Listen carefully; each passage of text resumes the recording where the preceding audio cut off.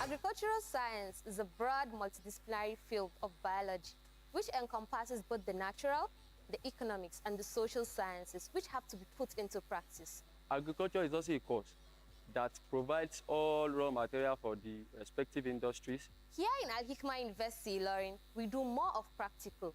We specialize here in poultry, dry harvesting, tractor driving, and so many more.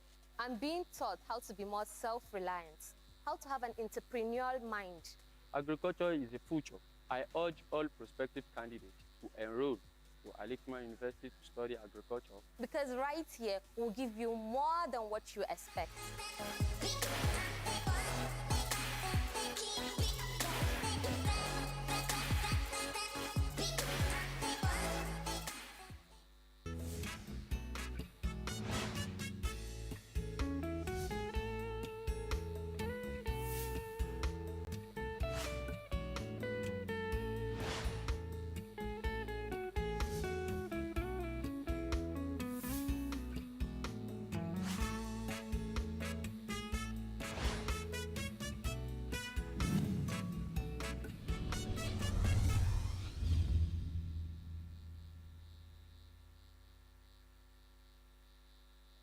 Target located.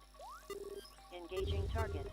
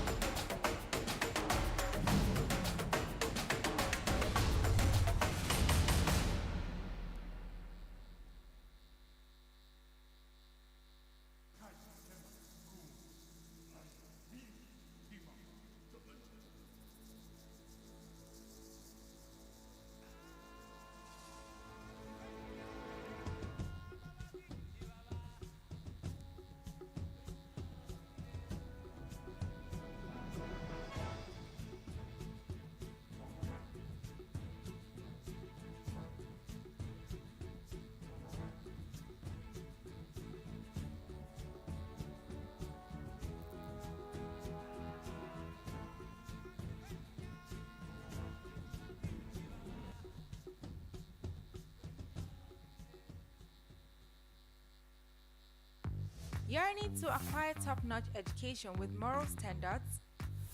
Simply choose Al-Hikmah University, Ilorin, Nigeria.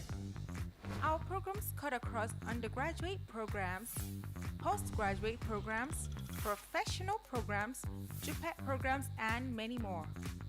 We are 100% practical-oriented. Join our uninterrupted academic activities. Enroll now.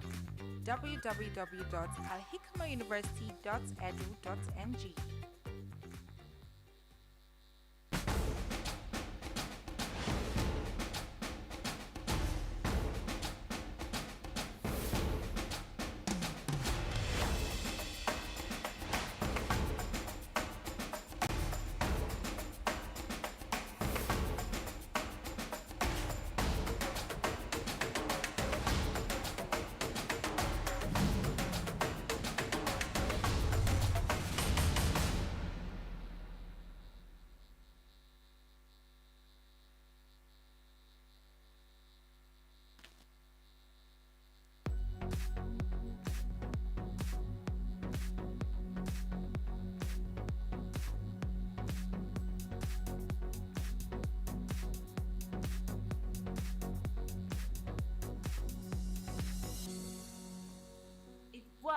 John F. Kennedy, who once said that a child miseducated is a child lost.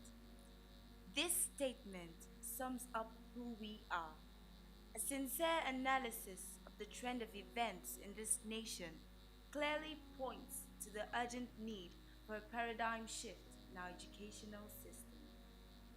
Landmark University has a daunting vision of becoming a leading world-class university that want to spearhead agrarian revolution. And we are doing that through the exploration of hidden treasures in Mother Earth. Here at Landmark University, our goal is to raise exemplary global leaders. We are raising kings and queens, and so the demand is high. We are raising leaders, and there are qualities that leaders must have. There are 4 basic C's every Landmark University student ought to get from their campus life here. First is competence, then is character, next is confidence, your ability to express yourself, and fourth is companionship. So for me, typically a Landmark University student, every activity engages, from morning till evening should, fall within all of those structures.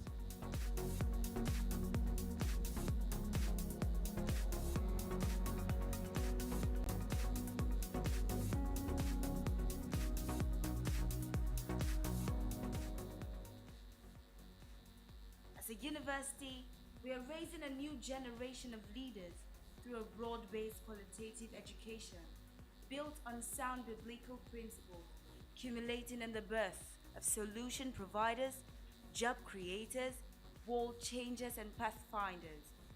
Our agrarian philosophy shapes the whole fabric of our programs and activities with a determination to cause a cross-generational revolution, accumulating in food security for our nation and continent.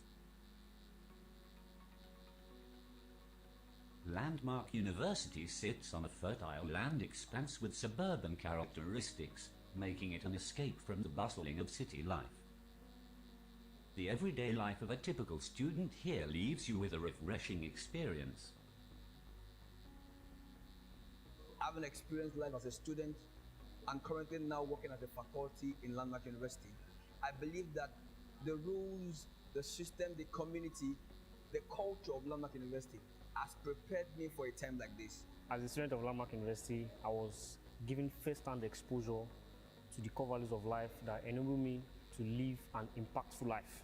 It has been amazing. It has been awesome. I've been able to know myself, become responsible for myself, know my flaws through socializing with my friends and trying to help myself, build myself. As a privileged member of the faculty back here, I am given the privilege of having to impact the student's life through what I've learned and through what I've been able to practicalize with results outside Landmark University. For every star, there's usually a dark place for you to shine. So Landmark is the spot that teaches you how to be a star out there in the midst of darkness. So it brings out the best of you, become more responsible for yourself. You get to know yourself better, and it's awesome.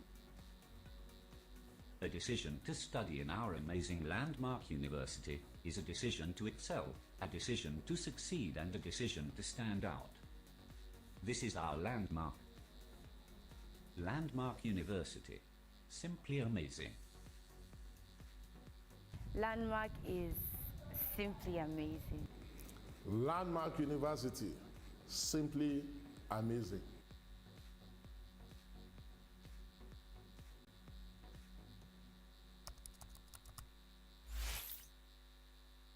Shin, kuna muradin samun ilimi mai inganci da cikakkiyar tarbiyya? To ga Jami'ar Al-Hikmah a sauƙaƙe.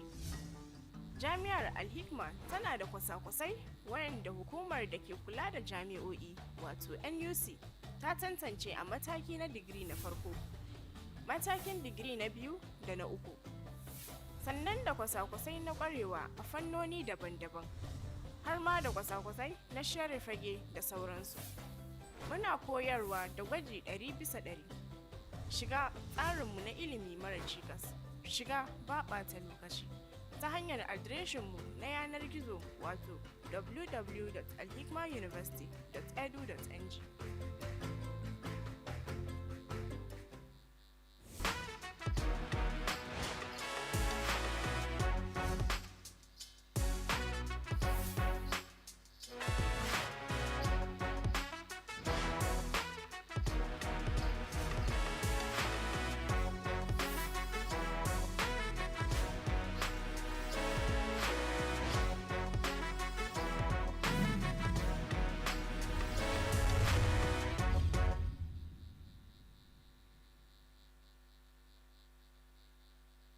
Welcome to Thomas Adewumi University, Oko, Kwara State, the knowledge hub for Nigeria and Africa.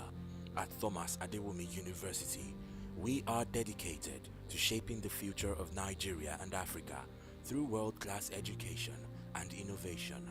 Our mission is to provide a cutting-edge education that prepares our students for global relevance. We are proud to offer signature academic programs in science, technology, engineering, arts, medicine, and innovations. Our campus is equipped with state-of-the-art facilities, including modern laboratories, a cutting-edge library, studios, conducive accommodation, farm where our students can engage in agricultural activities, and a water factory. We offer a wide range of degree programs and online courses with over 27 different programs in 6 faculties, which are Arts and Humanities, Basic Medical and Health Sciences, Computing and Applied Sciences, Engineering, Law, Management, and Social Sciences.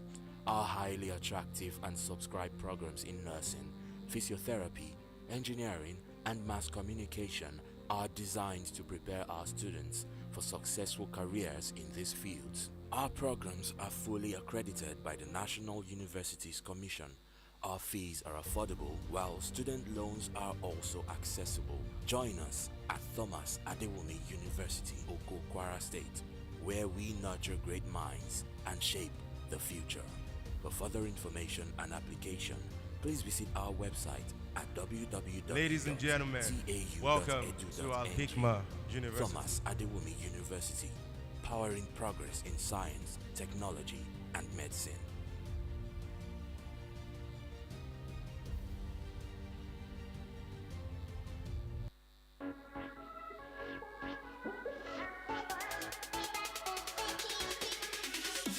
Do you know law is one of the most respected professions in the world, and it offers great opportunities for its graduates? Coming into this great university, I never really knew what to expect, but my experience here has been a pretty great one. Al-Hikmah University Law Faculty, working together you are with the welcome Law to Student Al-Hikmah Society, University. also organize more than First academic Islamic assessment. faith-based university There are also in Nigeria. social events. Al-Hikmah University is not only an institution where you learn for wisdom in your chosen career path, but also an institution where you learn for morality. So to speak, we're the full package. So why miss out on us? I urge you to apply into Al-Hikmah University for any course whatsoever you would like to study. A promising new future awaits you here.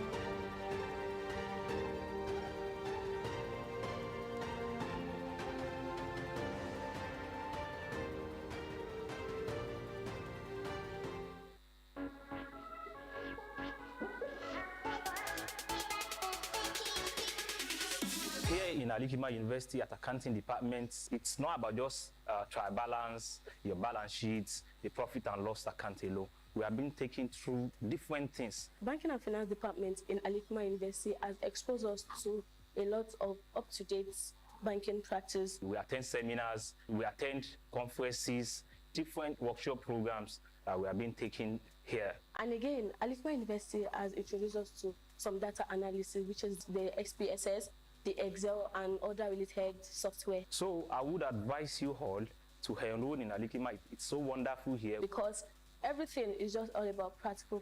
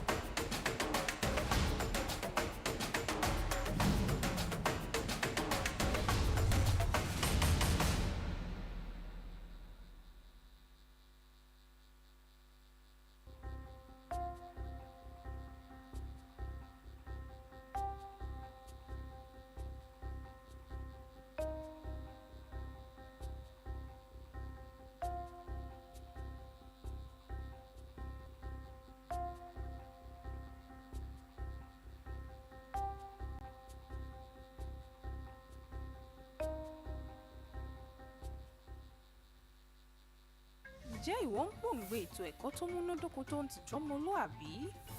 Ilé ẹ̀kọ́ gíga Al-Hikmah University gan-an ni ìdáhùn rẹ̀. Ìlànà ètò ẹ̀kọ́ undergraduate, ìlànà ètò ẹ̀kọ́ postgraduate, ìlànà ètò ẹ̀kọ́ professional studies, ìlànà ètò ẹ̀kọ́ JOPEB àti bẹ́ẹ̀ bẹ́ẹ̀ lọ láti ṣàdáyanrí pèrègede gbòǹtẹ̀ ìjọba NUC lé lórí. Jàǹfààní ètò ẹ̀kọ́ aláìnídánilọ́wọ́kò lónìí. Forúkọsílẹ̀ lórí ẹ̀rọ ayélujára www.alhikmahuniversity.edu.ng. Wá jàǹfààní ojúlówó ẹ̀kọ́ tó yanrantí.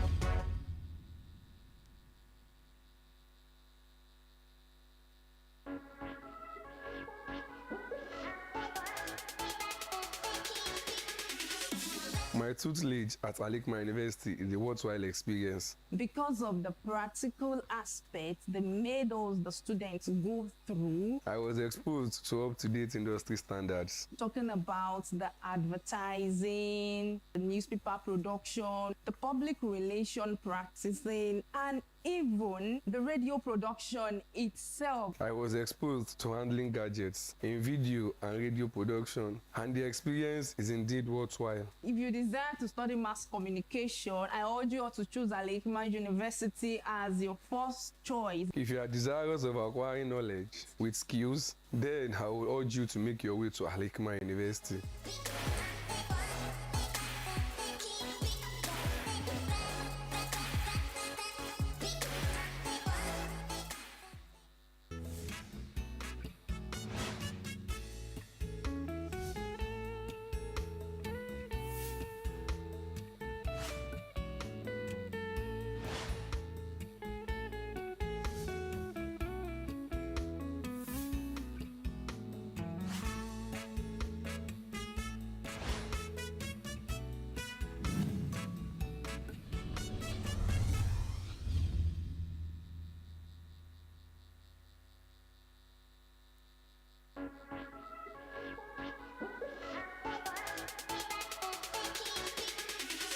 Here in Al-Hikmah University, our lectures are 100% practical-oriented. Also in Al-Hikmah University, we have equipment that are necessary for us to have quality and standard training. Whereby we carry out different types of tests in the lab. We have hemoglobin estimation, culturing of samples like urine, stool, CSF, and others. I will advise you to enroll today in Al-Hikmah University for any course of your choice, and you can also come to study medical laboratory science in Al-Hikmah University.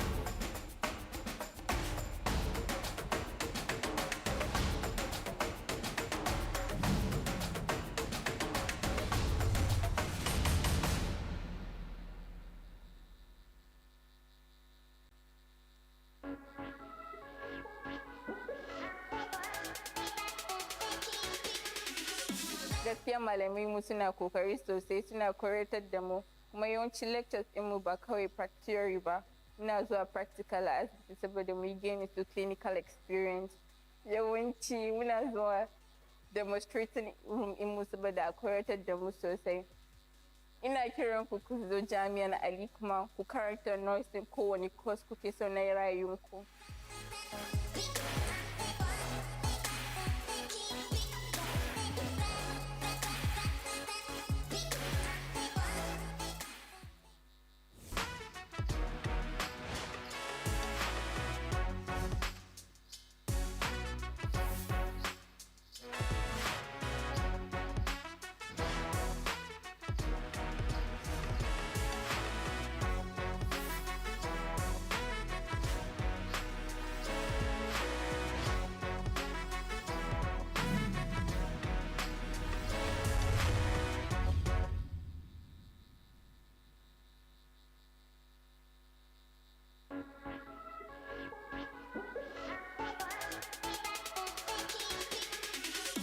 Contrary to the misconception of people about private universities, here in Al-Hikmah University, the effort you put in equates to the results you get. We have competent and dedicated lecturers, state-of-art facilities, and ever-ready-to-learn students. We are being trained theoretically and practically. We also go to the lab for practicals, and we go to the hospital for clinical experience. On this note, I urge you to enroll in Al-Hikmah University to come fetch from the wealth of knowledge. To study either nursing science or any other course of your choice.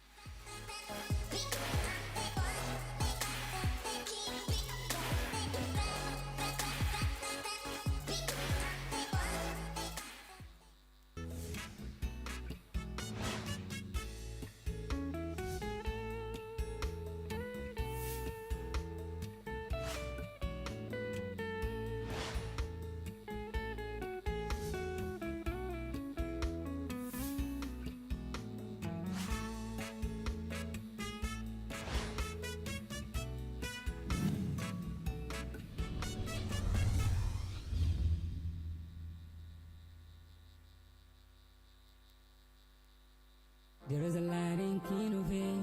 Admission, admission, admission. For those with passion for quality education, Ahmad Patigi University, Patigi Kwara State is where to be. We offer a wide range of bachelor's degree and pre-degree courses in the arts and sciences at pocket-friendly fees. Our promise of optimal knowledge delivery is anchored in the number of experienced lecturers and state-of-the-art facilities we have across all departments. Our beautifully laid hostels and learning facilities fit for purpose. Ahmad Patigi University offers courses in forensic science, cybersecurity, physics with electronics, international relations, accounting, entrepreneurship, economics, and many more, with fees ranging from 420,000 naira per session to as low as 180,000 naira, and even much lower for pre-degree courses, all at flexible payment plans with available scholarship of up to 30% to applicants from the university's catchment area. Also affordable is our school accommodation, which is below 100,000 naira for all categories. For further inquiries, call the admission officer on 0808 759 3757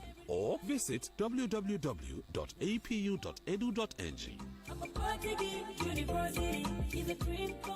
Ahmad Patigi University, wise minds, skilled hands. Announcer, the registrar.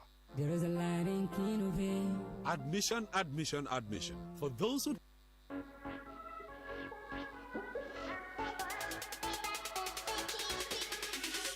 Over the years as a student of software engineering, I've been tutored by great lecturers on understanding and solving complex problems, various programming paradigms, and also collaborating with other software engineers all over the world.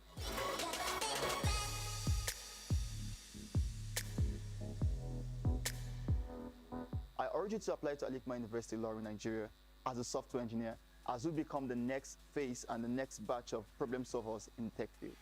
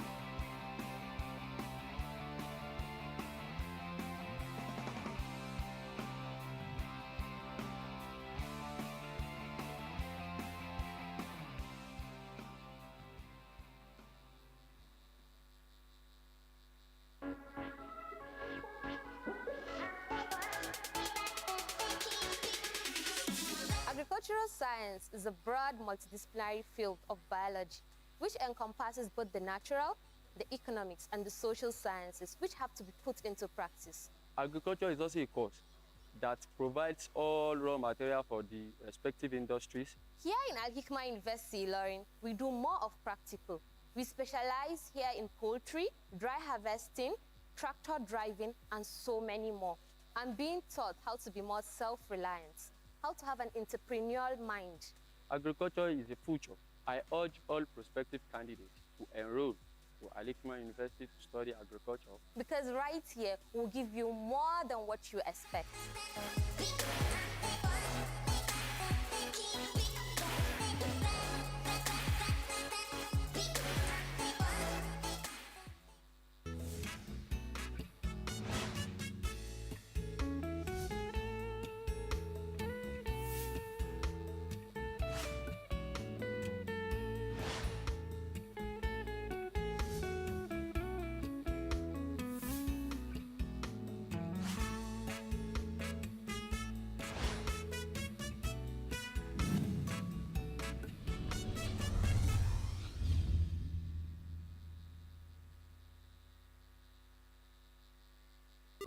Target located. Engaging target.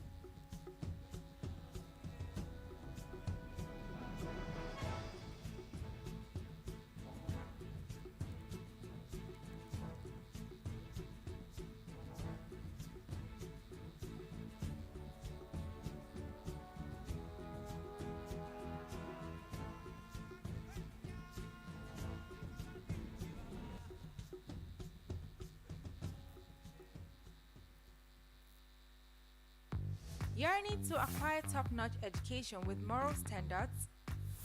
Simply choose Al-Hikmah University, Ilori, Nigeria. Our programs cut across undergraduate programs, postgraduate programs, professional programs, JUPET programs, and many more. We are 100% practical oriented. Join our uninterrupted academic activities. Enroll now. www.alhikmauniversity.edu.ng.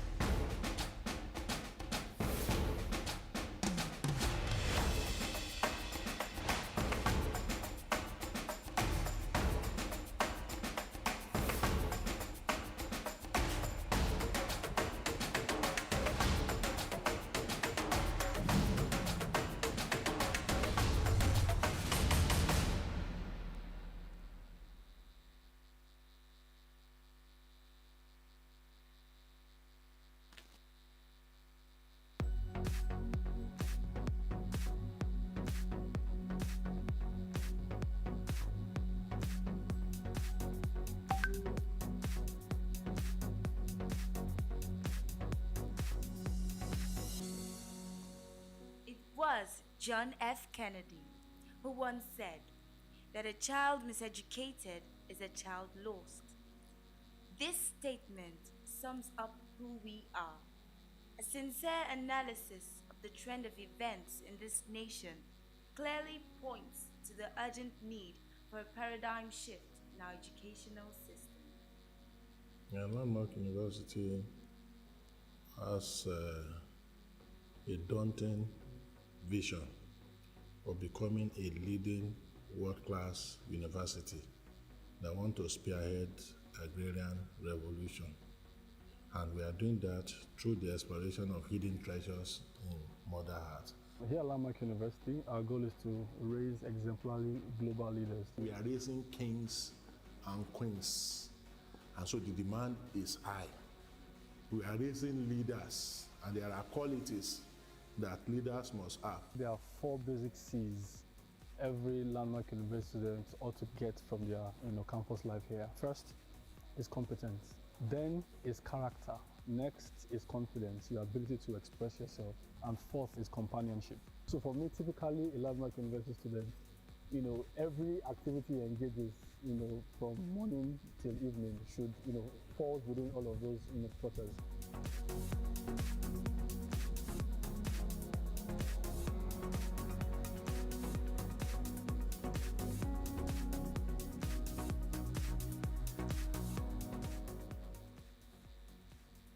As a university to cause a cross-generational revolution, accumulating in food security for our nation and continent.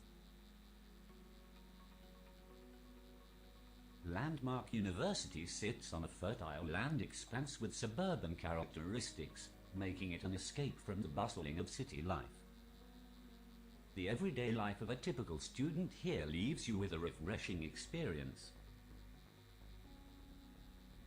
Having experienced life as a student and currently now working as a faculty in Landmark University, I believe that the rules, the system, the community, the culture of Landmark University has prepared me for a time like this. As a student of Landmark University, I was given first-hand exposure to the core values of life that enable me to live an impactful life.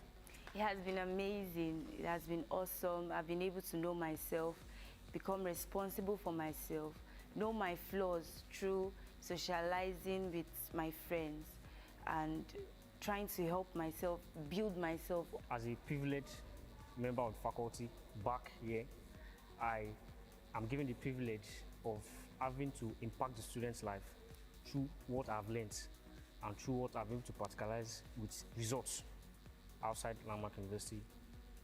For every star, there's usually a dark place for you to shine. So Landmark is the spot that teaches you how to be a star out there in the midst of darkness. So it brings out the best of you, become more responsible for yourself. You get to know yourself better, and it's awesome. A decision to study in our amazing Landmark University is a decision to excel. A decision to succeed and a decision to stand out. This is our landmark. Landmark University. Simply amazing. Landmark is simply amazing.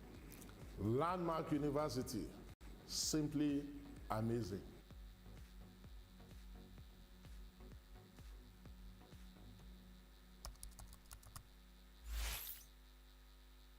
Shin, kuna muradin samun ilimi mai inganci da cikakkiyar tarbiyya? To ga Jami'ar Al-Hikmah a sauƙaƙe. Jami'ar Al-Hikmah tana da kwasa-kwasai wayanda hukumar da ke kula da jami'o'i wato NUC ta tantance a mataki na digiri na farko, matakin digiri na biyu da na uku. Sannan da kwasa-kwasai na ƙwarewa a fannoni daban-daban, har ma da kwasa-kwasai na share fage da sauransu.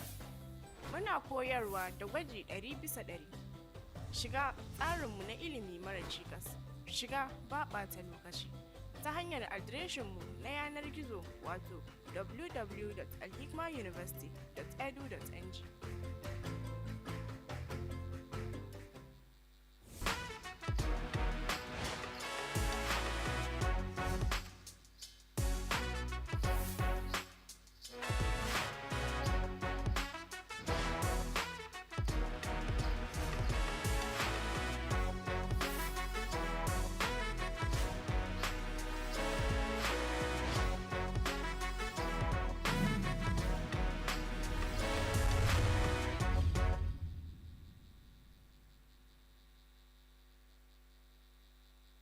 Welcome to Thomas Adewumi University, Oko, Kwara State, the knowledge hub for Nigeria and Africa.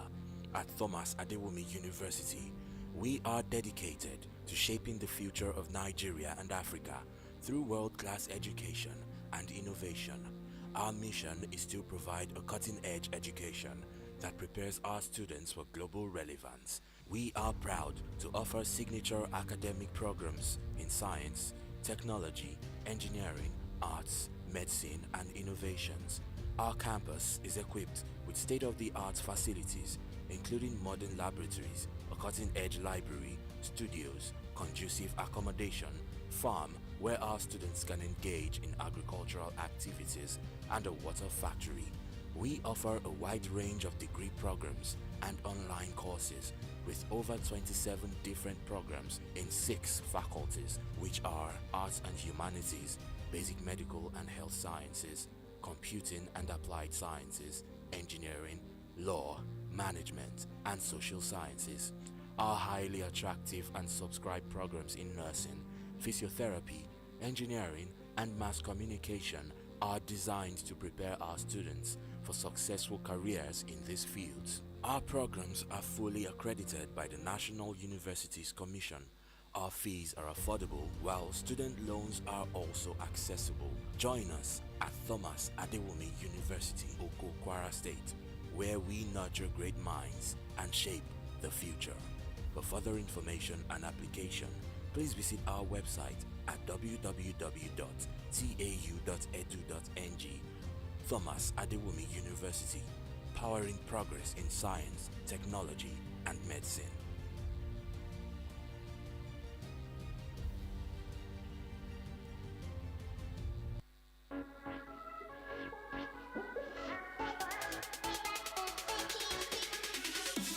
Do you know law is one of the most respected professions in the world, and it offers great opportunities for its graduates?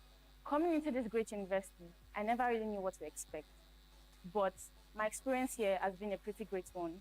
Al-Hikmah University Law Faculty, working together with the Law Student Society, also organize more than academic assessment. There are also social events. Al-Hikmah University is not only an institution where you learn for wisdom in your chosen career path, but also an institution where you learn for morality. So to speak, we're the full package. So why miss out on us? I urge you to apply into Al-Hikmah University for any course whatsoever you would like to study. A promising new future awaits you here.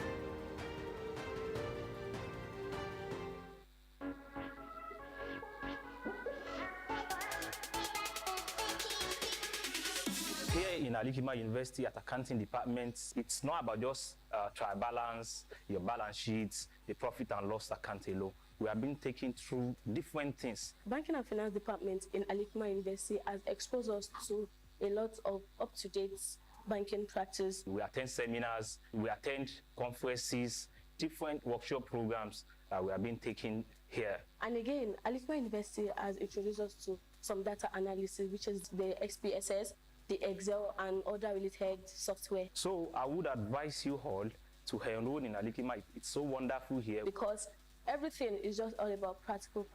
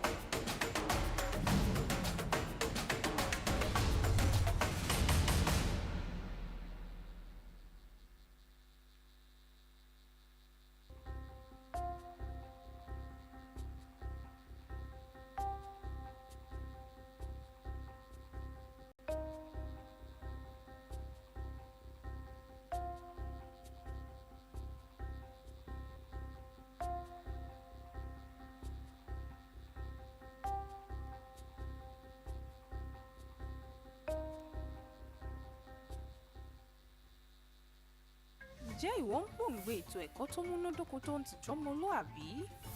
Ilé ẹ̀kọ́ gíga Al-Hikmah University gan-an ni ìdáhùn rẹ̀.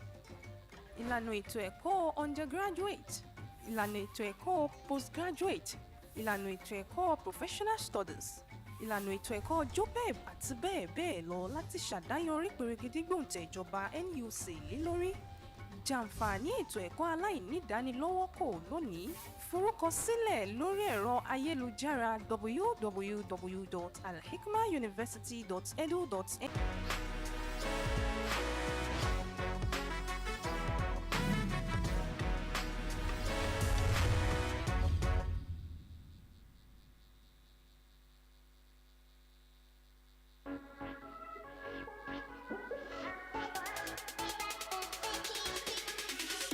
My tutelage at Al-Hikmah University is a worthwhile experience. Because of the practical aspects they made us the students go through. I was exposed to up-to-date industry standards. Talking about the advertising, the newspaper production, the public relation practicing, and even the radio production itself. I was exposed to handling gadgets in video and radio production, and the experience is indeed worthwhile. If you desire to study mass communication, I urge you all to choose Al-Hikmah University as your first choice. If you are desirous of acquiring knowledge with skills, then I will urge you to make your way to Al-Hikmah University.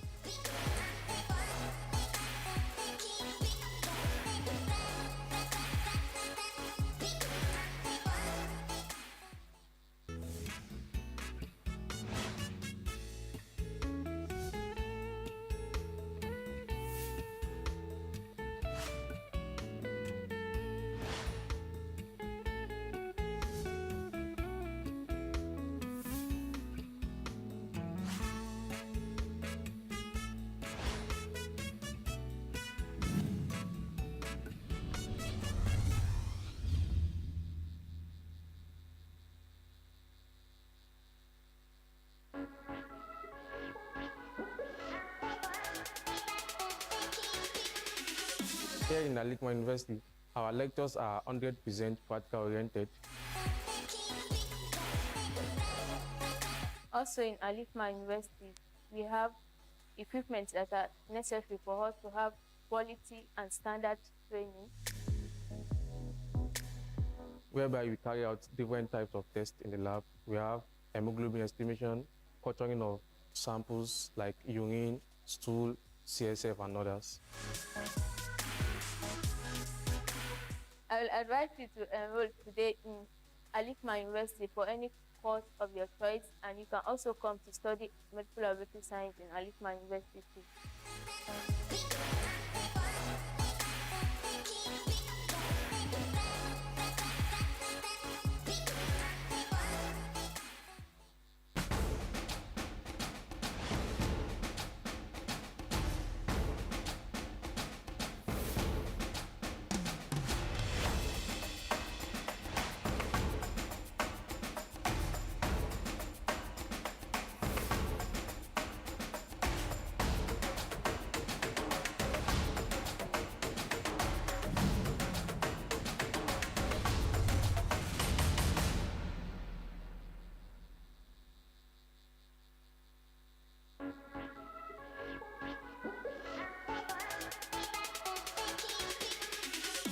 Gaskiya malamai mu suna kokari sosai, suna koyar da mu kuma yawancin lectures din mu ba kawai theory ba, muna zuwa practical a asibiti saboda mu gain su clinical experience. Yawanci muna zuwa demonstrating room in mu saboda a koyar da mu sosai. Ina kiran ku zo jami'an Al-Hikmah ku karanta nursing kowane course kuke so na rayuwanku.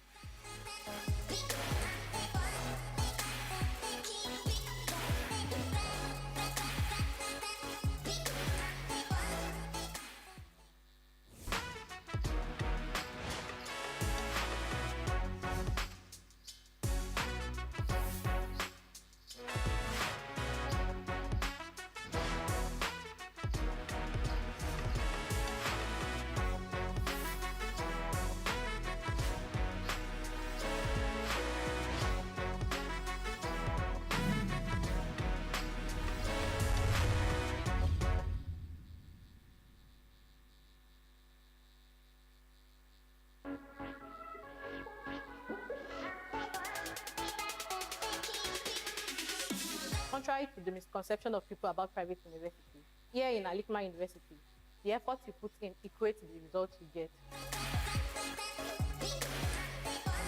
We have competent and dedicated lecturers, state-of-art facilities, and ever ready to learn students. We are being trained theoretically and practically. We also go to the lab for practicals, and we go to the hospital for clinical experience. On this note, I urge you to enroll in Al-Hikmah University to come fetch from the wealth of knowledge. To study either nursing science or any other course of your choice.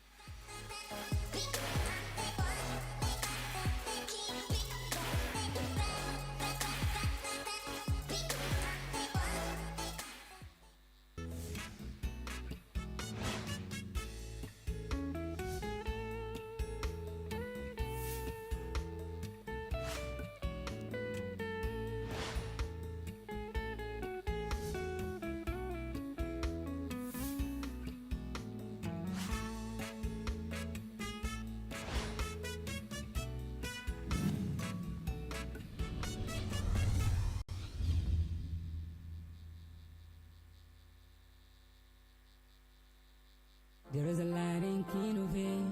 Admission, admission, admission. For those with passion for quality education, Patigi University, Patigi Kwara State is where to be. We offer a wide range of bachelor's degree and pre-degree courses in the arts and sciences at pocket-friendly fees. Our promise of optimal knowledge delivery is anchored in the number of experienced lecturers and state-of-the-art facilities we have across all departments. Our beautifully laid hostels and learning facilities fit for purpose. Patigi University offers courses in forensic science, cybersecurity, physics with electronics, international relations, account all categories. For further inquiries, call the admission officer on 0808 759 3757 or visit www.apu.edu.ng.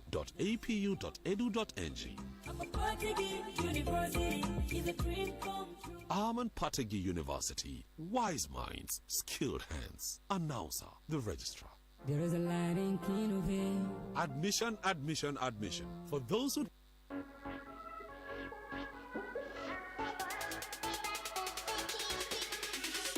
Over the years, as a student of software engineering, I've been tutored by great lecturers on understanding and solving complex problems, various programming paradigms, and also collaborating with other software engineers all over the world.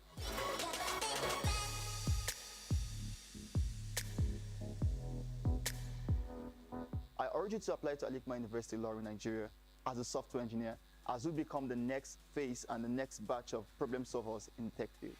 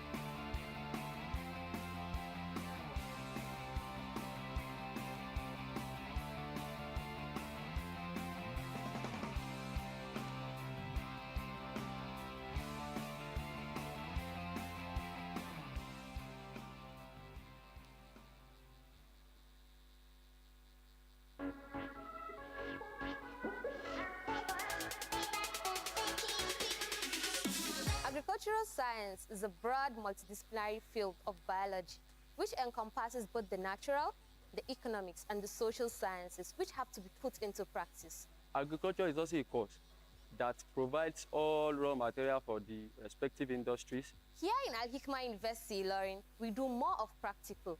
We specialize here in poultry, dry harvesting, tractor driving, and so many more. I'm being taught how to be more self-reliant, how to have an entrepreneurial mind. Agriculture is the future.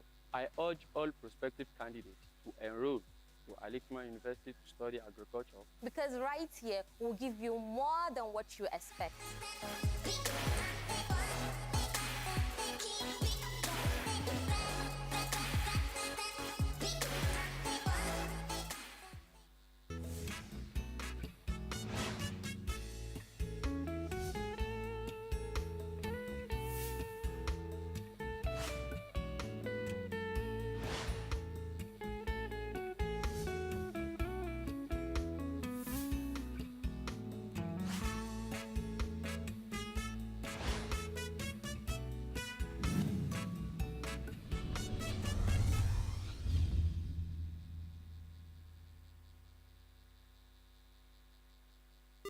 Target located.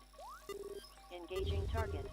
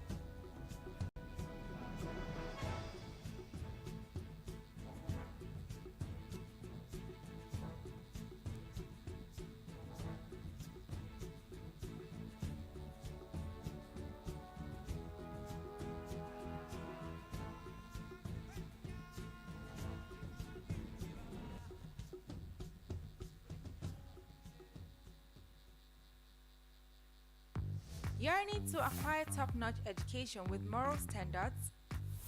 Simply choose Al-Hikmah University, Ilori, Nigeria. Our programs cut across undergraduate programs, postgraduate programs, professional programs, JUPET programs, and many more. We are 100% practical oriented. Join our uninterrupted academic activities. Enroll now. www.alhikmauniversity.edu.ng.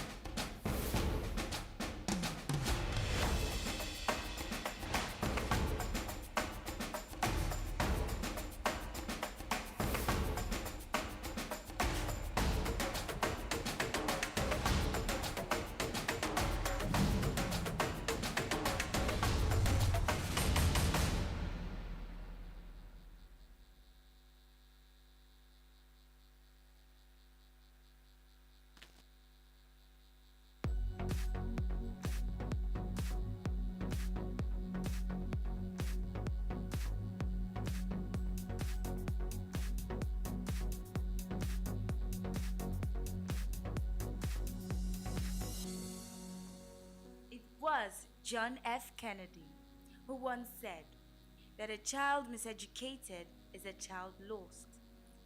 This statement sums up who we are. A sincere analysis of the trend of events in this nation clearly points to the urgent need for a paradigm shift in our educational system. Landmark University has a daunting vision of becoming a leading world-class university that want to spearhead agrarian revolution. And we are doing that through the exploration of hidden treasures in Mother Earth. Here at Landmark University, our goal is to raise exemplary global leaders. We are raising kings and queens, and so the demand is high. We are raising leaders, and there are qualities that leaders must have. There are 4 basic C's every Landmark University student ought to get from their campus life here. First is competence, then is character, next is confidence, your ability to express yourself, and fourth is companionship. So for me, typically a Landmark University student, every activity he engages, from morning till evening should, fall within all of those, quarters.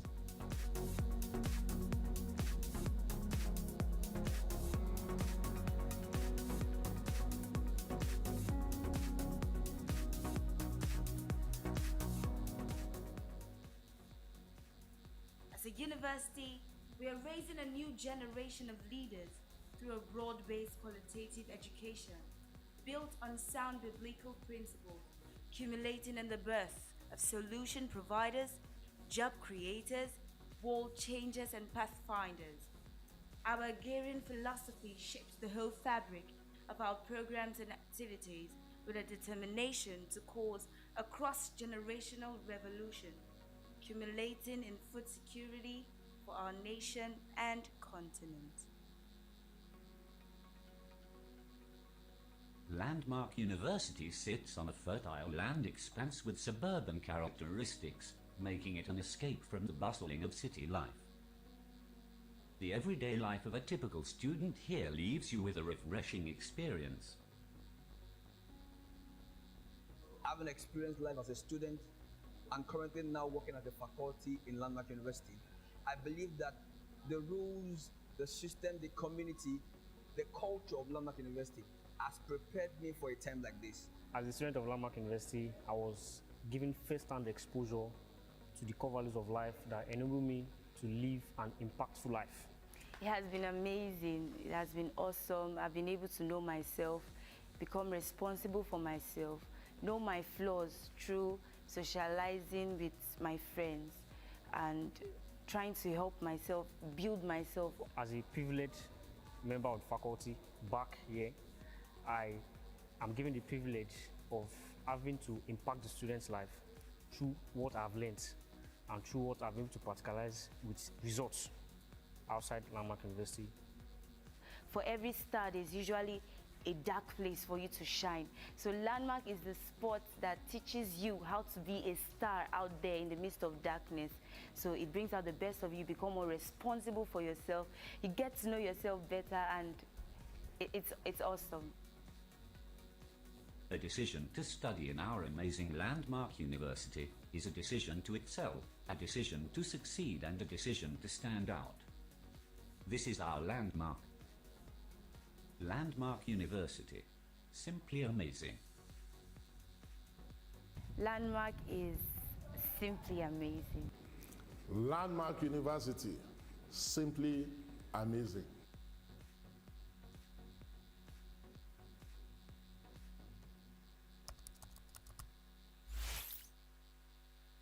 Shin, kuna muradin samun ilimi mai inganci da cikakkiyar tarbiyya? To ga Jami'ar Al-Hikmah a sauƙaƙe. Jami'ar Al-Hikmah tana da kwasa-kwasai wayanda hukumar da ke kula da jami'o'i wato NUC ta tantance a mataki na digiri na farko, matakin digiri na biyu da na uku. Sannan da kwasa-kwasai na ƙwarewa a fannoni daban-daban, har ma da kwasa-kwasai na share fage da sauransu. Muna koyarwa da gwaji 100%. Shiga tsarinmu na ilimi mara cikas, shiga ba ɓata lokaci ta hanyar adireshinmu na yanar gizo wato www.alhikmauniversity.edu.ng. أعوذ بالله من الشيطان الرجيم. بسم الله الرحمن الرحيم.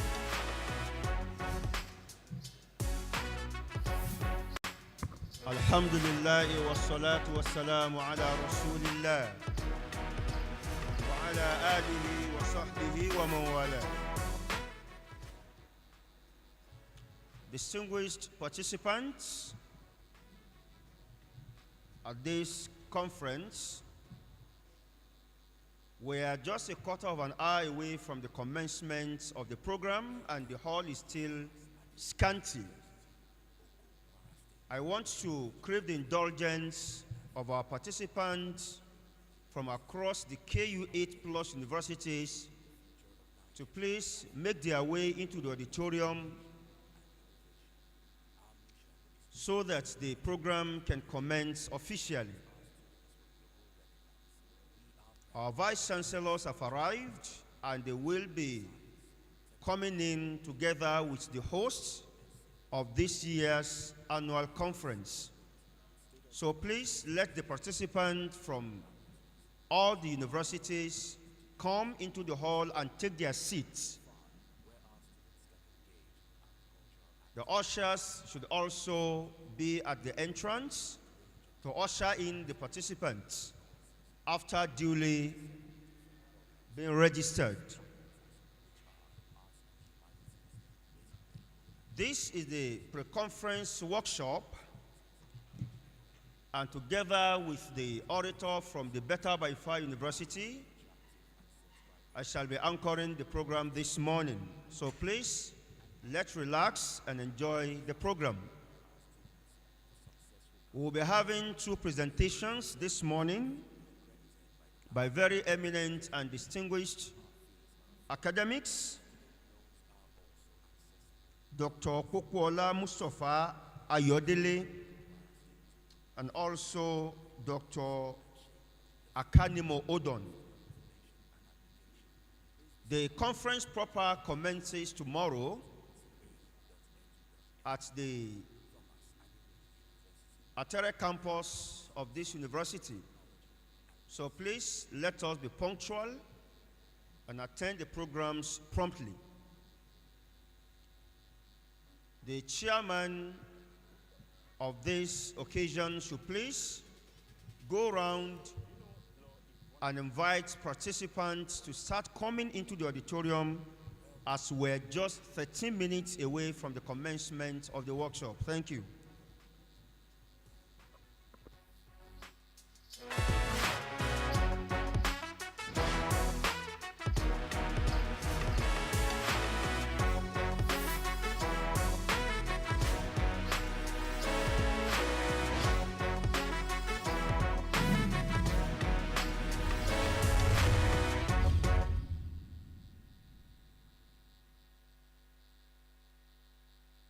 Welcome to Thomas Adewumi University, Oko, Kwara State, the knowledge hub for Nigeria and Africa. At Thomas Adewumi University, we are dedicated to shaping the future of Nigeria and Africa through world-class education and innovation. Our mission is to provide a cutting-edge education that prepares our students for global relevance. We are proud to offer signature academic programs in science, technology, engineering, arts, medicine, and innovations.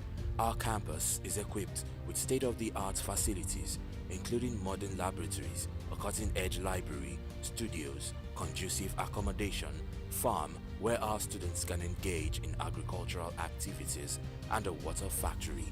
We offer a wide range of degree programs and online courses with over 27 different programs in 6 faculties, which are Arts and Humanities, Basic Medical and Health Sciences, Computing and Applied Sciences, Engineering, Law, Management, and Social Sciences. Our highly attractive and subscribed programs in nursing, physiotherapy, engineering, and mass communication are designed to prepare our students for successful careers in these fields. Our programs are fully accredited by the National Universities Commission. Our fees are affordable, while student loans are also accessible. Join us at Thomas Adewumi University, Oko, Kwara State, where we nurture great minds and shape the future. For further information and application, please visit our website at www.tau.edu.ng. Thomas Adewumi University, powering progress in science, technology, and medicine.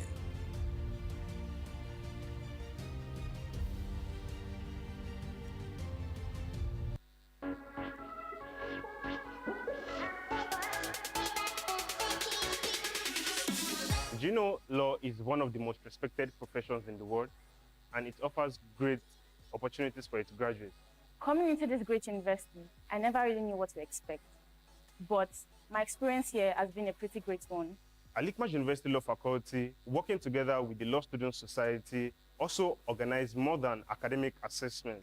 There are also social events. Al-Hikmah University is not only an institution where you learn for wisdom in your chosen career path, but also an institution where you learn for morality. So to speak, we're the full package. So why miss out on us? I urge you to apply into Al-Hikmah University for any course whatsoever you would like to study. A promising new future awaits you here.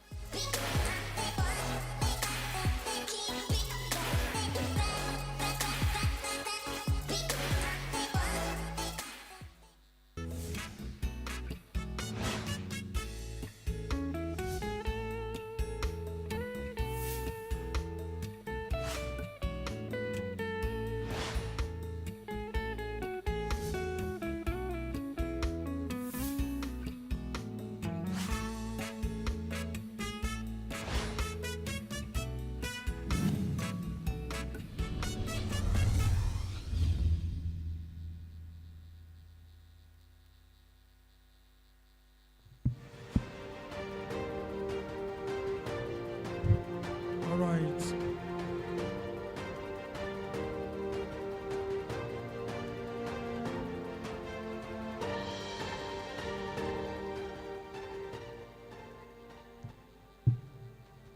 All right, so once again, a very good morning to you, distinguished ladies and gentlemen, and you're very much welcome to the second international conference by the Consortium of Universities in Kwara State, popularly known as KU8.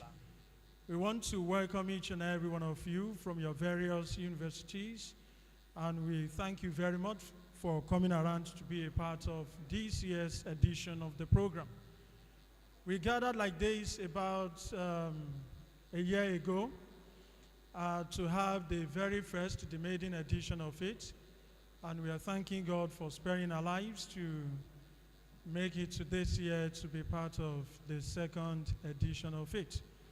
So once again, we thank you very much for being here. And I want to believe also that we still have many of us on their way If you know anyone from any of the universities, the member universities, we'd like you to kindly put a call through to them. Just 1-2 minutes ago, the Vice Chancellor had called, and they will be here any moment from now. And we should know that it will not really all go well for them to be here to meet almost an empty auditorium. So please, let's put a call through to all our other members, participants, to be here on time. Once again, you are all very much welcome.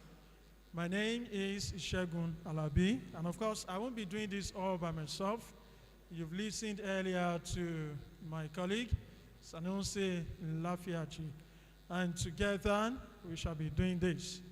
And we want to also plead for your utmost cooperation at this event for us to have a successful outing.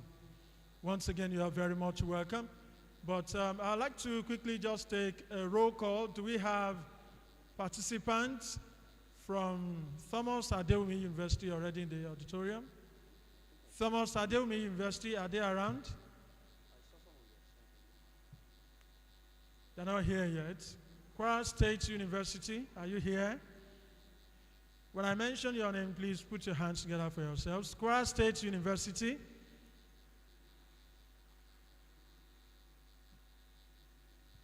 Amam Patiji University.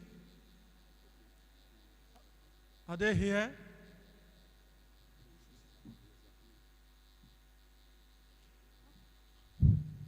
All right, distinguished ladies and gentlemen, we have our Vice Chancellors here already. Please, shall we all rise to welcome our Vice Chancellors.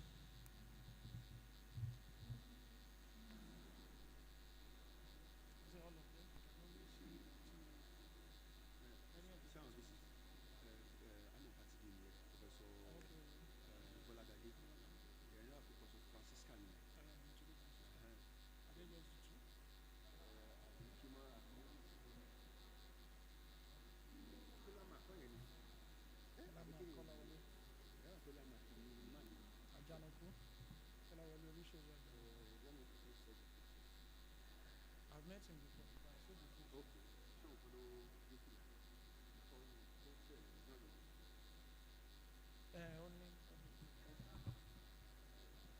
All right, with the permission of the Vice Chancellor, please let's have our seats, ladies and gentlemen.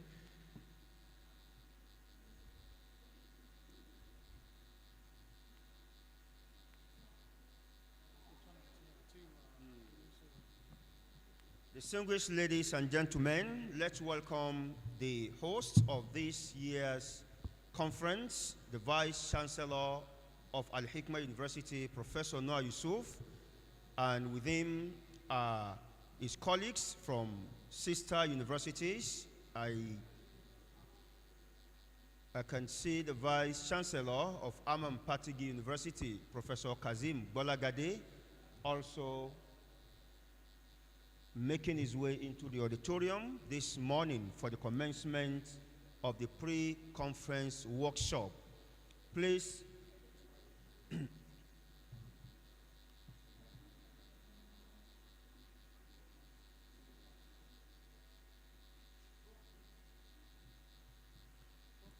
all right, distinguished ladies and gentlemen, while we're still waiting to have all the participants to join us in the auditorium, please, we would like us to sit together. Please, let's move to the front. Let's occupy the seats at our front.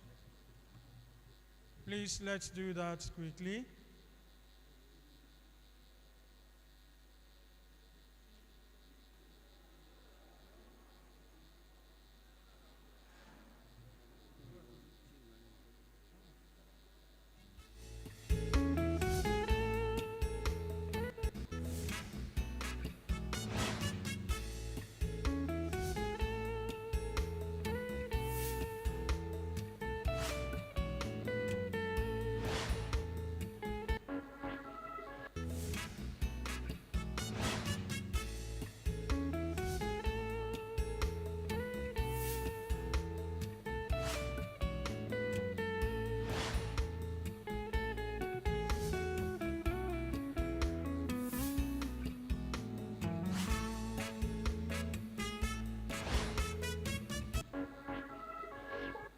Okay.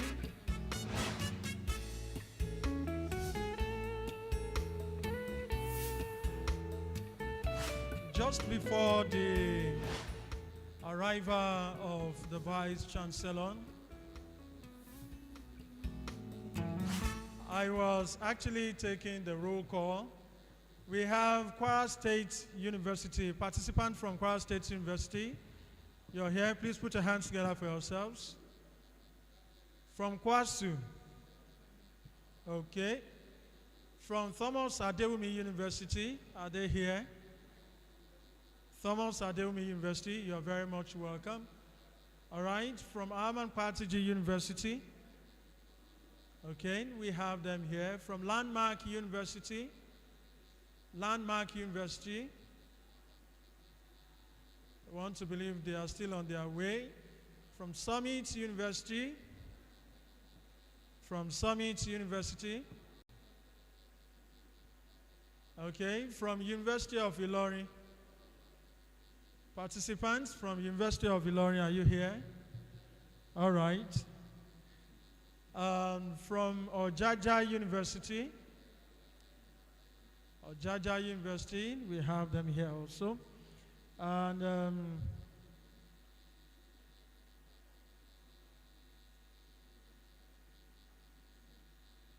I want to believe we're still expecting very many people to join us in this auditorium.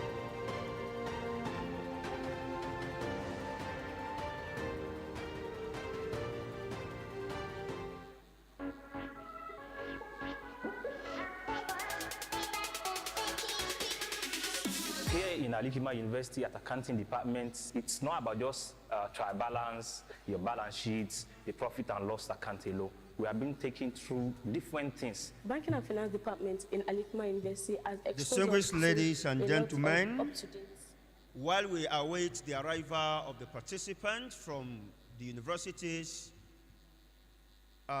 in the consortium, may I quickly recognize the presence of our facilitator at today's workshop, Dr. Mustafa Ayo Bukwola, Special Assistant to the Honorable Minister of Agriculture and Food Security. Please, let's put our hands together for him. We also have this morning sitting on the high table, all the way from Abuja, Professor Bosedi Awodola, from the Institute of Peace and Conflict Resolution, Ministry of Foreign Affairs, Abuja. A round of applause for her, please. Thank you very much for your presence. We really appreciate your coming, ma'am. The deans of the respective faculties and the heads of departments are hereby enjoined to call on their staff who have registered for this workshop to please come into the auditorium as we are now behind schedule. Over to the deans, please. We're still expecting participants from Al-Hikmah University, who I learned are in about 97, total number of 97 participants from Al-Hikmah University. We are yet to have a tenth of that number. The deans and the HOD should please assist us to call on their staff to start coming into the hall right away. Once again, distinguished ladies and gentlemen, This is the second annual conference of the KU8 Consortium. And for this year, the conference is themed Shaping Sustainable Future, Connecting Universities and Industries through Joint Initiatives. Last year, when the maiden edition of the conference held, it was hosted by, of course, the #1 university in Kwara State, that's talking about the Better by Far University of Ilorin. And for this year, Al-Hikmah University, which is the second university to be established in Kwara State, is hosting. And next year, the Kwara State University, Malete, would be our host. And this is how the KU8 Plus Consortium International Conference will be organized year in, year out. So please, once again, participants from sister universities should please make their way to the hall so that the program can commence officially. Now we are 3 minutes behind schedule. It is not in our tradition to delay programs behind the scheduled time. Thank you. All right, and for being here early enough, I think there is the need to actually let you know how we got to where we are today. As in the story of KU8, you need to really know so that after today, you should be able to tell others how we actually came about this idea of KU8. You all agree with me that in unity there is strength. You agree with me that in strength, when you have unity, there's strength, and in strength, you have power. And again, there's this cliche that if you want to go far, you work in a company. You don't work alone. And there is much more that we can achieve together than when you are doing it all by yourself. And this is why our vice chancellors actually came together and ruminate over this to have what we have today as KU8. And in fact, and to be precise, on the 11th of January of the year 2023, there was a meeting of all the vice chancellors of 8 universities in Kwara State. And this is talking University of Ilorin, Kwara State University, Al-Hikmah University, Thomas Adewumi University, Landmark University, Summit University, Aman Partiji University. They all came to Ojaja University. The 8 vice chancellors met on the 11th of January of the year 2023 to chart the way forward and to look at the very best ways, of doing things, together to achieve more. And this meeting, they call the exploratory meeting for the establishment of consortium of Kwara universities in Kwara State. And it was at that meeting in January of the year 2023 that they all agreed, they ratified, and sealed it that they should have this, what is called today, KU8, Consortium of Universities in Kwara State. And the vice chancellors that were at the meeting that year were from University of Ilorin, our own Professor Wahab Olashukwu Egbewole, Senior Advocate of Nigeria, and from Kwara State University, Professor Sheikh Lukman Jimo, and from Al-Hikmah University, Professor Noah Yusuf, and from Aman Partiji University that year, it was Professor Mahfouz Adebola Adedimeji, and from Thomas Adewumi University, Professor Francisca Nolapo Oladipo.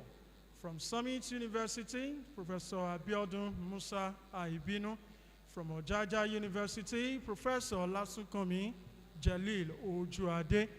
And these are the people that actually met. And again, from Landmark University, it was then Professor Charity Onye Aremu.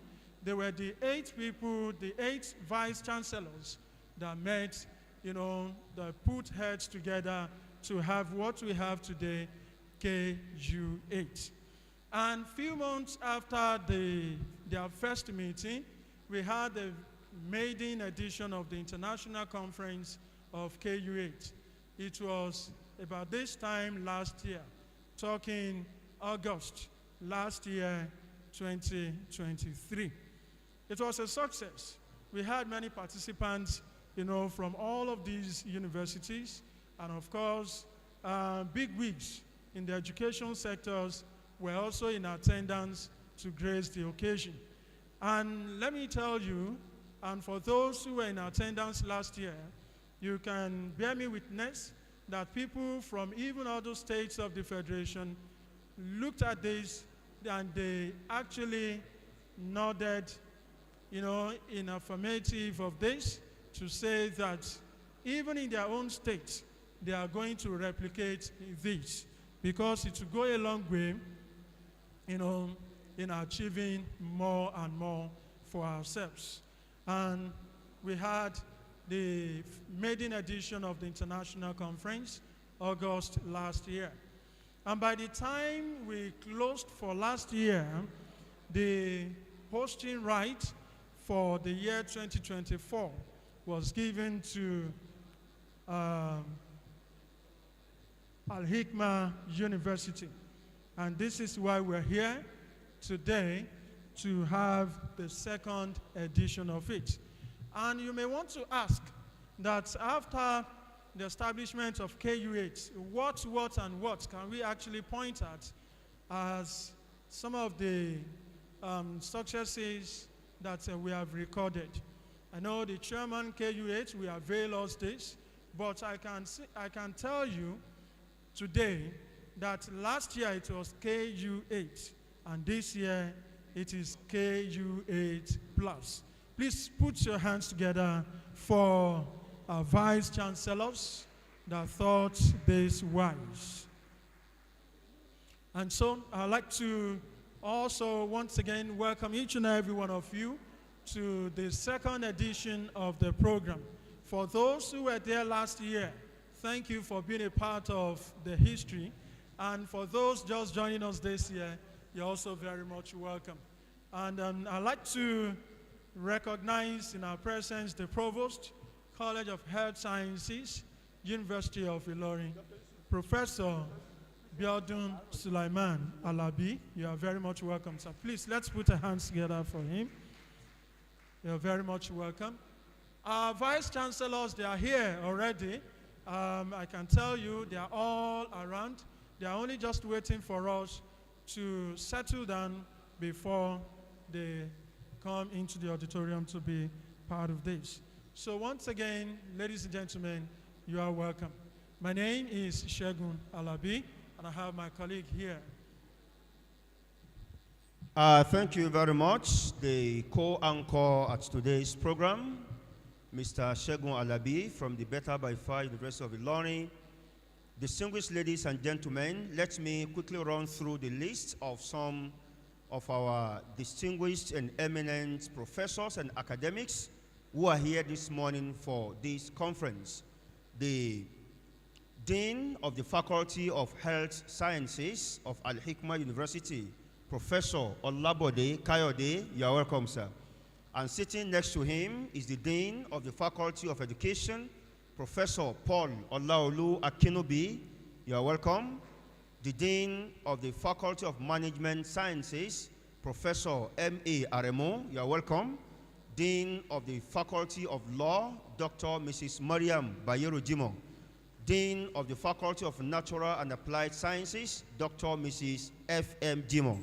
You are all welcome to this occasion. And of course, the Dean of all the Deans, the Dean of the Postgraduate School, Professor A.O.Y. Raji. You are welcome. We also have some of our heads of departments and directors of centers here present. I can see the head of Department of Banking and Finance, Dr. Suraju Tunde Ajagbe. You are welcome, sir.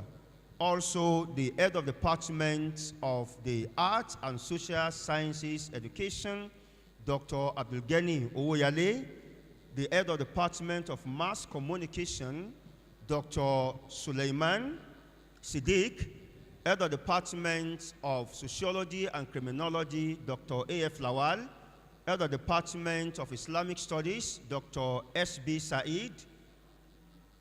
Head of the Department of Nursing, Dr. Lawal. Yes, thank you very much. And also the Director of the GNS Unit, Dr. W.O. Salahuddin. Director of the ICT, Mr. Bolaji Samuel Ogidan. You are all welcome. The Head of the Department of Business Administration, Dr. Mrs. Boluwatito Brahma. What's your name? Bolatito, Boluwatito nani? Okay. Bolatito Brahma. Also the Director of the Guidance and Counseling Unit. Did I get that correctly? Aha, Dr. Mrs. Jamila Yusuf. You are all welcome to this workshop. Once again, please let me crave the indulgence of our participants to please move forward and occupy the front seats so that those who are coming later will sit from behind. Participants, please move forward. Let's move forward and occupy the front seats. Thank you.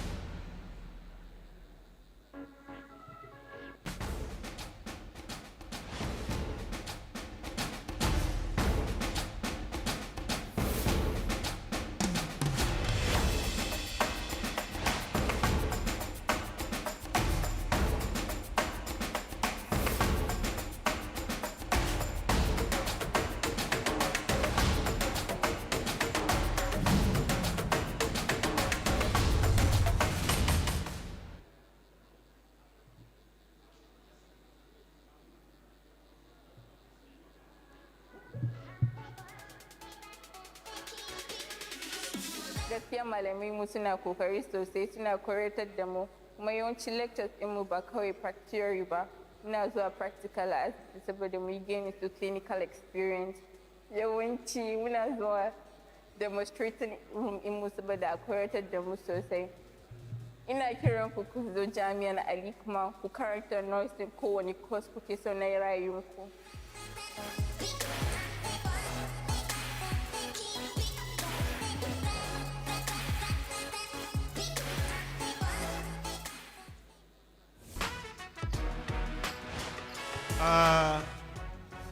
Sorry, there was an oversight earlier while I was introducing the distinguished guests here present.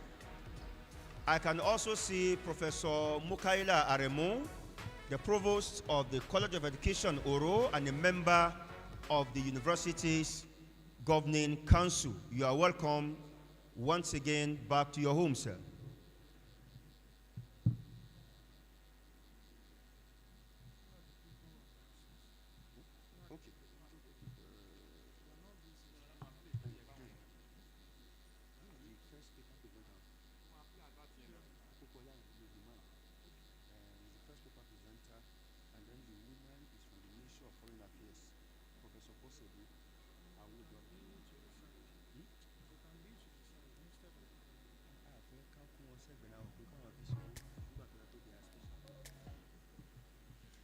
All right, ladies and gentlemen, let's welcome our vice chancellors who are here.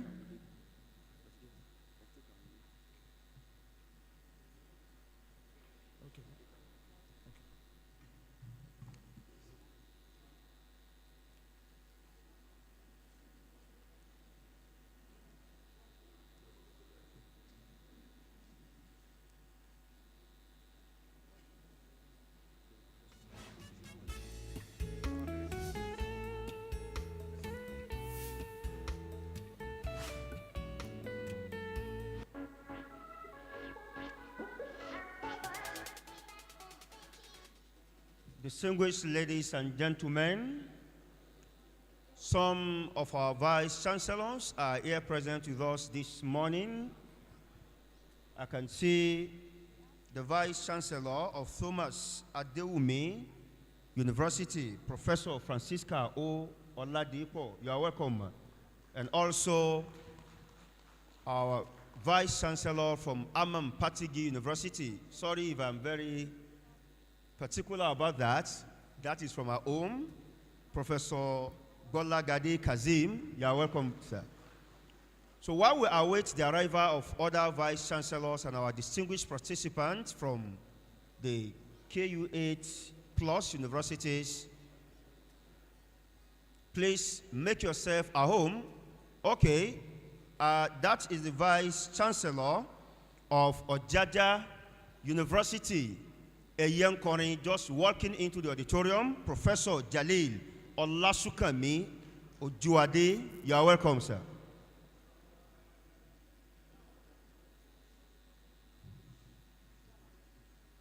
Please make yourself at home. You are in the premises. You are in the premises of the first Islamic faith-based university in Nigeria, Al-Hikmah University, and I'm sure that from the moment you made your way into our premises, you would have been overwhelmed by some spiritual feelings. Aha. So Al-Hikmah University is a peaceful environment, the most peaceful university in Nigeria. Since our inception in 2005, we have had uninterrupted academic program. We have never skipped a session. Not even COVID-19 was able to defeat us. We defeated COVID-19. So once again, you are welcome to our premises, and I wish you a successful conference.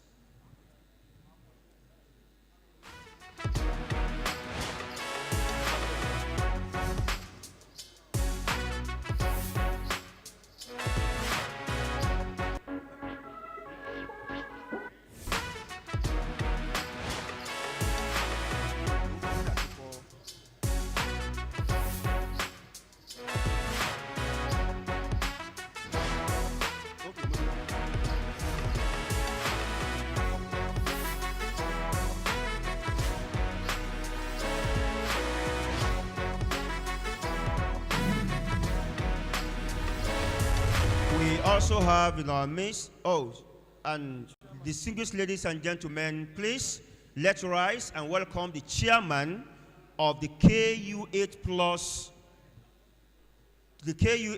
universities, the vice chancellor of the Better by Far University of Ilorin, Professor Wahab Olasuko Egbewole, SAN.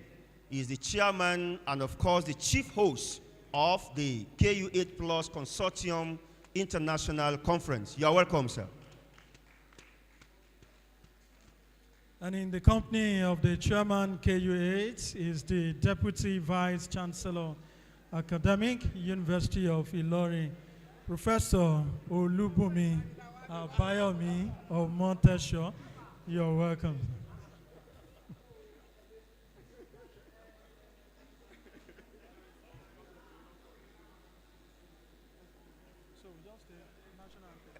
And also this morning, sitting on the high table, the Deputy Vice Chancellor of Al-Hikmah University, Professor Ganiyu Olalikan Akashoro, the University Bossa, Mr. Hafiz O. Omani, and the University Librarian Alhaji I.A. Alao. You are all welcome to this workshop this morning. And now that we have the chairman seated, I think the program should commence immediately without further ado.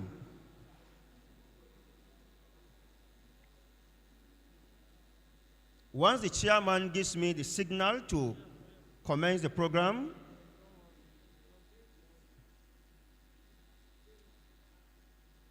Chairman, sir. Okay. Now, distinguished ladies and gentlemen, please let's rise for the rendition of the national anthem. The studio, the national anthem.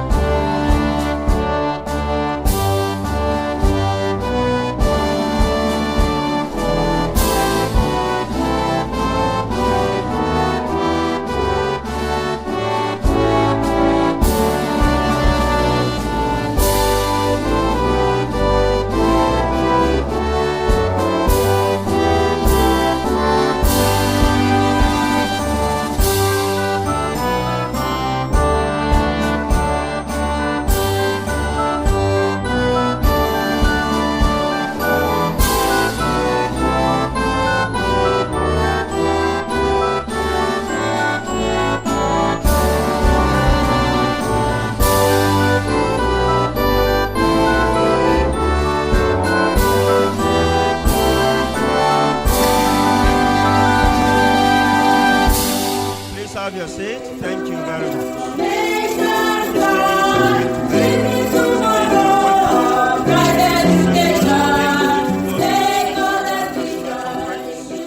Which is themed Shaping Sustainable Future, Connecting Universities and Industries Through Joint Initiatives. And this program is under the distinguished chairmanship of the Vice Chancellor of the University of Ilorin, Professor Wahab Egbewole Olashupo, SAN. And now, without further ado, we move to the next item on the program, which is the opening prayer.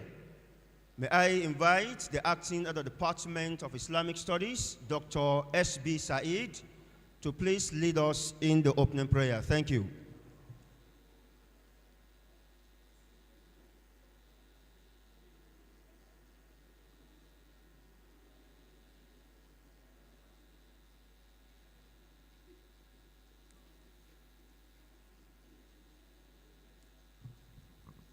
أعوذ بالله من الشيطان الرجيم بسم الله الرحمن الرحيم الحمد لله رب العالمين الرحمن الرحيم مالك يوم الدين إياك نعبد وإياك نستعين اهدنا الصراط المستقيم صراط الذين أنعمت عليهم غير المغضوب عليهم ولا الضالين.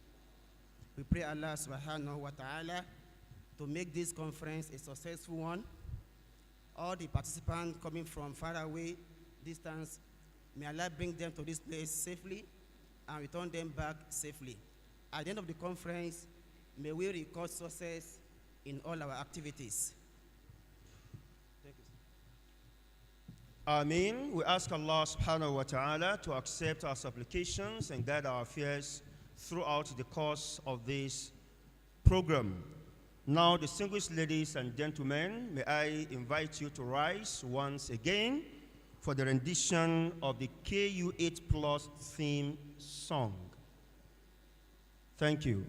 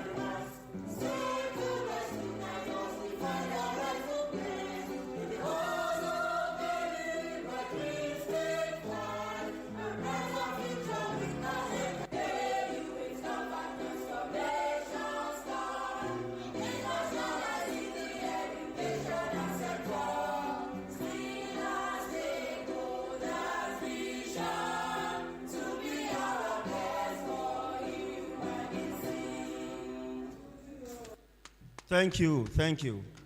Now, distinguished ladies and gentlemen, the KU8 Plus Consortium is a journey started by 8 universities in Kwara State, and to the glory of God, we have more than 8 now, so we're KU8 Plus.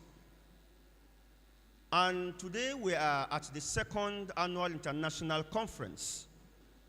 And it is important to remind us of the journey that culminated into this event.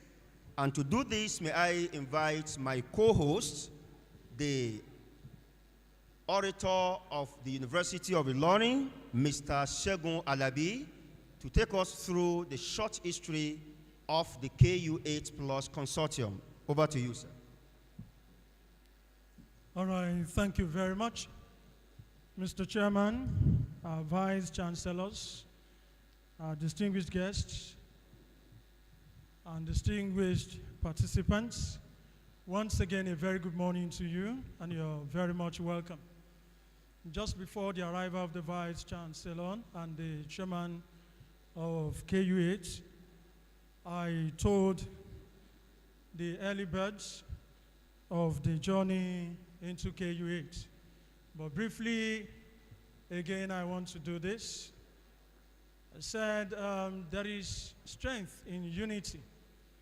And when we are united, it is easier possible for us, to achieve more than when you are working all alone. Just as one football club will say, don't walk alone.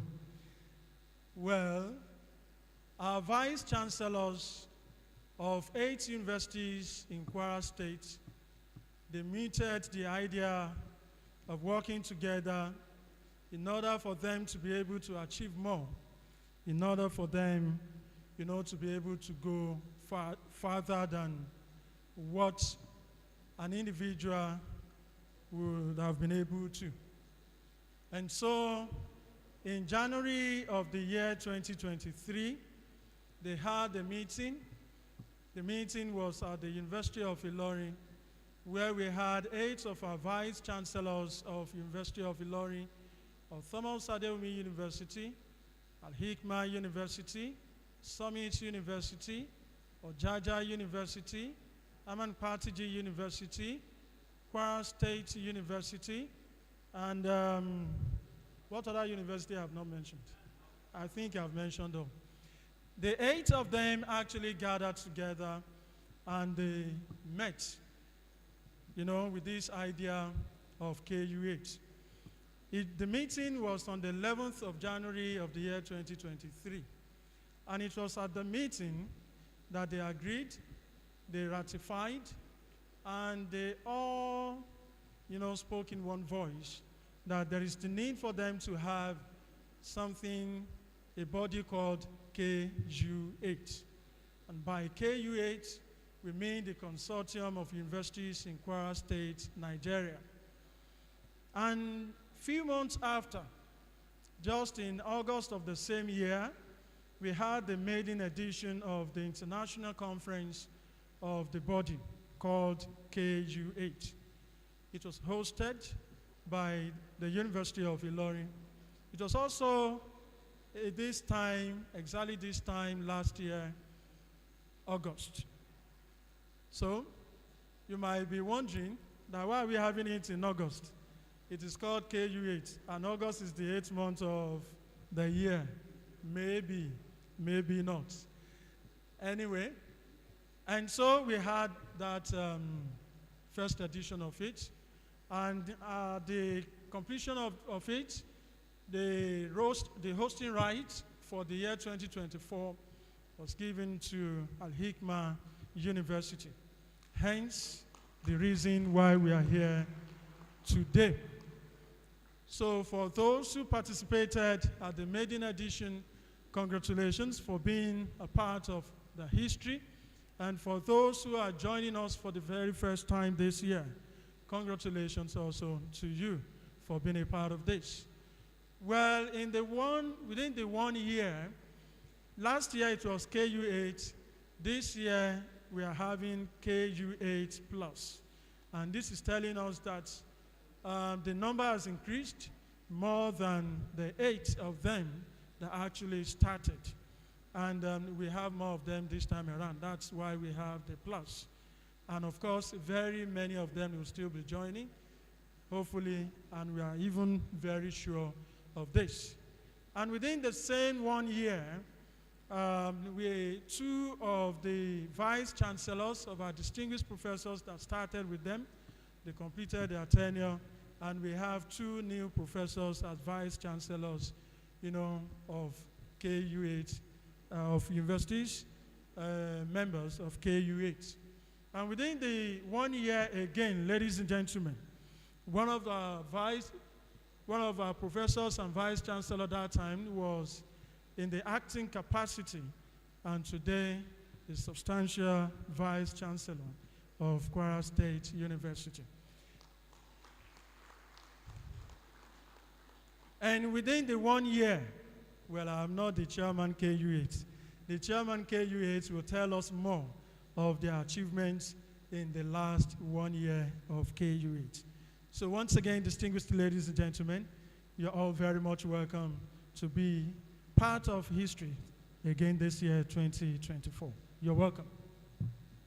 Thank you very much, my co-anchor. Indeed, it has been a plus to the KU8 universities, the new additions to our higher institutions. We pray that in the next coming years, we'll have more universities established in Kwara State to promote education and, of course, erudition. And now, without further ado, the next item is introduction of guests. Please, as I introduce our distinguished and eminent vice chancellors and other invited guests, I would request that we give them a round of applause. The number one, the 001 of the KU8 Plus Consortium is no other person than the Vice Chancellor of the Better by Far University of Ilorin, Professor Wahab Olasupo Egbewole, SAN. He was our host at the maiden edition of this conference, and this year we have a new host in the person of the distinguished and amiable Vice Chancellor of the first Islamic faith-based institution in Nigeria, the 5th Vice Chancellor of Al-Hikmah University, Professor Noah Yusuf, FSP-SP. And also, we have the Vice Chancellor of Ojaja University, Eyankoni, Professor Jalil Olasukami Ojuade. Also, the Vice Chancellor of Ahmad Patigi University, Patigi, Professor Kazim Bolagade. And also, the Vice Chancellor of Thomas Adewumi University, Professor Francisca O. Oladipo. And also on the high table is the Provost of the Kwara State College of Education, Oro, and a member of Al-Hikmah University's Governing Council, Professor M.A. Aremo. And our very distinguished and eminent facilitator at today's conference, all the way from Abuja, we have Dr. Kukuola Mustafa Ayodele, Senior Special Assistant to the Honorable Minister of Agriculture. And also we have Professor Bosedi Awodola from the Institute for Peace and Conflict Resolution, Ministry of Foreign Affairs, Abuja. You are welcome. And also on the high table, distinguished ladies and gentlemen, the Deputy Vice Chancellor of Al-Hikmah University, Professor Ganiyu Olalikan Akashoro. The University Bossa, Mr. Hafiz O. Omani. The University Librarian, Alhaji I.A. Alao. And of course, the chairman of the local organizing committee of this year's conference, Dr. Yusuf Suleiman. You are all welcome. Thank you very much. All right, I'd like to also introduce to us the Deputy Vice Chancellor, University of Ilorin, Professor Olubunmi Abayomi of Montesho. You're very much welcome, sir. And also in our midst is the Provost College of Health Sciences, University of Ilorin, Professor Biodun Suleiman Alabi. Also very much welcome. So once again, ladies and gentlemen, you are very much welcome. I'd like to also introduce to us the Deputy Vice Chancellor, sir. Professor Omotesho, you have to join our Vice Chancellors up here. Distinguished ladies and gentlemen, I'd like to also introduce to us the Director Administration, KU8, Mr. John Ayedun. You're very much welcome, sir. And sitting here today, ladies and gentlemen, some people actually ensured this day. They've been working round the clock months ago, even before today. So to all the desk officers, please kindly stand up for recognition. Desk officers of various universities. Thank you very much. We appreciate you. All right. Our distinguished Vice Chancellors, before you, participants from the member universities of Unilorin Kwasu, Al-Hikmah, TAU, Ojaja Summit, Haman Party G, Landmark, and MKU. And so, to kickstart the program, to put all these welcome address in perspectives, I'm inviting the Chairman, Local Organizing Committee, Dr. Yusuf Sulaiman, for his welcome address. Dr. Sulaiman, you're very much welcome to the mic.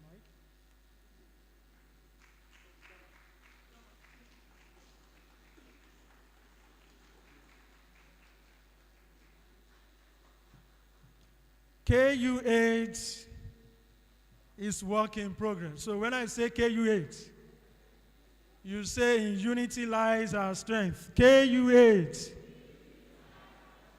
KU8. Thank you very much. The chairman, LOC.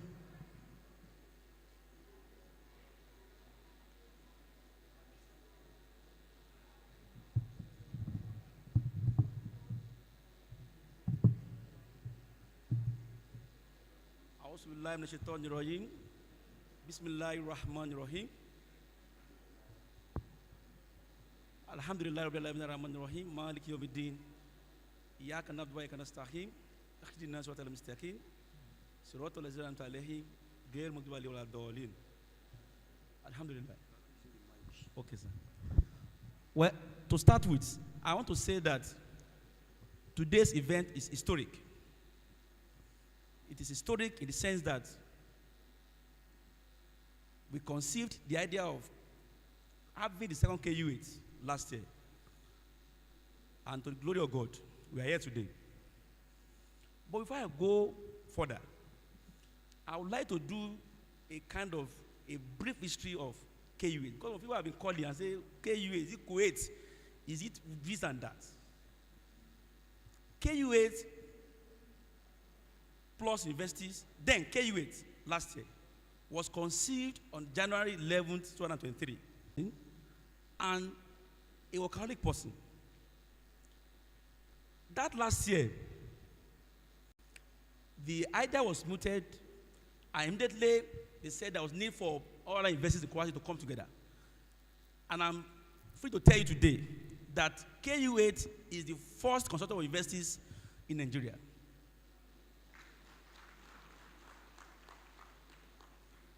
Immediately after that was mooted, he said there was need for us to have a conference, which University of Ilorin, being the leader of other universities, we had our conference last year, August. But let me tell you, who are the universities that are embedded in this KU8? Of course, they have mentioned it, but it's good for people to know. The first university in Christ, which is the first University of Ilorin, was established in 1975. In 2005, Al-Hikmah University was established. In 2005, it was established. In 2009, Kwara State University was established. In 2011, Landmark University was established. In 2015, Summit University came into being. In 2016, Oyaja University came into being. In year 2021, the twin brothers, which is Ojaja, Amapati University and Thomas Adeomi University, came into being. That was how they started and others. But lately, you can see we have added plus to it, which means we have new universities that have joined them. The latest university that joined them is Muhammad Kamadu University, which is situated in Ilorin. These universities are called United Universities. And as I said earlier, that it can only be found outside Nigeria, this kind of United Universities. Now, why can't they separate themselves? They can be on their own. Instead of learning my alma mater, can decide to be on their own. But out of unity, they have come together, and we can say thank you, sirs, for doing that. Now, today's events are structured into two sessions. We have the first session to be done by Dr. Popola, who is going to talk on commercialization of research in Africa. The topic is important, it is apt, it's something that needs to be discussed. And at the end of the session, I'm sure that Dr. Popola will do justice to that topic. We are going to come up with practical solutions to research in Nigeria. How do we commercialize research? How can research be commercialized? How can lecturers have money aside salary, mega salary that we are collecting? How can people say, oh, I have these dollars in my account, that waiting for salary? Through our efforts.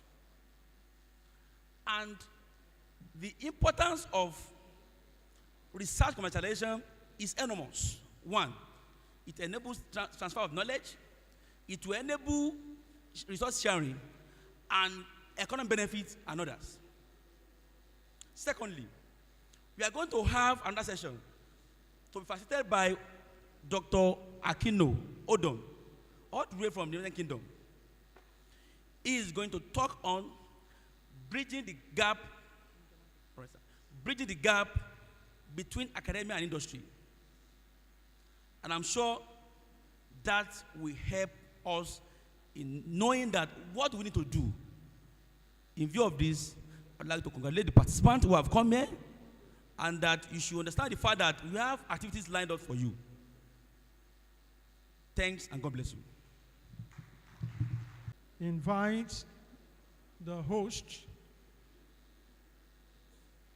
our distinguished Professor Noah Yusuf, the Vice Chancellor, Al-Hikmah University, for his welcome address. You're welcome, sir.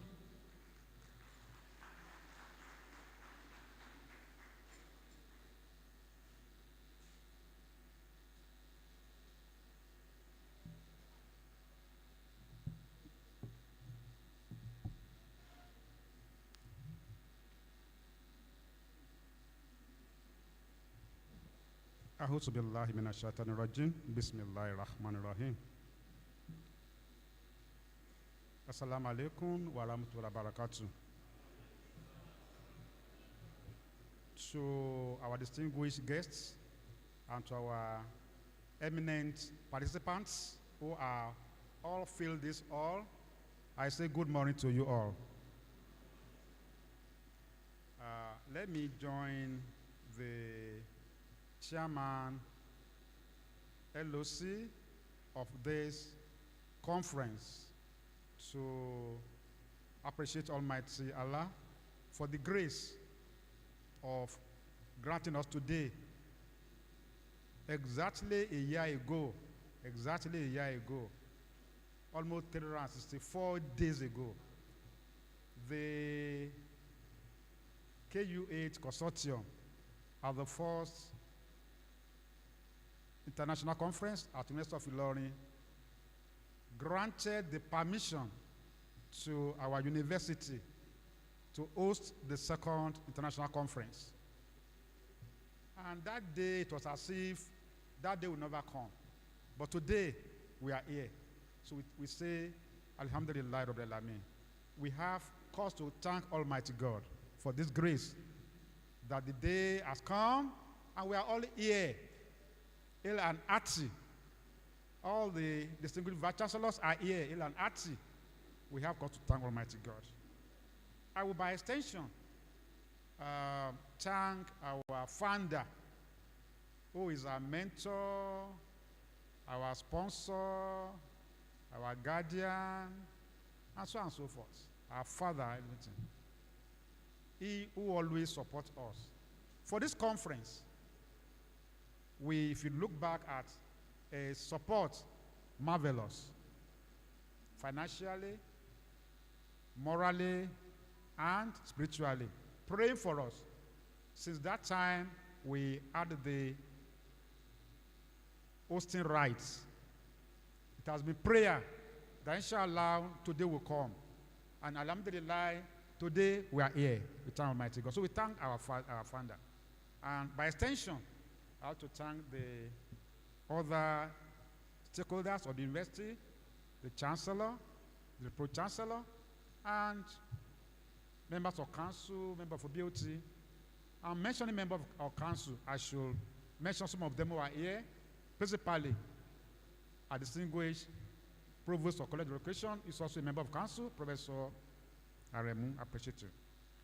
I need to appreciate our chairman, if need be, you can say our founder of KU8. But I know Oga will not agree to say founder. But we say is the conceiver, is the one who conceived this idea. And that day, on 12th of January 2023, when we held the first meeting at the University of Ilorin, in my speech, I said this. I said, this could only come from a person with a large heart. That's what I said. And I mean it. That University of Ilorin, so great, so big, so better by far, the university with the largest number of candidates for JAM, for UTME exams, with awards, who almost need nothing from other smaller universities. Need nothing, almost nothing. What do we need? But yet, that idea that we should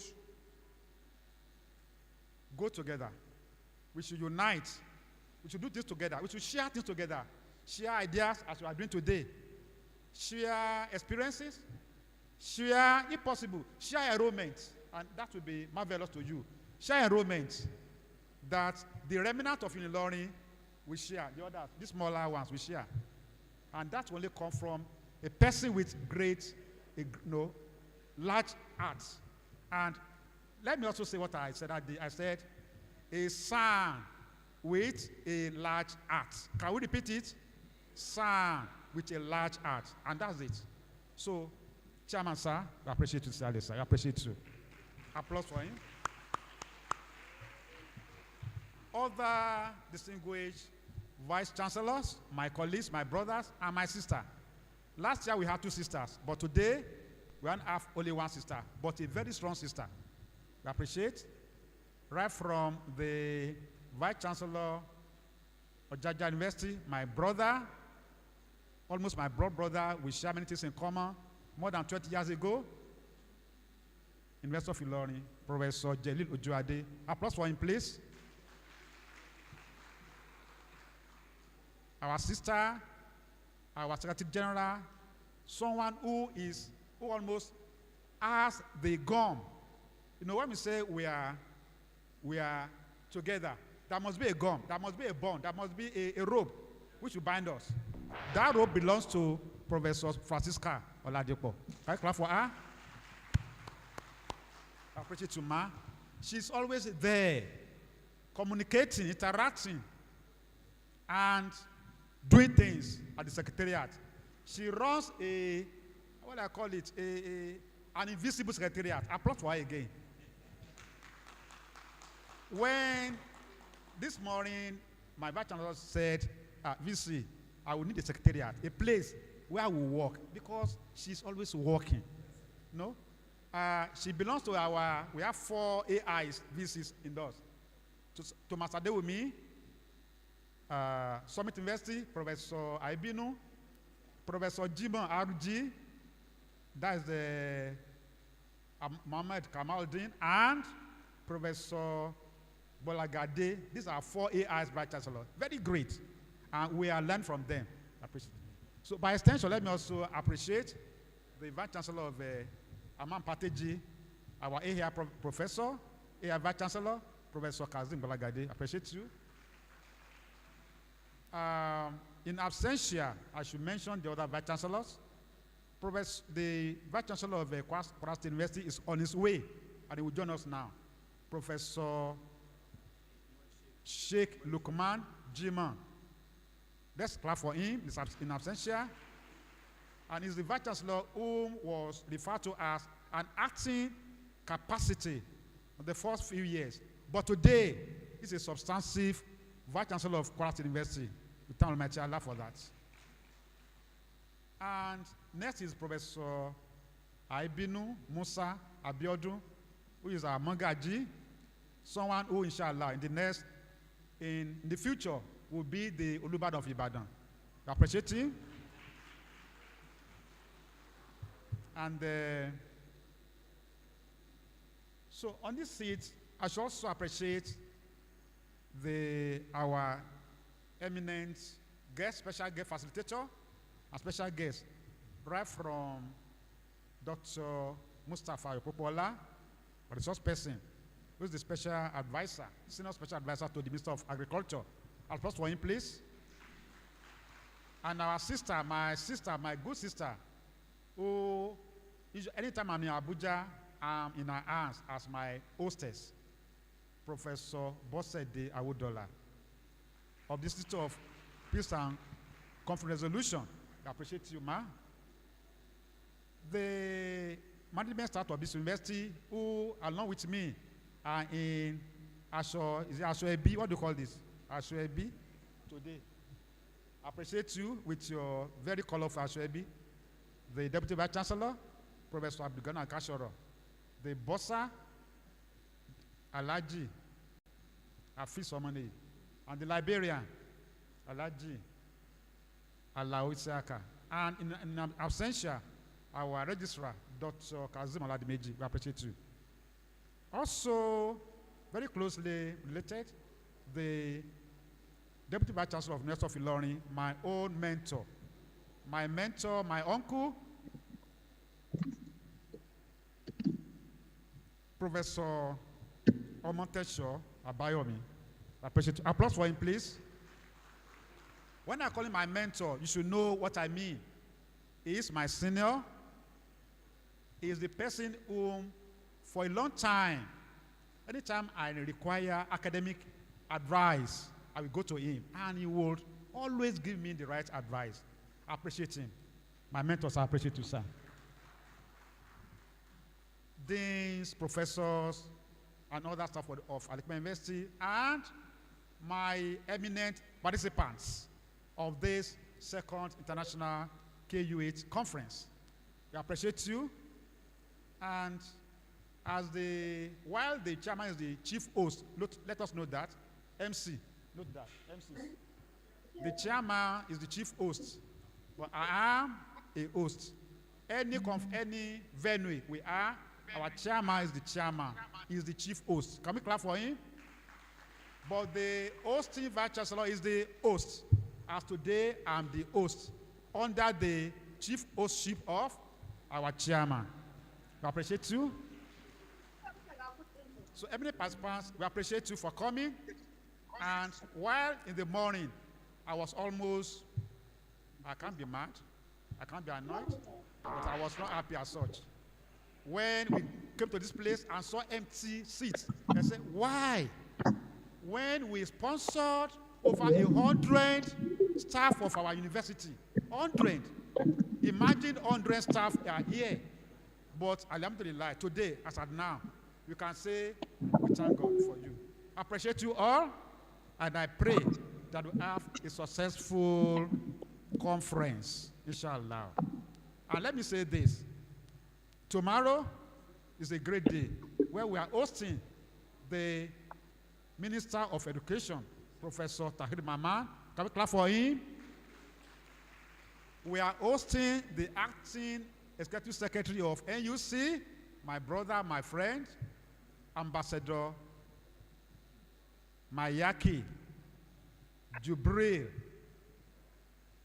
Can I clap for him? And we are hosting my mentor, my father, the Registrar and Chief Executive of JAM, Professor Isaac Oloede. Can we clap for him? So tomorrow is also very great. Whilst today is also very good, where we will listen to the facilitator who will take us to the nexus between industry and academics. Tomorrow, the opening ceremony, we should endeavor to all be there to honor our Minister of Education, to honor our ES. And Hello. Happy, successful conference. Thank you.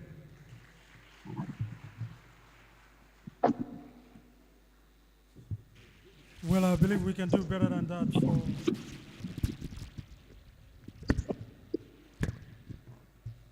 Please, once again, let's appreciate the Vice Chancellor, Al-Hikmah University,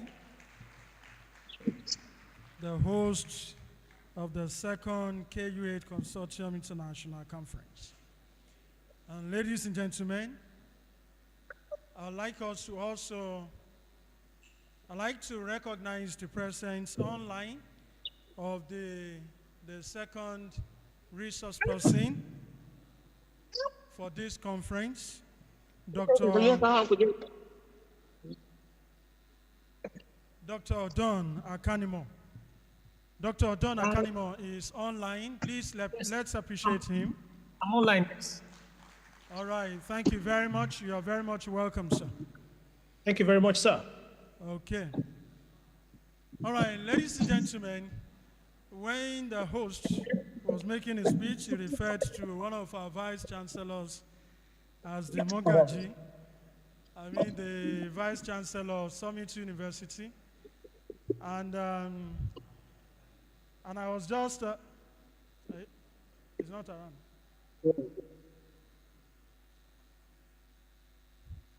Dr. Akanimo, it's not yet time. I only just introduced you.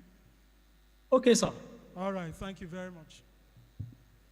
Okay, when the host who was addressing us earlier, I referred to one of our vice chancellors, Professor Aibinu, the vice chancellor of Summit University as Mogaji. And I was just thinking, and maybe I should just now think loud. So to say maybe our VCTAU is the yellow day of KU8. Because she's the only woman amongst them. There were two. Okay. There were two, herself and the former Vice Chancellor, Landmark University, Professor Aremu, but she has completed her own tenure. So she's the only woman amongst all of them. Please, let's appreciate her.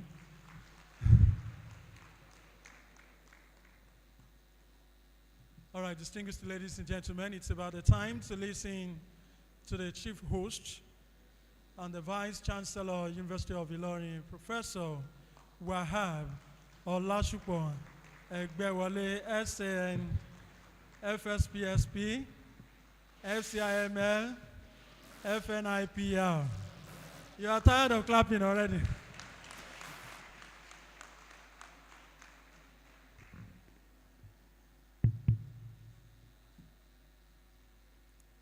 The host and the Vice Chancellor of Al-Hikmah University, my brother and friend, Professor Noha Yusuf,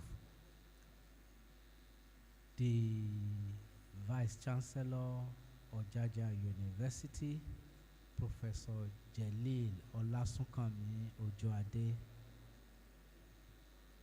the mother of KU8, and the Vice Chancellor Thomas Adewumi University, Professor Francisca Onaolapo Oladipo, the Vice Chancellor Harman Patigi University, Professor Bolagade, the Deputy Vice Chancellors of University of Ilorin and Al-Hikmah University, the Provost, College of Earth Sciences, University of Ilorin, the distinguished participants.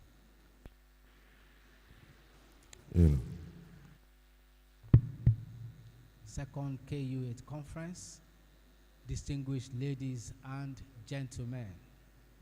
Let me start by thanking Almighty Allah for giving us the opportunity to be gathered again this year to witness the second conference of the Consortium of Universities in Kwara State. Last year we were KU8, today we are KU8 plus. Which of the favors of Allah can we deny? We thank Him for sustaining the dream. We thank Him for sustaining the leaders of KU8. We thank Him for sustaining the various members of KU8 plus. We also want to appreciate our host, Al-Hikmah University, and through the Vice Chancellor, appreciate the founder, Al-Haj, Dr. Abdurrahim Oladimeji, for providing the enabling environment to have this second conference. I want to appreciate the local organizing committee for putting this together. And it is my hope that at the end of the conference, we'll have cause to positively impact on our community, Kwara State, and our country, Nigeria. The essence of coming together as a body like KU8 is for us to share ideas, is for us to collaborate, is for us to rub minds, and is for us to synergize for positive values. In the last 1 year, we have done just that. We have shared resources, either at the level of staff exchange, at the level of library, at the level of laboratories. And we have also endeavored to go into joint grantsmanship. We have had various workshops in this area of knowledge, and our staff and students have benefited tremendously for it. We've had opportunity to host competitions amongst ourselves, and I'm aware that as part of this conference, we had football competition, we had table tennis competition, and the winners will be known very, very soon, even if they already know themselves. Our unity of purpose is important, but more important is for us to act as a united body. And I hope that going forward, we will continue to relate with ourselves positively. We will continue to assist ourselves positively.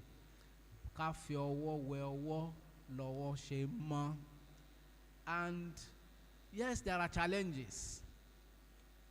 Challenges are made for human beings. It is my hope that we will overcome the challenges and that KU8 will become stronger. By God's grace, we'll have the opening ceremony tomorrow. I understand a lot of us came late today. I want to plead with us, especially since the opening ceremony is coming up at the Atere campus. Let us endeavor to start on time, and registration will start at 8:30 in the morning. And it's my hope that we will converge on time and be in a position to have, because we are expecting the Honorable Minister of Education. It will be wrong, and it will not do any good for us for a minister to be coming into an empty hall. We are expecting the acting executive secretary of the NUC. We are expecting the former vice chancellor of the OAU, and so many other. Well, of course, we are expecting our chairman of board of trustees, Professor Isaiah Kolanrewaju Oluide, the registrar of JAMB, and so many others. It is my hope that we will do us proud, because if you are saying we have participants from 9 universities, and from the registration alone, we had more than 300 abstracts. And of course, by our strategy, we expect that the number will have registered by now. So it is my hope that all our participants will be will come on time and be part of this great ceremony. It is indeed my pleasure to welcome all of us to this pre-conference training. Thank you.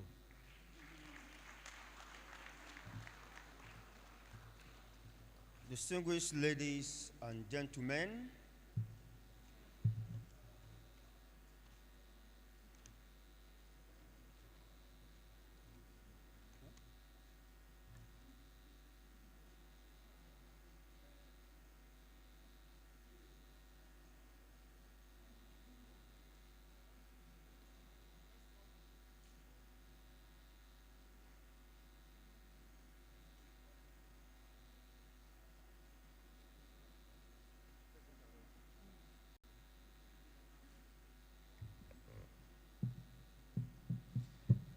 All right, and ladies and gentlemen, the time we've been waiting for.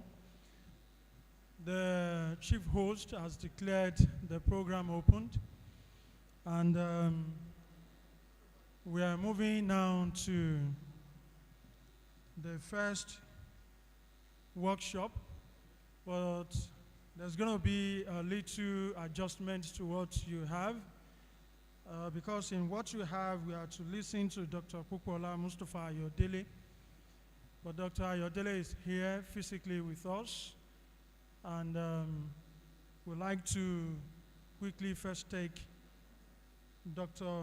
Akanimo, who is online. So I'd like to, Dr. Akanimo, Dr. Odon Akanimo. We're reading his citation. Dr. Odon Akanimo holds a master's degree in environmental rehabilitation, a PhD in environmental management from Lancaster University, United Kingdom. And business actually is, just as you said, numerous, but we had actually worked on it. But anyway, distinguished ladies and gentlemen, for us to have someone to come and speak to our distinguished professors and vice chancellors that we have here. You know that this is somebody that is knowledgeable, somebody that we can trust, you know, with what he has, you know, to feed us with this morning. Well, he doesn't want to stay too long while we're reading this, and let's save the time truly. So, ladies and gentlemen, we have our first workshop to be presented by Dr. Odon Akanimo. You're welcome, sir. Please, let's put our hands together for him.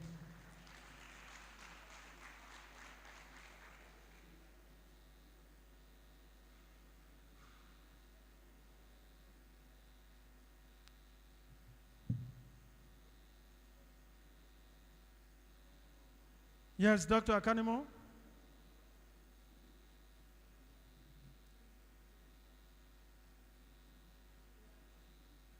Hello, sir. Okay, we can hear you now. You can go ahead. Please, can I share my slides, please? Or do I share my slides from here? Is that okay?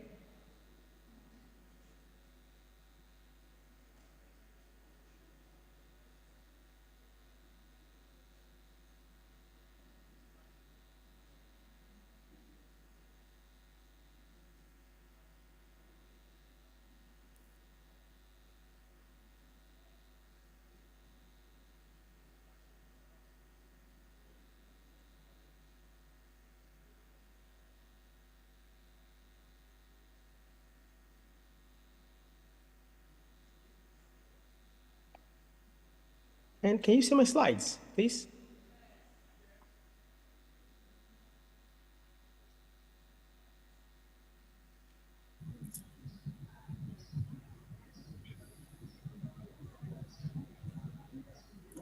Your slide is visible. You can go ahead. Thank you very much. It's an absolute pleasure. Thank you so much. I want to first and foremost appreciate the chairman.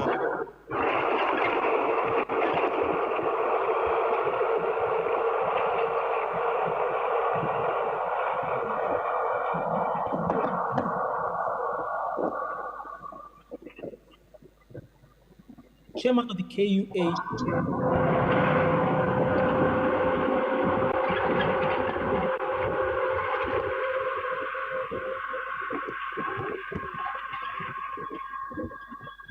I apologize. Since we so much.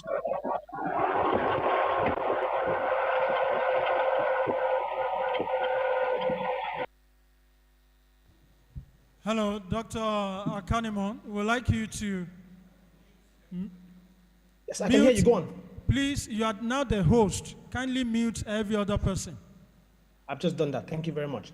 Okay. It's an absolute pleasure to be here. Can everybody hear me okay? Yeah. And I'm so glad that I do apologize, and I'm sorry I couldn't be there with you, everyone, physically.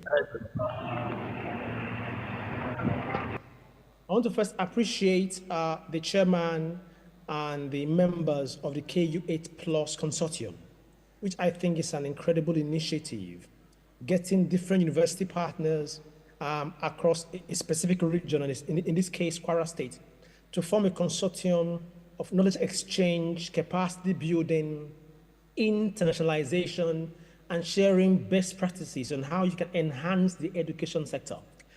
First and foremost, I want to congratulate everyone for this initiative. I want to, standing on existing protocols, first of all, appreciate members of the high table, different vice chancellors, dignitaries, guests, visiting guests, international speakers, ladies and gentlemen. My name is Dr. Akanimo Odon, and I'm the Director of Africa Partnerships at Lancaster University. But I'm also the chairman of the African Union Science, Research and Innovation Council in the UK. So in my job, I'm blessed to travel across different African countries, engaging with academia, industry, government, and also civil societies and NGOs under the quadruple helix. I'll be given a remit and a brief today to focus on bridging the gap between academia and industry. And what I'll be speaking about is speaking about fundamental principles based on extensive research, but also based on personal experience and engagement across different countries. Before I go into this, I want to paint you a picture of where there's a fundamental problem. So I happen to have been in Zambia a few years ago now. And I remember I was addressing a consortium of about 200 or so, 200 or more secondary school owners, those are proprietors of secondary schools in Zambia. And as I progressed in the conversation and representation, at some point I stopped and I asked everyone in the room, I said, so how many of you secondary school owners in the room, just in this room right now, have any kind of partnerships with a university in Zambia? And guess what happened? Right there in front of me, there seemed to have been some sort of confusion in the room because they were wondering why I asked the question. I was speaking French. Why would a secondary school want to have a partnership with a university? It didn't make sense to any of them in the room. And so I stopped and I presented a premise. The premise is this. So if I get this right, secondary schools prepare and articulate the profiles and capacity and competencies of students with the intention of progressing them into universities, but they have no single relationship with universities. Just in the same vein that universities spend time and energy preparing students to graduate and progress into industry, and yet they have no sense of connection or practical dimensions to collaboration with industry. Now, if that isn't the clear description of a disconnected educational supply chain, I don't know what else is, okay? That's a simple premise. So when you talk about bridging the gap between academia and industry, the point is you are bridging the gap because the gap exists, but the fundamental point is there shouldn't be any gap whatsoever because they work mutually and are supposed to if things are done right, okay? So now, and that was from the basis of my conversation this morning. I've been told I have about an hour to delve deep into this topic, and I'm hoping to do it justice, and I'm asking for your patience. But also, because I've been informed and guided that this is a workshop, a pre-summit workshop. So it means for this to be a true workshop, there has to be some work. And guess what? I wouldn't be the only person doing the work today. So that means folks in the room, ladies and gentlemen, with every sense of humility and modesty, I would love to give some simple task and work so it is a workshop and not a talk shop, okay? So, my next slide. So, what can you see on the slide? Anybody in the room, what can you see?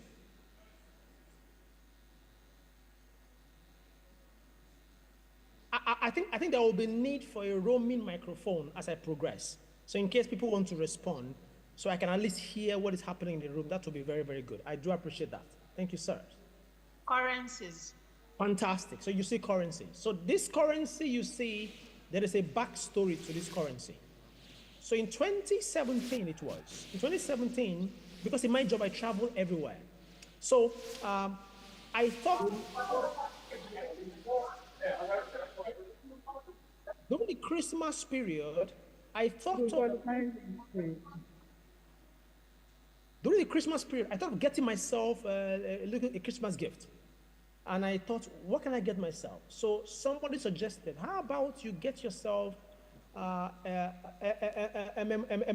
memorandum or a collection of some kind of souvenir that shows your work and your traveling for the year. So it occurred to me, I'm sure if I look through my wallet and my pockets, my bags, I will see different currencies dotted all around. So I did so. So I was able to put this together into a frame. So this frame actually hangs just in my office at home. So each time I walk into the office is a frame I see first. And each time I walk out of the office is a frame I see last. So it means that, and by the way, one frame wasn't enough. So guess what happened? I made two frames. So they're both hanging in my office. So this frame is almost like a philosophical evidence that there is money in Africa because these are frames and African currencies. So I'm going to ask a simple question in the room because I remember that the chair of the local organizing committee, my good friend, Dr. Suleiman, spoke about in this brief talk, he said, wouldn't it be nice for academics and lecturers to have a special dollar account that they don't depend so much on their salaries? And I would imagine everyone in the room agrees, but let me be sure that I'm speaking to folks who actually agree because I will at some point shortly in this presentation be speaking about money. But let's first confirm that everyone in the room agrees. So I'm going to ask a simple question. The question is this. What would you prefer? Would you prefer money So money, what I mean by money is in the sense that it's, the kind of money you receive and before the month end, the salary has finished, or you're trying to get an equipment you can't buy. You have an invitation for an international conference, you can't cover for flights. The kind of what I'm talking about is money. That's the one where there is enough for you to employ 2 postdocs and pay an assistant in your research group. That's money. So the question is this. For folks in the room, I'm trying to lighten the room because I'm going to some deep conversation shortly. So what would you prefer? Would you want money or do you want money? Can you confirm? Money. I can hear Mrs. Hamzat say she wants money. What about it in the room itself? I know that there are folks in the room. Do you want money or do you want money? Can you confirm? Okay. Maybe both. Somebody says they want both. Okay, good. So that's Kenneth. I can't hear what is happening in the room, and I'm hoping maybe someone can relay what is happening to me, because I want us to have a conversation as a workshop is. And so, is everyone saying they want money? Is that what's happening in the room? Moderator, sir. That's what everyone is saying, yes, sir. Oh, that's fantastic to know. I'm glad. So I'm speaking to the right people. So people I'm speaking to are people who want money, just the way I want money. Just to give you a sense, my understanding, I'm beginning with this premise because I will go into the rhetorics and also the fundamental principles of how might you bridge the gaps between academia and industry. But because I've understood and I've practiced the bridging of gaps between academia and industry in the last 4, 5, 6 years alone, I have been blessed to have won over 40 million pounds in international research grants. Okay, that is a lot of money. I have no idea what the current conversion rate is at the moment of pounds to naira. But if you try converting that 40 million pounds to naira, your calculator might have a misfunction. So don't even bother. But what's the point? The point is the fact that you cannot be looking for funding and not engaging with people who potentially have funding. Okay, so that's just have that point in mind as I progress. So what you see on your screen is a very short story I want to just quickly talk about perspectives, because in an industry you have to understand the context of operation. So what is the context of operation in academia and what is the context of operation in industry? And it boils down to perspective. So the story you see here is actually a story of an energy drinks company. And so this company was struggling with the sales of their energy drink. And so they were like, well, what can we do? So they invited a young marketing executive to come and do a systematic research and to come up with a graphical campaign to enhance and increase the sales of their energy drink. So this young man came, spent 2 weeks doing questionnaires, interviews, and he was very excited and designed this campaign. So this is what you see on your screen. And then they agreed a day and launched the campaign. Are you following me? So now watch. The very next day, after they launched the campaign, the sales of the energy drink plummeted. It became worse than it was before they even called or invited this young marketing executive. And there was panic in the company. What happened? They got everyone into a room. And in the room, they discovered that the location where they launched the campaign, in that location, they read from right to left. So it was in the Middle East. So what can you see on your screen? Can anybody explain what you see? Please, quickly. Oh, that's from energy to total disaster. Absolutely, my brother. So now watch. The intention was that you are tired and you're shattered and battered and scattered. And then you get this energy drink and then you are energized. You are motivated and invigorated.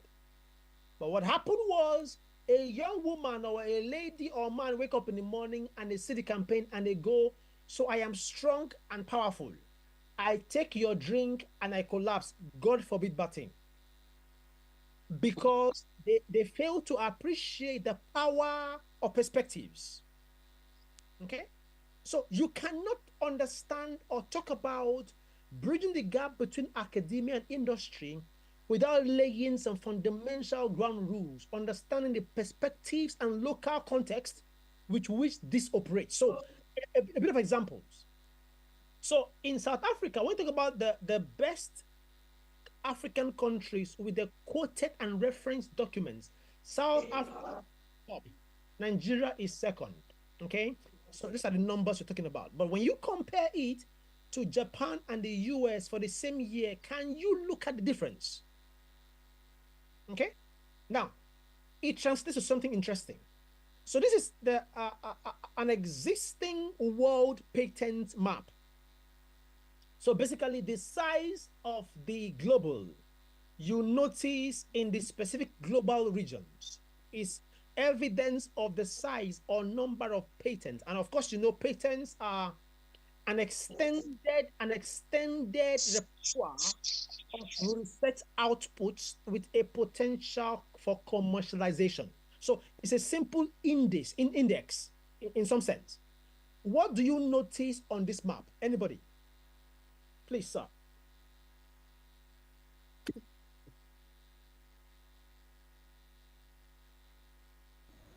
What do you notice in this map?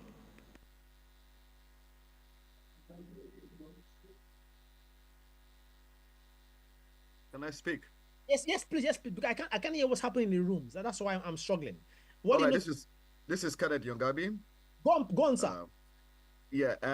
What I notice is some, scarcity of patents or registered patents across Africa.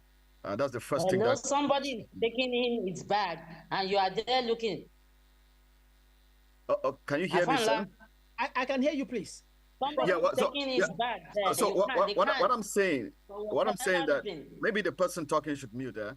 What I'm saying is that the first thing, looking at a quick glance at the map, the first thing is that Africa hasn't had this international patent registered. That's the first thing that pops on my mind. Fantastic. And then number two is that you have a concentration of patents in Europe. You're also having it in in Asia.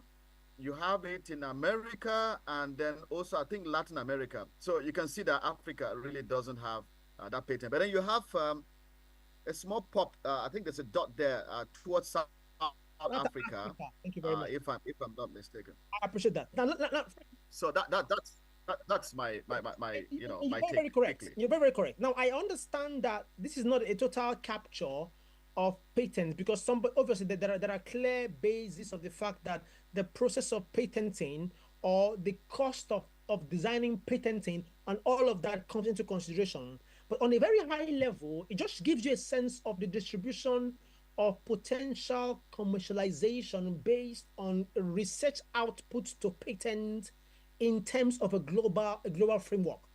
Now the next map makes it even more candid, where in this case, Africa is totally non-existent.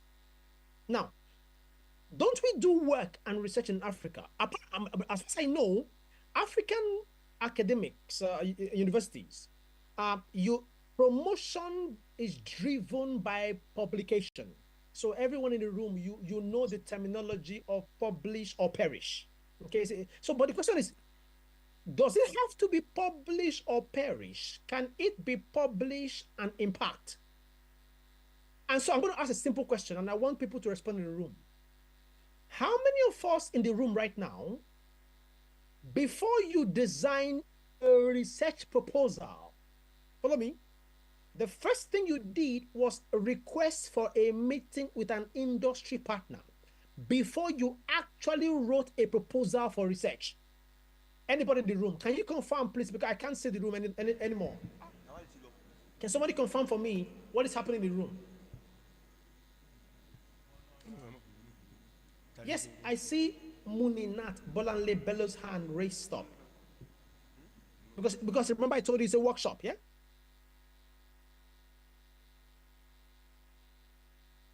Can I speak? Yes, you can speak, absolutely. For me, no. Thank you for your honesty, ma. Thank you for your sincere honesty. So, Muninat Bolanle Bello says, well, she hasn't actually considered having requested for a meeting with an industry partner before putting together a proposal for research. I see HP hand raised up. Can you respond, sir?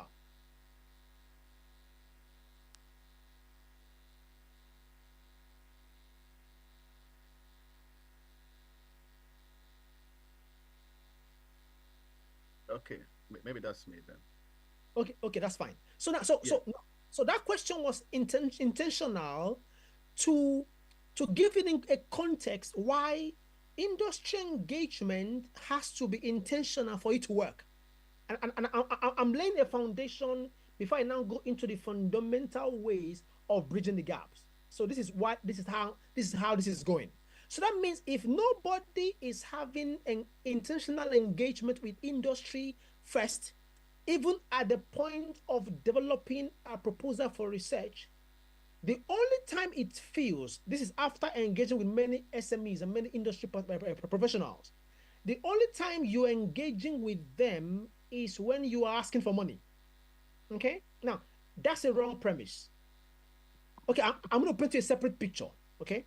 Now, and pardon my basis of this conversation, but it's to make it as practical as possible. If you did an example, so in the room right now, moderator, sir, can you hear me, moderator? Sir, yes, sir, we're with you. So do me a favor, I want to ask a question. Now, if you are an industry professional and you work in industry as I'm speaking to you, and you are sat in the room as I speak, can you raise up your hand? Moderator, please count for me. Okay, sir. Thank you very much, sir. One. So if you work in a company, you work in industry as a professional right at this moment, and you are sat in the room, can you please raise up your hand? Moderator, please count. We have one person in the room. Anyone from the female side? Two. We have two people, sir. So let me get this right, sir. What is the population of the audience as we speak? Estimate. Approximately 300. Okay, good. So I want a picture. So this is my picture. So even in the organization of events of this nature, so I want to make a point. So even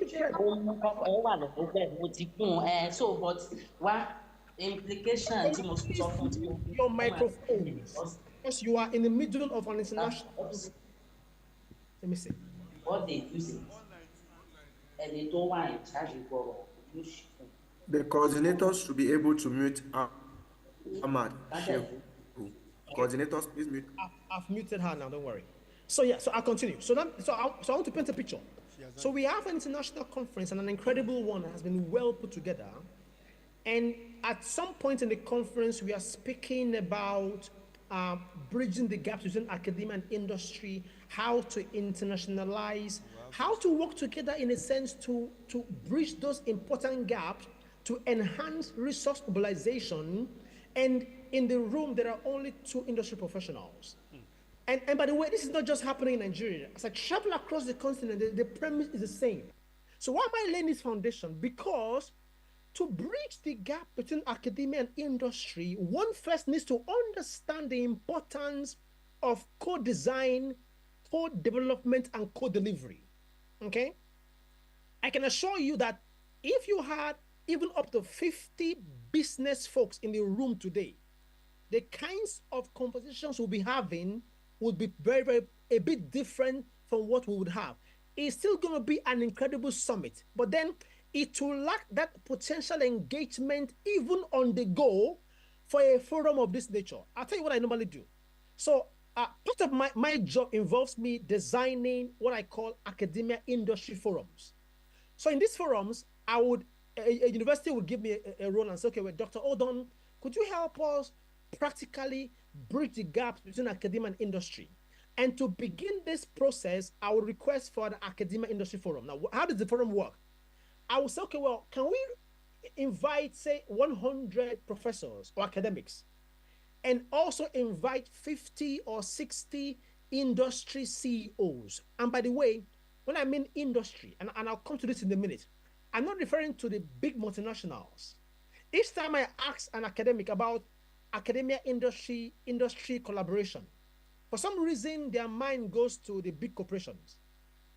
MTN, Airtel, Guaranteed Trust Bank. That's not what I mean. Because these international corporations and multinationals, they probably have a bigger and better R&D department than universities have. So the question is, why do they need you? The people who actually need you, according to global research and dimensions, are actually SMEs. And interestingly, over 80% of Nigeria's economy is powered by SMEs. That's true. So, but there's no conversation around industry academia engagement, but the industry element in focus is focus on SMEs, because SMEs are the ones who need you. And I'll explain this bit better as I progress. So my point is, there's always that issue. So in this forum, I will say, can you invite 100 professors and 100 or 60 SME CEOs, executives, into a room? And when they get together in a room, I'll do a briefing. Then I'll request the SME executives to leave the room to a separate room. Then guess what happens? Then I'll ask the SME executives, I will say, now, because you are now on your own, can you tell me what is it that you dislike vehemently about the professors and academics in the other room? I will leave them to discuss. Then I will come to the academics in this room and I say, hey, Professor, sir, can you tell me what you don't like so much about all these companies and industry? And they will begin to have deliberations. And it is exciting and interesting to see the kinds of conversations of the basis of the dislike and the basis of them not wanting to work with SMEs. So, for example, professors would say, oh, this SMEs, all they think about is money, money, money. Is it not time, even you, professor, think about money, money, money? A professor would say, these SMEs, they are very secretive. They are worried about publishing results and publishing things. Well, guess what?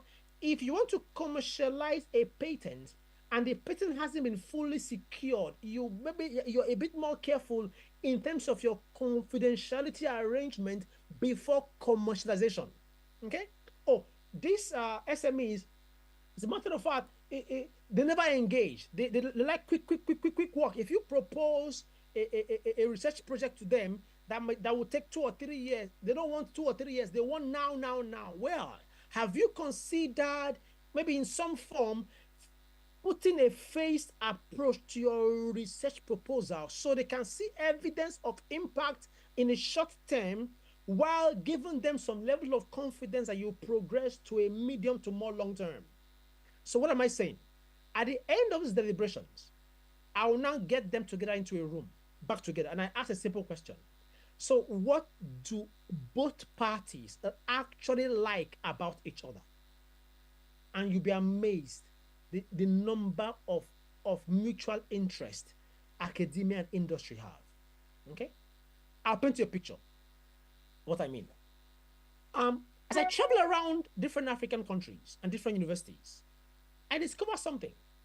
That when you meet, and I've met many vice chancellors enough to know this, I always notice that there is a particular business industry sector that is visible and present in almost all universities. And can you guess what that sector is? It's the banking sector. So the average university, not only Nigeria, across Africa, have a bank branch on campus. In fact, I think University of Benin, which is my alma mater, has maybe 7 different bank branches on campus, or just the outskirts of campus. Okay? So these are bank having operations, having a footprint, having a space on campus. So guess what happened? So I started doing a simple research. So each time I engaged with the vice chancellor, and I'm in the VC's office, I will ask a simple question, and the question would be, VC sir, so there is 2 or 3 branches of banks on campus. The VC will say yes. I won't mention names, and I will say, VC sir, so who wrote to who? Was it the university who wrote to the bank to invite them to campus, or was it the bank who wrote a proposal to the university that they want to come to campus? And guess what? 10 out of 10 times when I ask this question, the case is always that it is the bank who wrote a proposal to the university to set up a branch on campus. And that's understandable, because companies and industry will go where there is a market case. Okay, now that's good. That's question 1. Then I'll ask the VC, sir, so how long has this bank been on campus? And the VC would say maybe 5 years, 7 years, whatever the case is. But then I now ask the real question, and I say, sir, so since this bank has been on campus for 5 years, do you have a sense of how much profit they've made just by being on your campus? The VC will say no. I said, okay, that's fine. I said, has there ever been a point where you called the bank manager to your officer so by the way, remember, the vice chancellor is contracting me as a consultant to help them with bridging the gap between academia and industry. So this is almost like a consultancy conversation, if you like. So I said, okay, this is so since this bank has been on campus, has there been a point where you've called the bank to come to campus for a meeting, like a conversation of collaboration? And most of the time, the vice chancellor will tell me, no, there hasn't been a basis for that kind of conversation. And that beats me, because I don't understand why this bank is making so much money on your campus and they haven't given you a part of the money. Even if it's just to ask them to say, by the way, sir, dear branch manager, every year from next week, you have to give 10 master's degree students full scholarship or pack your bag and baggage and get out of my campus. What do you think would happen? Can anybody respond? Either in the room or outside. I understand the political elements of this conversation, but it's important I narrow this down. I have been asked to break this down properly, because that is the only way we can get into the nitty-gritty of bridging this gap. Simple dimensions of consideration.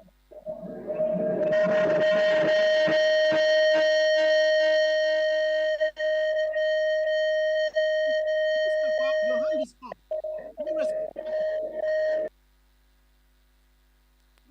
Yeah, thank you. We negotiate. Thank you very much for your response. So Mr. Mustafa says there will be a serious renegotiation if the VC calls bank manager and say, bank manager, by the way, how much profit did you make on my campus last year?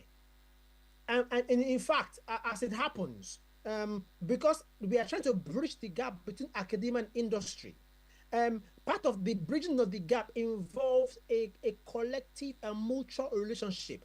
So since you are making so much money on my campus, you have to give 5-10 scholarships every year or pack your bag and leave. It provides a basis for a conversation, but for that to happen, there has to be an initial engagement. Now watch. I remember I was in a particular vice chancellor's office, and I was just saying this, I was discussing this with him. At some point, he says, Dr. Odon, wait a minute. And he presses his intercom and calls his PA or the secretary and says, secretary, now, go and call me that bank manager. What? Go and call him now. No story. And that is true. So bridging the gap between academia and industry has to be somewhat intentional, especially when there has been so much division and disconnect for so many years. Okay?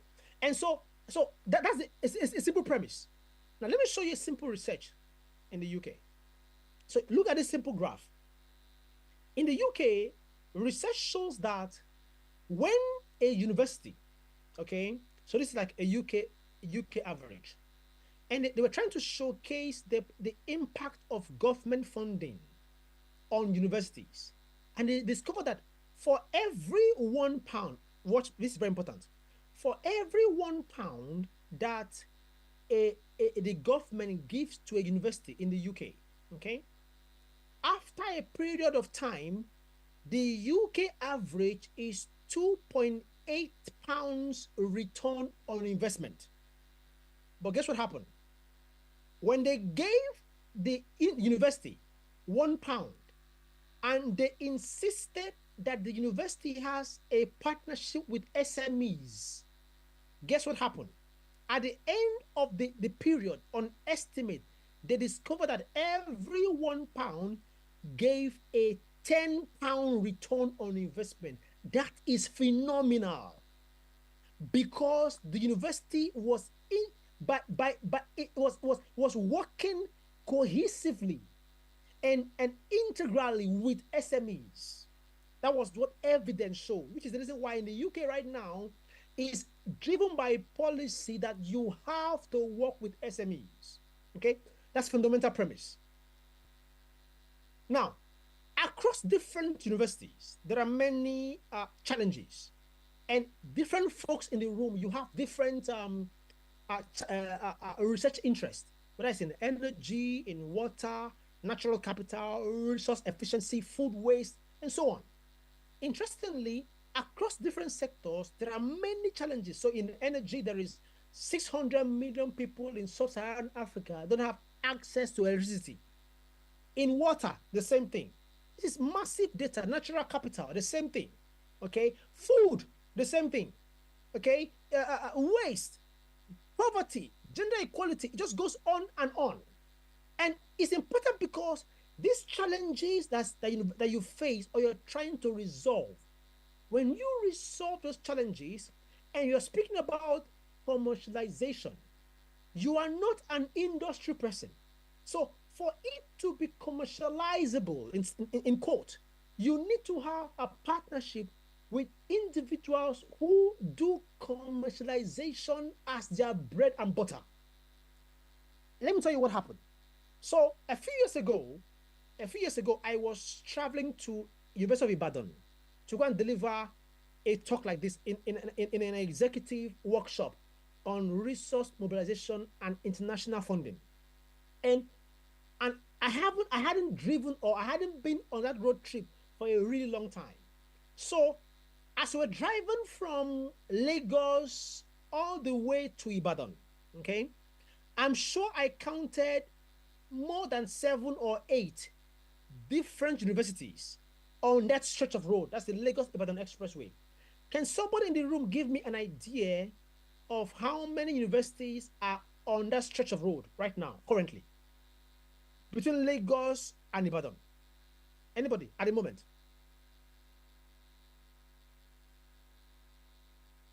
Just an estimate. I want to make a point.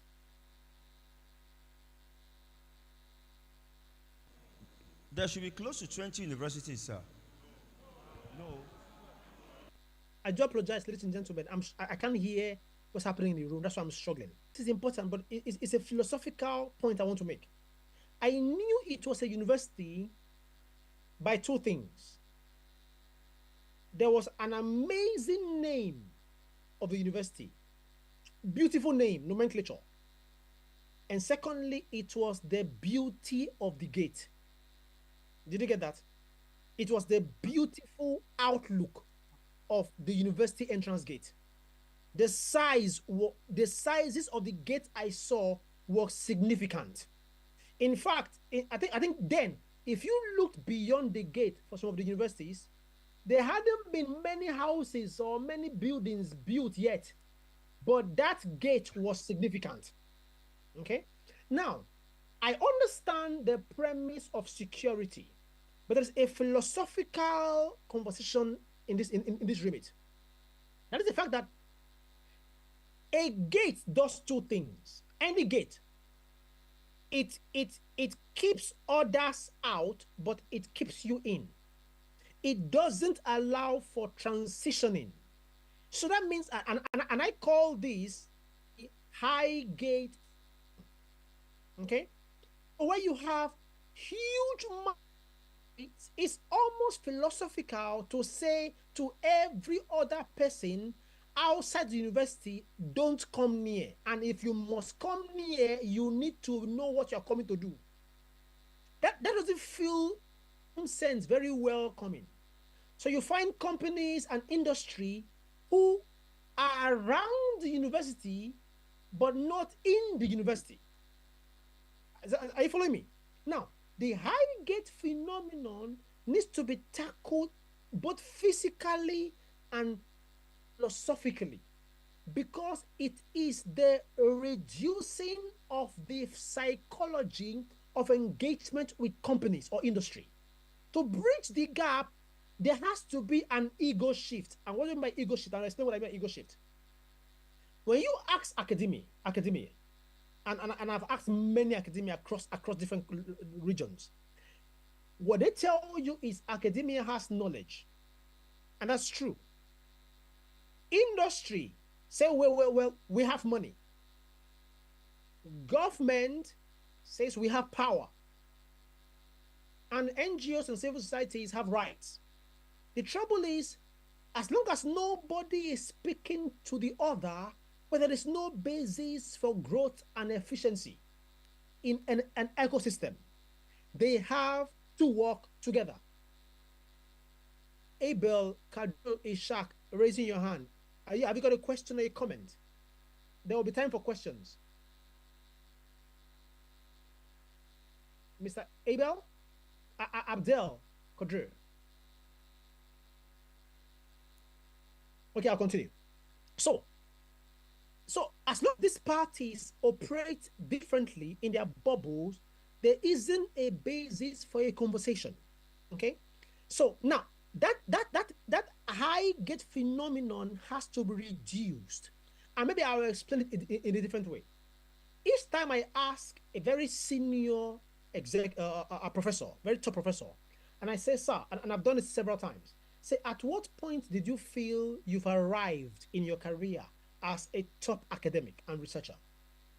And the average response I get, they tell me something like, oh, it was when I was appointed a special advisor to the governor, or it was when I was made a special consultant to a top international company. So this is a professor speaking. I'm asking a professor, at what point did you think you've arrived at your career as an academic? And they are telling me it is when they were made a consultant to a top company or an advisor to the government. Isn't that interesting? Then when you flip it over, and I've done this as well, and I asked very senior executives in company, CEO, sir, at what point did you think you've arrived in your career as a chief executive or a CEO? Can you guess what the average response I get actually alludes to? Many of them tell me it was when I was offered a honorary doctorate degree. Can you imagine that for a minute? Okay?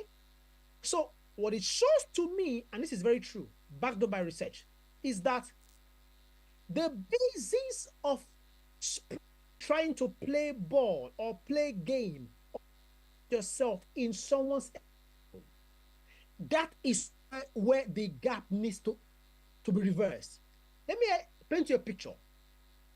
I am not a traditional academic, but I am what you might call an enterprising academic.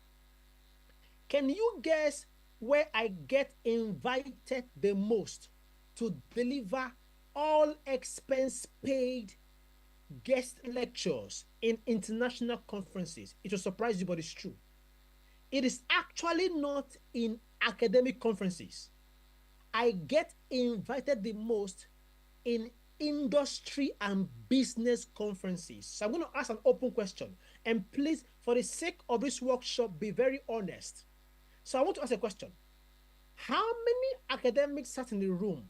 Since we've established there are only 2 industry professionals in the room, how many academics in the room have intentionally, in the last 6 months, written to participate and present at a business conference? Moderator, please count for me, sir. I want to make a point. Okay, please, can you raise up your hands if you have listened or participated in industry-based conference, in a business conference? Moderator. In the last couple of months. Anyone? 1, 2, 3. We have four. Four participants, sir. Hello, sir. Yeah, four participants, sir. Can you hear me, sir?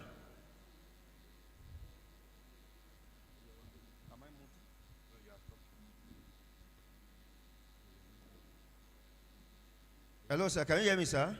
I can hear you now, yes. Yes, four participants raise their hands. Okay, now, so that's another premise.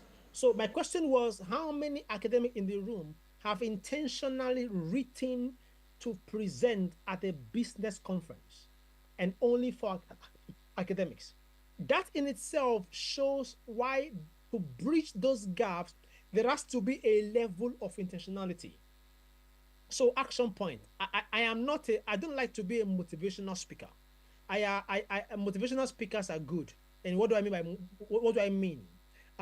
Motivation is fantastic. So you go and attend this amazing workshop or conference, and the person motivates the daylight out of you, and you leave the room going, my goodness, fire, I'm feeling good. And then after 1 week, the motivation becomes motivate. Then after 3 weeks, motivate becomes moti. By the third week, you've forgotten everything you've done. So for this workshop, God forbid, Professor, the host has made sure that there has to be activity. So I call it activation. And to activate folks, participants in the room, I want to give you action points. So action point 1, I want you to intentionally, as an academic, start looking for business conferences to attend. And you are wondering, well, what is my pitch? Your pitch is very simple. If you are a professor of chemistry, look for chemical conferences. If you are conferences of chemical industry, if you're a professor of waste, look for conferences of waste management companies. If you are, so be intentional to showcase the fact that when it comes to knowledge in this space, for you companies, you are the best. That's how you begin to differentiate yourself. Action point. Now, I'll go back to my point. To bridge the gap between academia and industry, because the idea is that you are trying to play in industry's bubble. You almost have to assume a sense of humility for this to work. That's very true. Okay? I know that you've got so much knowledge, and yet you've worked so hard. But what is the point of all this knowledge when you are only sharing the knowledge with people like you? Okay? Simple question. How many of us in the room, as an academic, have written an article in a business review? Moderator, can you count for me, sir? So okay, I'm giving you pointers of how to bridge the gaps from an individual perspective. I'll come to an institutional perspective. Moderator, can you count for me, sir? Okay. 1, 2, Dr. Etilawal. Okay, 3, Professor Raji. An article in a business review. Business newsletter or review or brief or magazine as an academic. How many have written? 3. Only 3. You see my point? Sorry, 4. 4, sir. So a room of about 300 academics, only 4 have written. That shouldn't happen. That has to change. So action point 2. Start looking for where to express your capacity and extensive knowledge, not in the usual mediums you know. Academics are incredible when it comes to publishing papers. You can get data in 2 days and you write a paper in your sleep. But who reads papers? It's only academics like you who read papers. So becoming comfortable in going out of your circle, I can assure you, I have tried this for many years, which is the reason why I can tell you I have won too much money, because I am operating my specialty not only in academia but in multiple segments. It has to be intentional. Okay? So now for the purpose of framework, before, and I want to come to Helix, the Helix models. So it used to be university industry, so university research and industry SME. So look at the slides. But then it has transitioned to the triple helix, such university, industry, and government for policy. And guess what? Next slide. It's transitioned into the quadruple helix. So it's government, industry, university, and civil societies. It means that for this to work, every academic, you need to decide now to bridge the gap. You need to have friends in other environments. Many of you actually have friends in industry. You meet together, maybe at the senior staff club, having drinks, having a chat. You actually have friends in NGOs. You actually have friends in government agencies.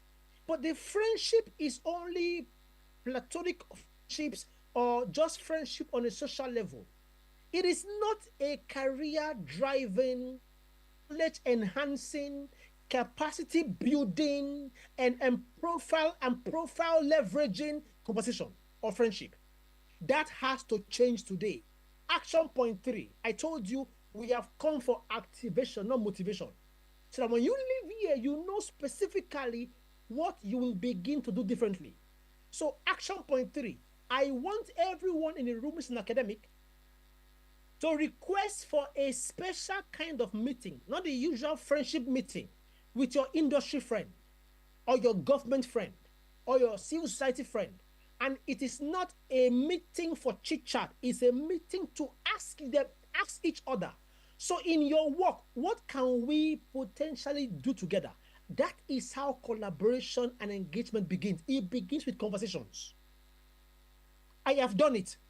If you mention any African country, I can tell you who my government partner is, my industry partner is, and my NGO partner is across 30 countries. That is why I can never be broke. There is money in abundance. But it comes from a basis of intentionality to transition from the usual monolithic model to a dual model, to a triple helix model, and now for a functioning, robust quadruple helix model. That is the only way it can operate. Okay? So now watch. Everybody has a very powerful dimension to bridge those gaps. But as long as it operates organically, it cannot work. It has to be strategically and intentionally. And it begins with simple actions. So now let me speak about institutional models of bridging the gap between academia and industry. Then I will now go and speak a bit more on individual models. So institutionally, every university, okay, all your students, they must submit a research project, okay, before they graduate. That's mandatory by law. So they can't graduate until they've done the dissertation. The trouble is, and I know because I did the same thing. I finished from University of Benin. The trouble is most dissertations has been articulated by the research supervisor. That is fantastic, it's nice. But is that what you actually need if you're supposed to be bridging the gap? So in Lancaster University, that's what they call industry-led research. So instead of your supervisor being the person that chooses the research topic, how about the industry friend or partner of your supervisor of supervisor in the university chooses the topic, and let the topic be a topic of a problem they have. Realize that initially in this presentation, I listed that there are many problems across different sectors. And if there is any segment who have problems in abundance, it's SMEs. SMEs want everything and they have nothing. They want to do this. They want to increase their profile. They want someone to manage their social media handle. They want so many things, but they are struggling because they have limited resources. So what do? Map the model. So institutionally, can a vice chancellor or a supervisor or an HOD say, okay, well, guess what? For the next cohort of final year students, I am going to call for an SME forum and invite 20 or 5 or 10 industry partners into a room and ask them a simple question. What problems do you have? Trust me, they have problems, plenty problems. An SME wants to know his competitive advantage. An SME wants a business plan developed. An SME wants to know the potential sustainability of his products. An SME wants to know what training programs should he be doing or should his staff be to increase efficiency. They have many questions, but they lack solutions because of limited resources. So all Hello, this Dr. Akanimo. Thank you very much. You just have a few more minutes left because we're still going to have the interactive session. I'm wrapping up now. Yes, I know. Thank you, All sir. right, thank you very much. So SMEs can generate those problems. And then in Lancaster, what happens is Lancaster University would pull those problems together into small proposals and advertise it to the students. And the students would bid for these problems for solutions.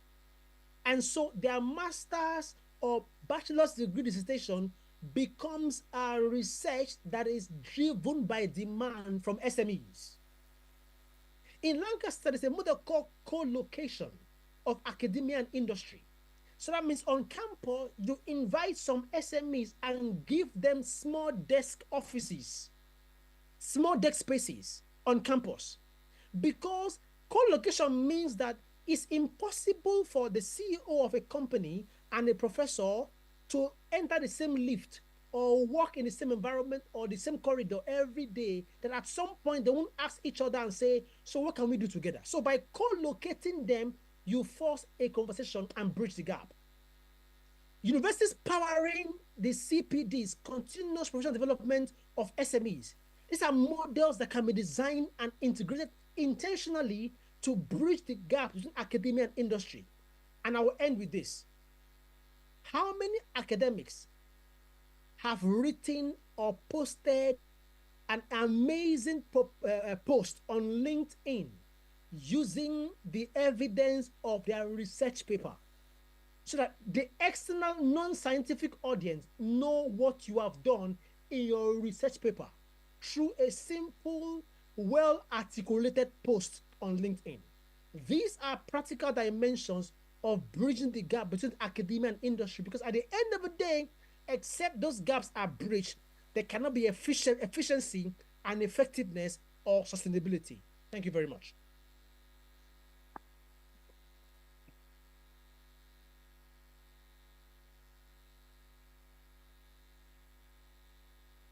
Thank you very much for that very beautiful presentation. Would have loved to have you all day because of the practical aspects of your discussions, but unfortunately we are racing against time. We still have one more facilitator to go before we wrap up the program for the day. But once again, on behalf of our chairman, I want to say a very big thank you, sir, for finding time to engage our participants this morning. And we hope that in subsequent times, we'll have more time to enjoy your presentation. And now, without further ado, distinguished ladies and gentlemen,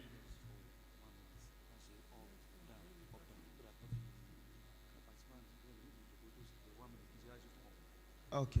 Distinguished ladies and gentlemen, we have been sitting all day, and I have been told that we should just rise for a minute or two to have a stretch down,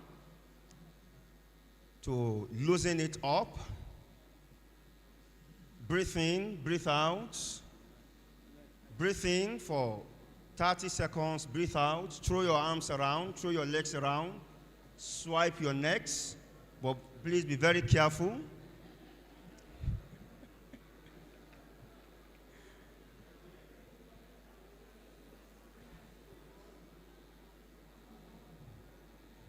Oh, you want to jump?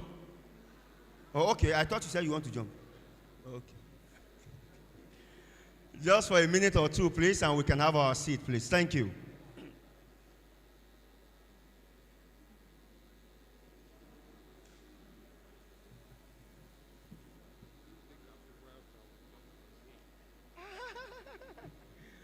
Okay. Apologies to our PHE professionals. I would have invited them to give us a few sessions, but I think that will do. Thank you. Okay, you can have your seat, please. Thank you. Now, distinguished ladies and gentlemen, the next presenter is here in the room with us, and I would like to invite him to please rise while I briefly go through his citation. Please join me to welcome Dr. Mustafa Ayodele Pukwala. Please rise while I read your citation, sir. The chairman and very distinguished participants standing before you this afternoon is Dr. Mustafa Ayodele Pukwala, the Special Assistant on Livestock Development. He has served as the chairman of Monitoring and Evaluation Team of the Presidential Committee on Technology Transfer between Nigeria and Czech Republic. He was also a visiting researcher of the World Bank-funded Africa Center of Excellence on Data Science at the University of Rwanda and Mississippi State University, Starkville, USA. He was an associate professorial fellow of global studies at the Center of Excellence on Migration and Global Studies at the National Open University, Nigeria. Between 2009 and 2022, he served as a technical assistant on research and development matters to the executive secretary of TED Fund. And from 2022 to 2023, he served as a special assistant to the executive vice chairman of National Agency for Science and Engineering Infrastructure, NASENI, in the presidency. He was also the pioneer chairman of the steering committee of the postgraduate training program facilitated by Forum for Agricultural Research in Africa, FARA, named Agricultural Research and Innovation for Africa, ARIFA. And this was in collaboration with over 40 Brazilian universities. He also served on the National Research and Development Foundation Executive Bill Drafting Committee and led the technical coordination of the 15-member technical coordination team of the Research and Development Standing Committee, comprised of 160 professors, captains of industries, and heads of government agencies, among other members. Dr. Pukwala has research and development work affiliations in the USA and across Europe. He is a fellow of Chartered Institute of Mentoring and Coaching, Nigeria, Fellow Institute of Chartered Economists of Nigeria, Fellow Development Practice Academy, and Fellow Chartered Institute of Management Consultants. He has coached and mentored over 1,000, both online and offline, local and abroad.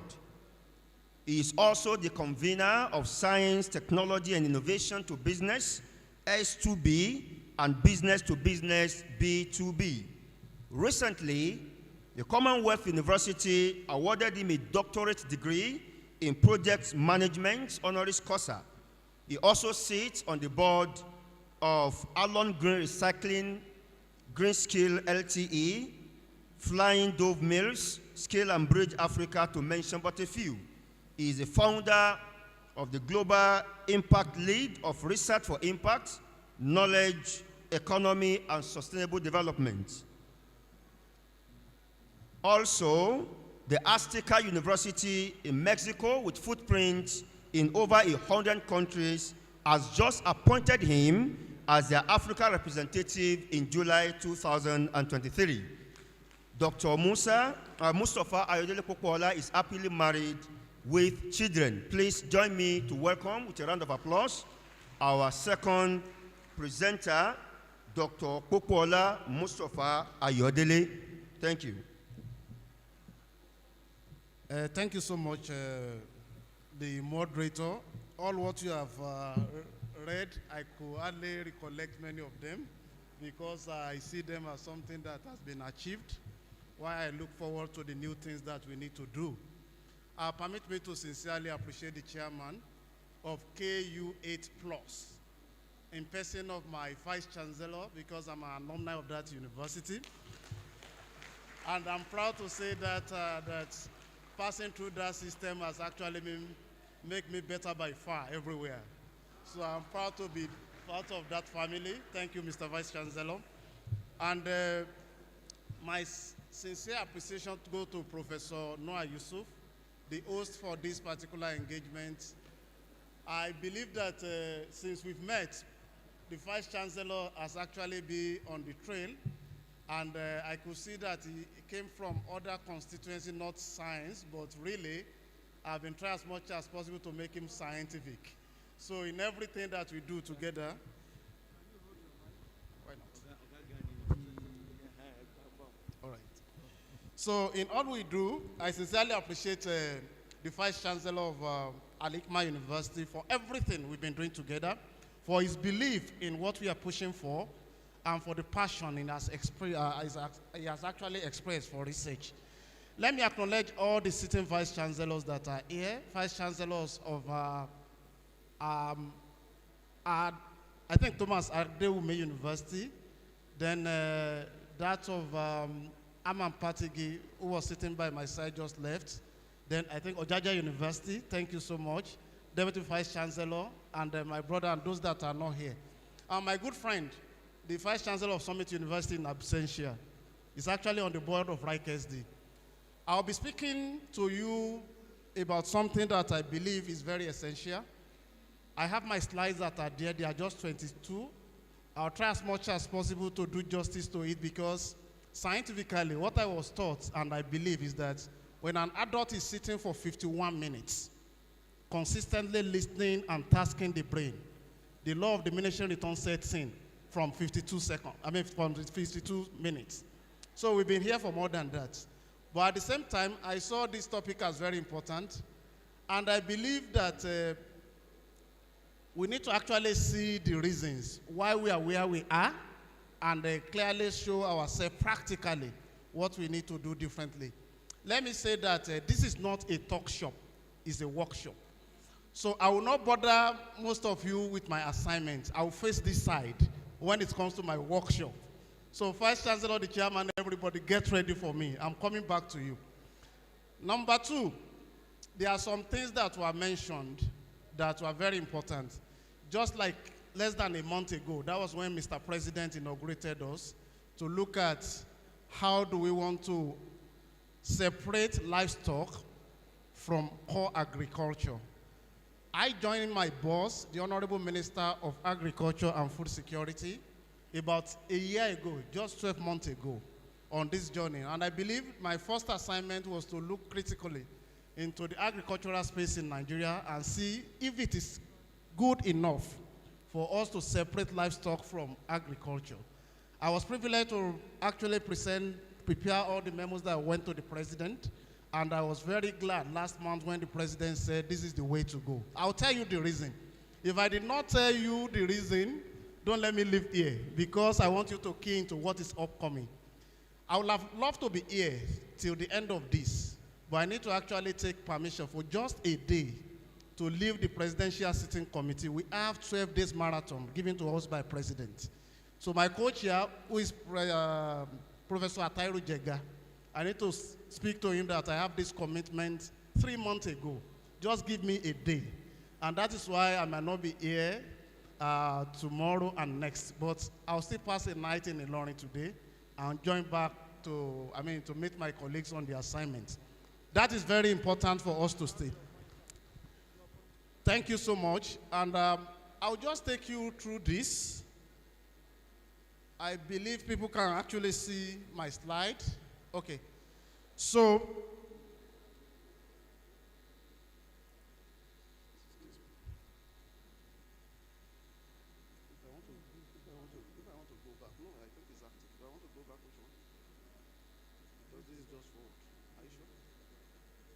okay.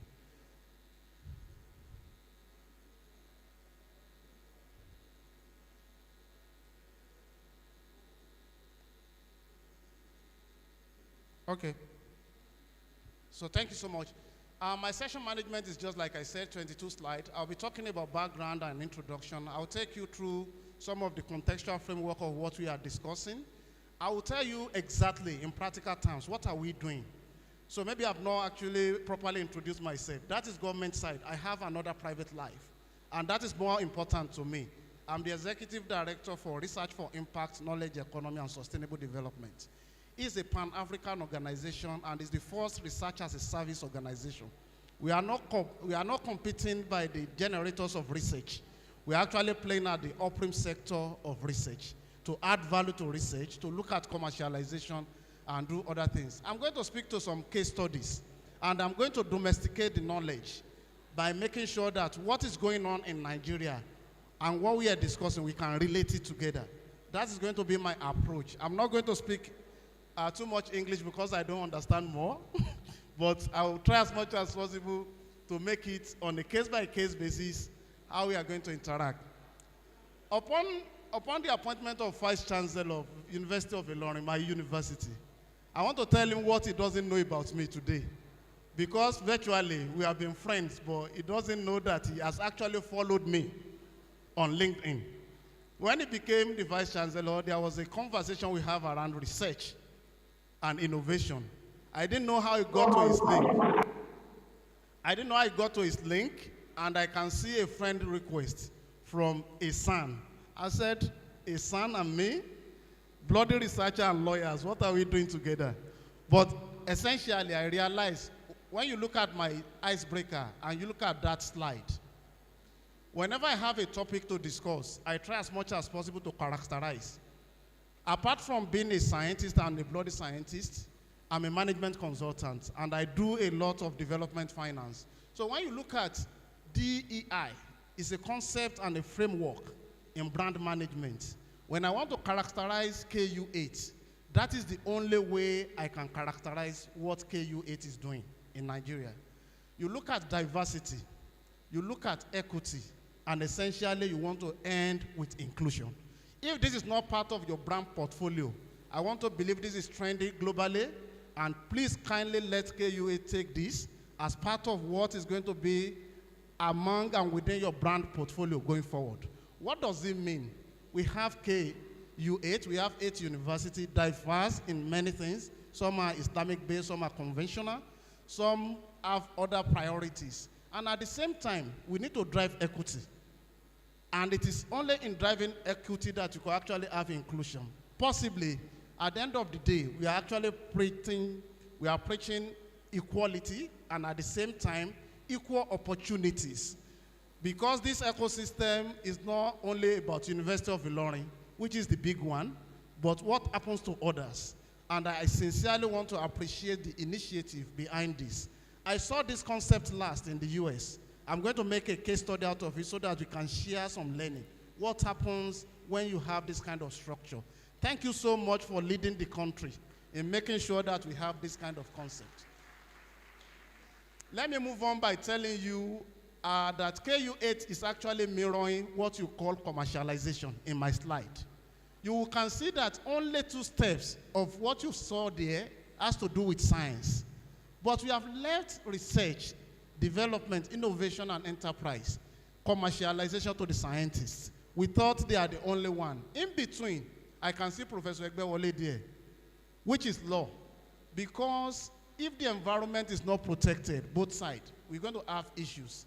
And you can see that it is only 2 ladders that belongs to law. But majority of what you have to do there actually has to do with business.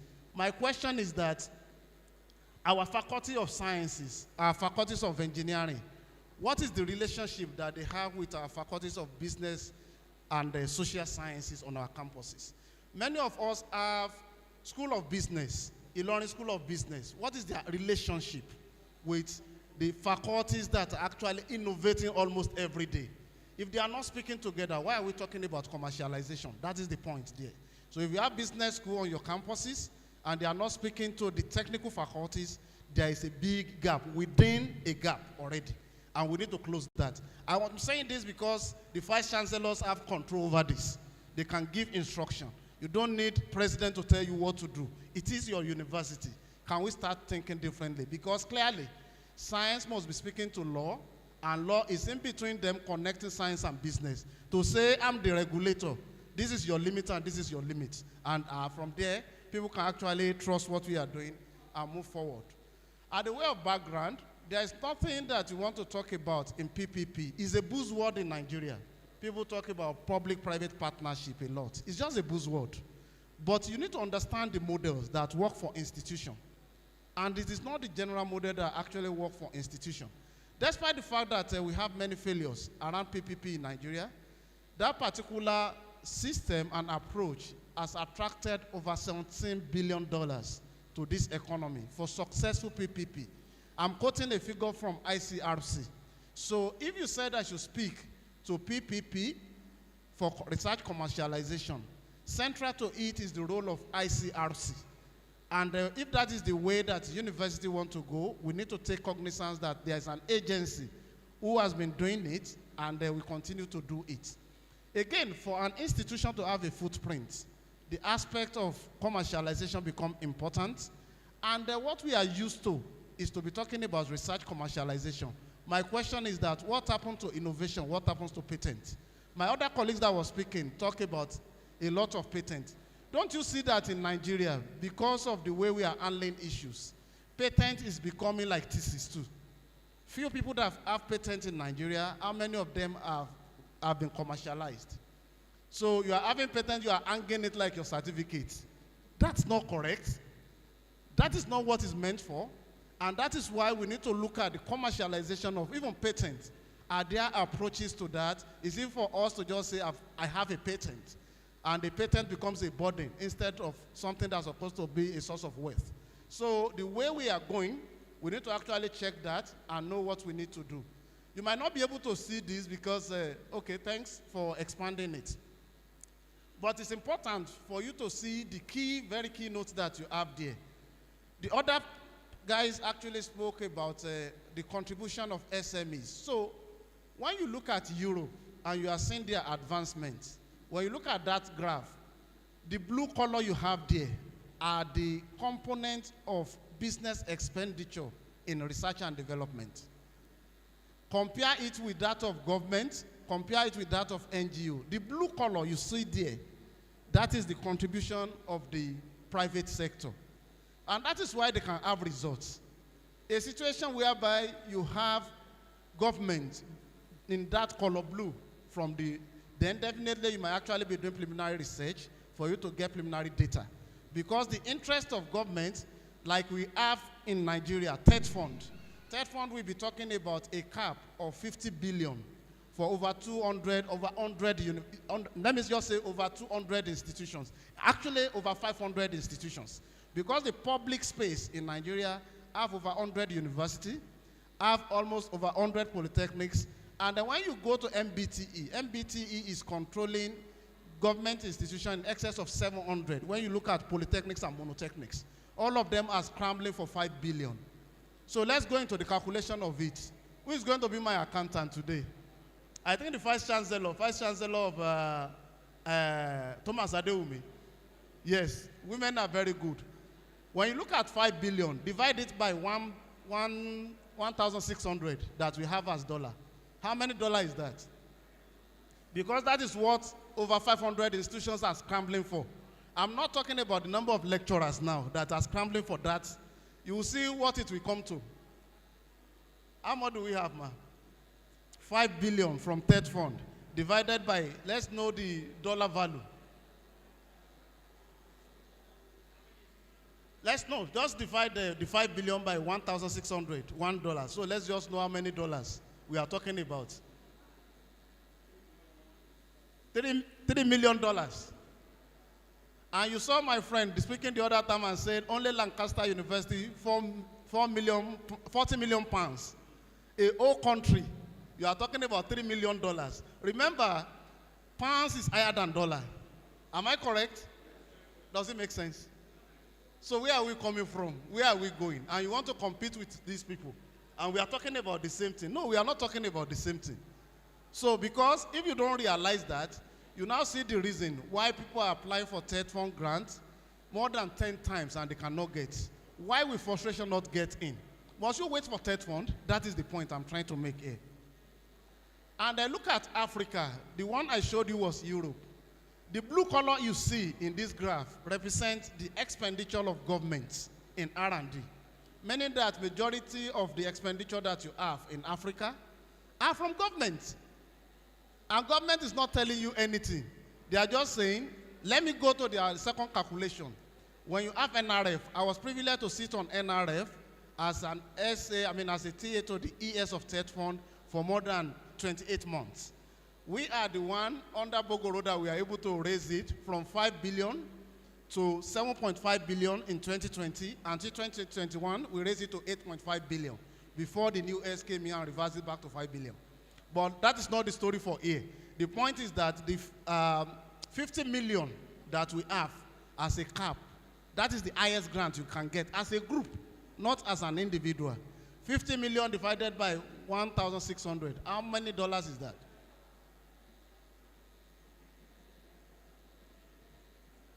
What do you have? 15. 50 million. That is the cap for NRF divided by 1,600, sir. $31,000. And that is the highest grant anybody can say in academia I want to look for in Nigeria. To do what? And you want to commercialize. And you know what it means to actually take something from zero and take it to a commercializable level. Again, the target that was set by African Union is that every economy, every country in Nigeria should have 1% of its GDP.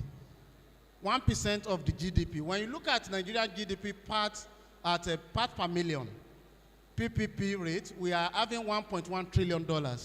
When you say 1% of $1.1 trillion, how much is that? About 100 billion.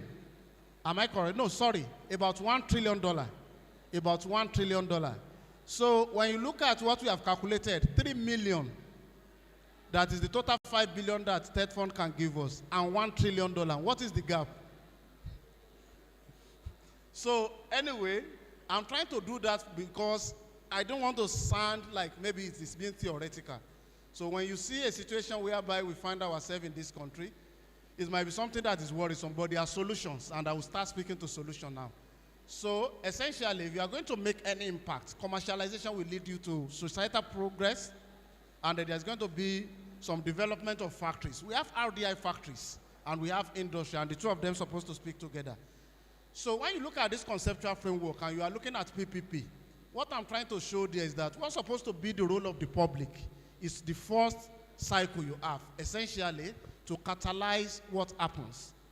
And then when you see that particular middle, you are going to see the role of public and private funding, which is essentially an investment area. And then the last part, which has to do with scaling and commercialization, is 100% private sector driven. When you are talking about the PPP today, university, academia must know what is their role. Then, where do we need to have an handshake? That is the public and the private, and what should we need to leave to private? In our scheme we have in Nigeria, and within the scope of the way we work, academia and university cannot do business. They can initiate business, but they cannot scale business. Reason being the fact that there are many reasons for that. There are limitations. We have resource limitation. So, and there are some people, all what they are after is that I need to make money, bring a solution, I want to scale it. So we need to realize where does our role start and stop based on the system we are operating. When we do a lot of copy and paste, looking at Europe, looking at America, and you just copy a model and you drop it here, many a time it will fail because the structure and the foundation of this environment are not the same thing. But we are missing it. We continue to say, I travel, I've seen a copy, and I want to. I mean, do you know what it means? Where I started doing my postdoc, my first I did in Europe, in Italy, saw it clearly that 60% of the fund of the university come from within the university. We don't wait for government for funding. And when I got to the US, I realized that in my university in the US, 98% of the money we are using come from our stadium. So when Trump was there and there are not money for research, we don't have problem because our stadium is there giving us money. Only stadium for American football. The model, the business model of the university and the research was built around that stadium. Let me say this to you. When they are playing football, you will see that when they are resting, they will go and get something like water. Do you think they are taking water? It's not water. It's a mineralized water that has energy component. It was developed in my university. As simple as that. And we look at it then and say, this can go to the world. We don't even know the number of quantity that is being sold. $1, $2 across the world. When you are actually tasking your brain as you are working as lecturer, if you are taking that drink, just some fortification of water, definitely you will not feel tired. You continue to do what you are doing, and you are replenishing what you are losing. That is just the simple technology. Look at, what do? We check the sweat of the athletes. We check the sweat of lecturers. We check the sweat of different category of workers. And we could actually evaluate what minerals are being lost when they are feeling tired. And we replace it in the water. And as you are taking that water, you are replacing what you are losing. And we are selling it across the world. And they say, oh, it's $1, $2. I say, yes, we love it. In the first year, we sold 17 million units. That's 17 million US dollar. And we continue that way. And we don't know where it has reached in the world again now. So definitely, it is not going to be something that is so big that you cannot achieve. That's my point. There are a lot of low-hanging fruit we are seeing. There are problems to be solved every day that we could look at. Don't look at the gigantic one that we don't have facility to do. There are some that we look at it is a problem every day. How do we get out of it? And let me quickly talk about the models. When you are talking about research and you are talking about PPP, the first type you can actually look at is that, okay, we have a design of this particular research outcome, and you need to build. The end point for that will be a prototype. A prototype has no meaning to a businessman. It is only you as a scientist, as a designer, that understand what you are saying. All what a businessman needed is an MVP. If you cannot make money from that prototype, it's useless to a businessman. It's useful to you, so you can keep it. And that is the language we are not speaking. Then when you look at a situation whereby you have to operate and manage any invention or discovery, what you are trying to do is to build a business model. That's going to be the end point of that. Then the moment you now introduce building and finance, then you have actually built a business case. That is what you can say to an investor, because you have not wasted paper alone, you have wasted money. Or you have not invested paper alone and your brain, you have invested money. You have a business case. So an investor can look at a business case. When you have now gone to the stage of designing, building, financing, and manage, that is when you can have a startup. In some countries, because of the availability of resources and the environment, you could have spin-off, you can have startup on campuses. But in Nigeria, I know clearly there are limitations because I've been around and I know I've been there, so I've been able to balance. What is the situation? Why is it that we don't have spin-off? I'll tell you some of them. Then you could actually build an enterprise. If you design, build, finance, manage, and operate, if you have gone to operational level of a business, an enterprise on your campus, it's a model of PPP. Again, if you are actually looking at concessioning a grown business, so definitely you can only concession a business. And finally, if you want to talk about privatization, you are talking about a venture. All of these is what universities need to understand to know where to play and where to start. If you don't know these basics and you don't understand it and you are just saying public-private partnership, it becomes so bogus and you will join the people that are using it as buzzword. They just talk about PPP. I know Professor Gbewole can actually talk, because in law, I think it's not a small joke. People specialize on PPP, very big. But people just talk about it, for our university we need PPP. Do you know what it means? Do you know how big it is? Do you know the model you need to follow? That is the essence of this. And when my friend was talking the other time again, you could see the advancement from double helix to triple helix to quadruple helix. At us, we have a novel model that we have developed for Nigerian case. and we call it a pentagonal nexus. When you have helices, helices can stand one by one. But when you have a nexus, there's an handshake. So what do we do differently? You can see that we go from being structural to more functional. At RIKE SD, an organization that I led, this was our first model that we develop and innovate ourselves and making it the first of its kind globally. Because this particular model is talking about function, not about the structure of what should happen. What happens there? Yes, you still have governments, but this time around, you have the industry, Abi? Then you have the academia. We are not talking about university. We are not talking about polytechnics. Do you know the reason? Somebody that is a provost in the College of Education today, and you see him in the morning, can become a professor in the university tomorrow. Somebody that is a rector in a private institution can actually come and become a vice chancellor in the public. So let us call it academia. It's a word on its own. That is part of the innovation. But we introduced two levels that are very important. The first one is funders. Many a time we discuss business of research commercialization and research design without funders being on the table.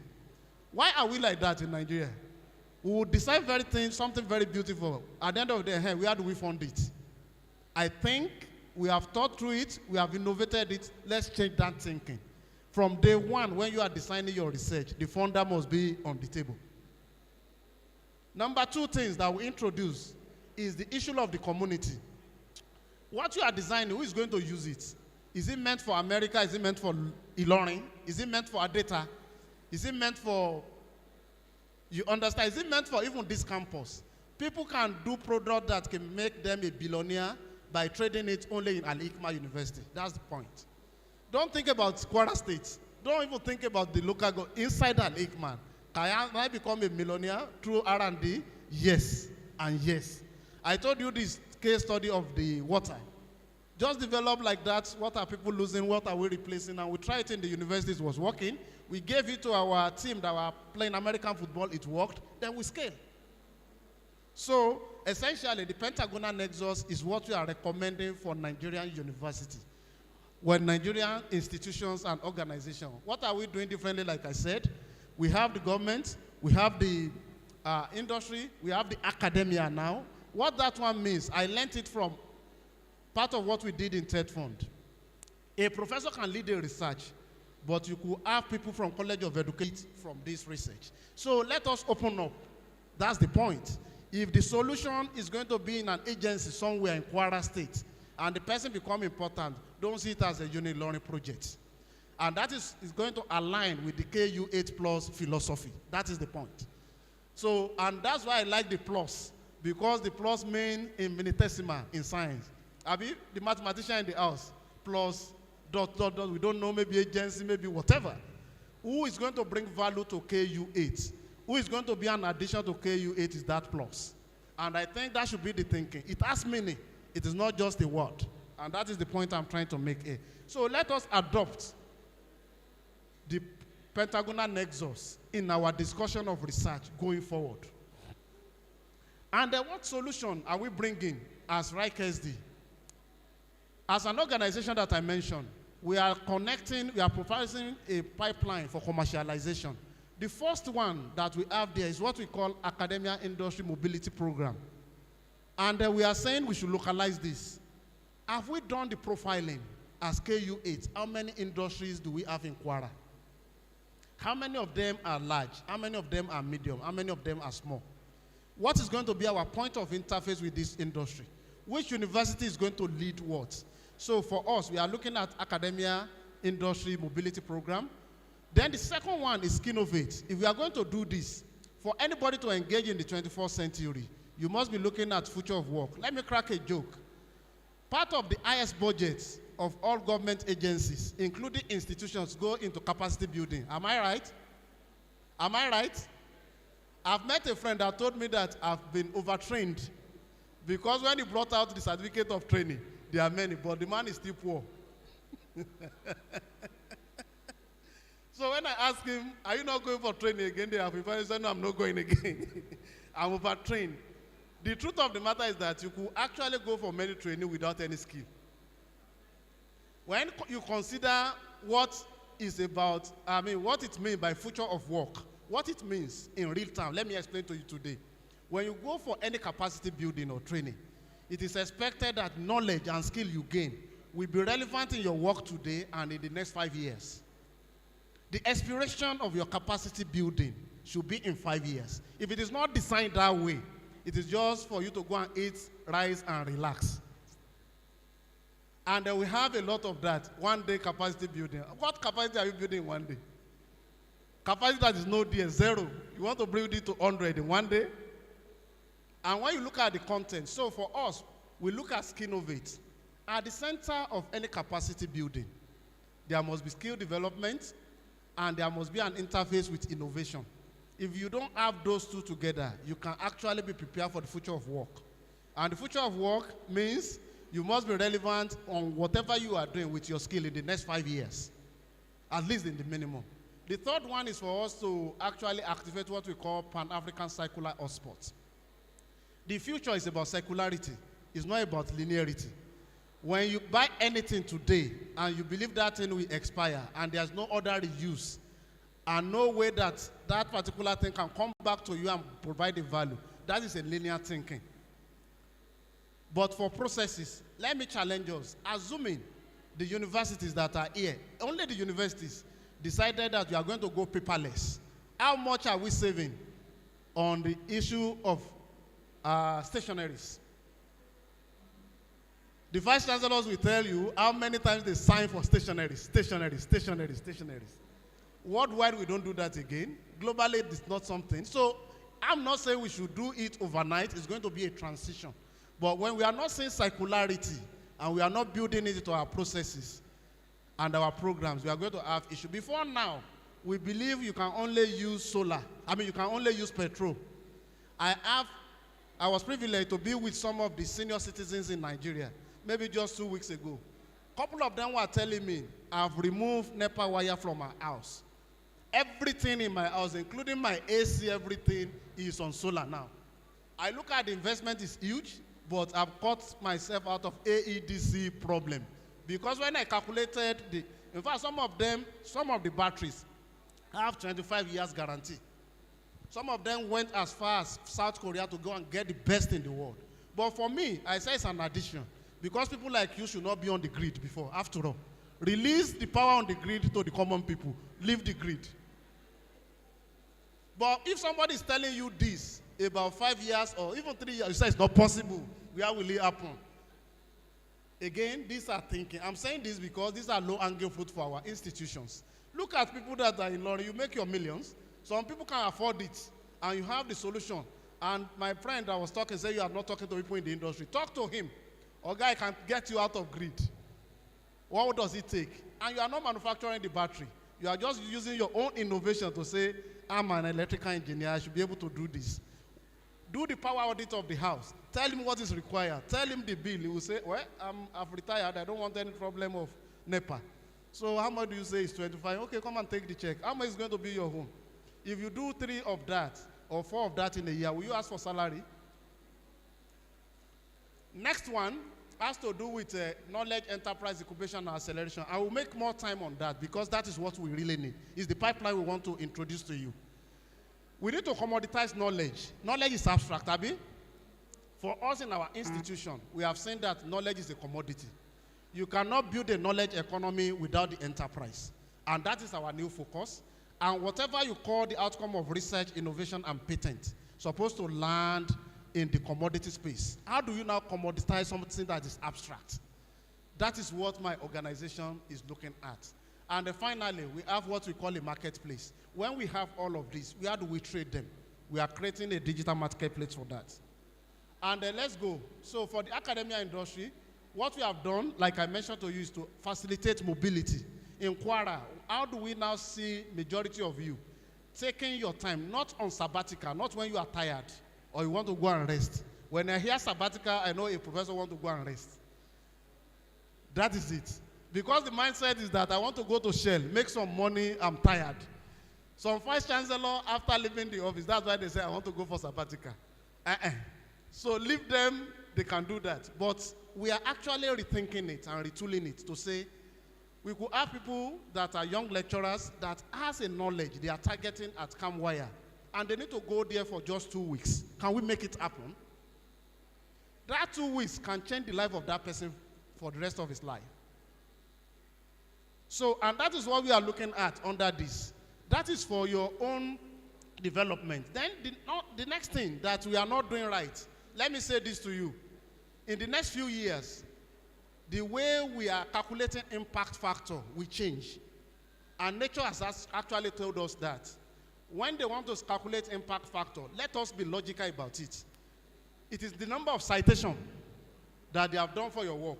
Who is citing your work? People in your own community. Is it beneficial to the world? No. People that you are speaking to that are public, that they're supposed to use and commercialize, do they understand what you are saying? No. Who is citing your work is the same cycle. Nature is telling us now that what will happen going forward is that social media will be the one that will be grading the professors because of their impact. So we are leading that engagement in Nigeria, and we have developed what we call research influencer teams on campuses. We have launched the first one with Base University on July 11th. We have very young and vibrant people, whereby, you know, in the past, you talk about foot soldiers. Today, what we have in the youth are the finger soldiers. What they can use their finger to do with their phone, majority of us cannot do it. So how can we affect these people to give visibility to you? We are creating an ecosystem whereby we are launching research influencer communities on campuses, whereby the young lecturers, the students are actually going to be at the departmental stage and faculty stage and be able to give global visibility to your work, so that the ranking of our university can start improving. You don't have time to do social media, they have the time. So when you look at our social media content in Nigeria, what are you going to see? People dancing, Abi? They are going to be showing you how they are hitting, how they are dressing. Can we retool that and make it more useful to make sure that at least for the campuses where they are, they try as much as possible to promote the research work that are going on. We have done that with Base University. We are ready to do it with KU8 and some other universities that must be of interest, and tell you exactly how these people can assist you and how you can assist these people. When they are posting and people are reading it, the numbers of views they are having is an addition to their handles. And to you, people begin to know that you are existing in Al-Hikmah University globally. So we are clear about that, and we've already modeled it, and we are going to do with University of Abuja and Unilag. I hope KU8 can actually let us do this together, and everybody will be happy. Then for Skinnovate, do you know that majority of the people, when they leave school, because of the skill they have, they believe they need to work for government or private sector. For the first time, we tried to analyze it, and we saw that the highest paying job in Nigeria are actually people that are working for development partners. Majority of them are actually being paid in dollars. Many lecturers are here, many researchers are here. They have no entry point to work with any international organization. So we initiated a course that is on development studies with Base University. We are going to co-certificate it. And what are we exposing people to? The first phase was 3 months, and the first phase, actually, we're going to have the graduation, I think, on August 17th. We've done it for about 6 months, and people that have facilitated are across the world. What are we doing? We are looking at your skills as a lecturer, and we are exposing you to international organization so that you can have your legitimate size hustle. When you're on your desk, you can be consulting for FAO. You can be consulting for WHO. You can be working for UN while you are still lecturing.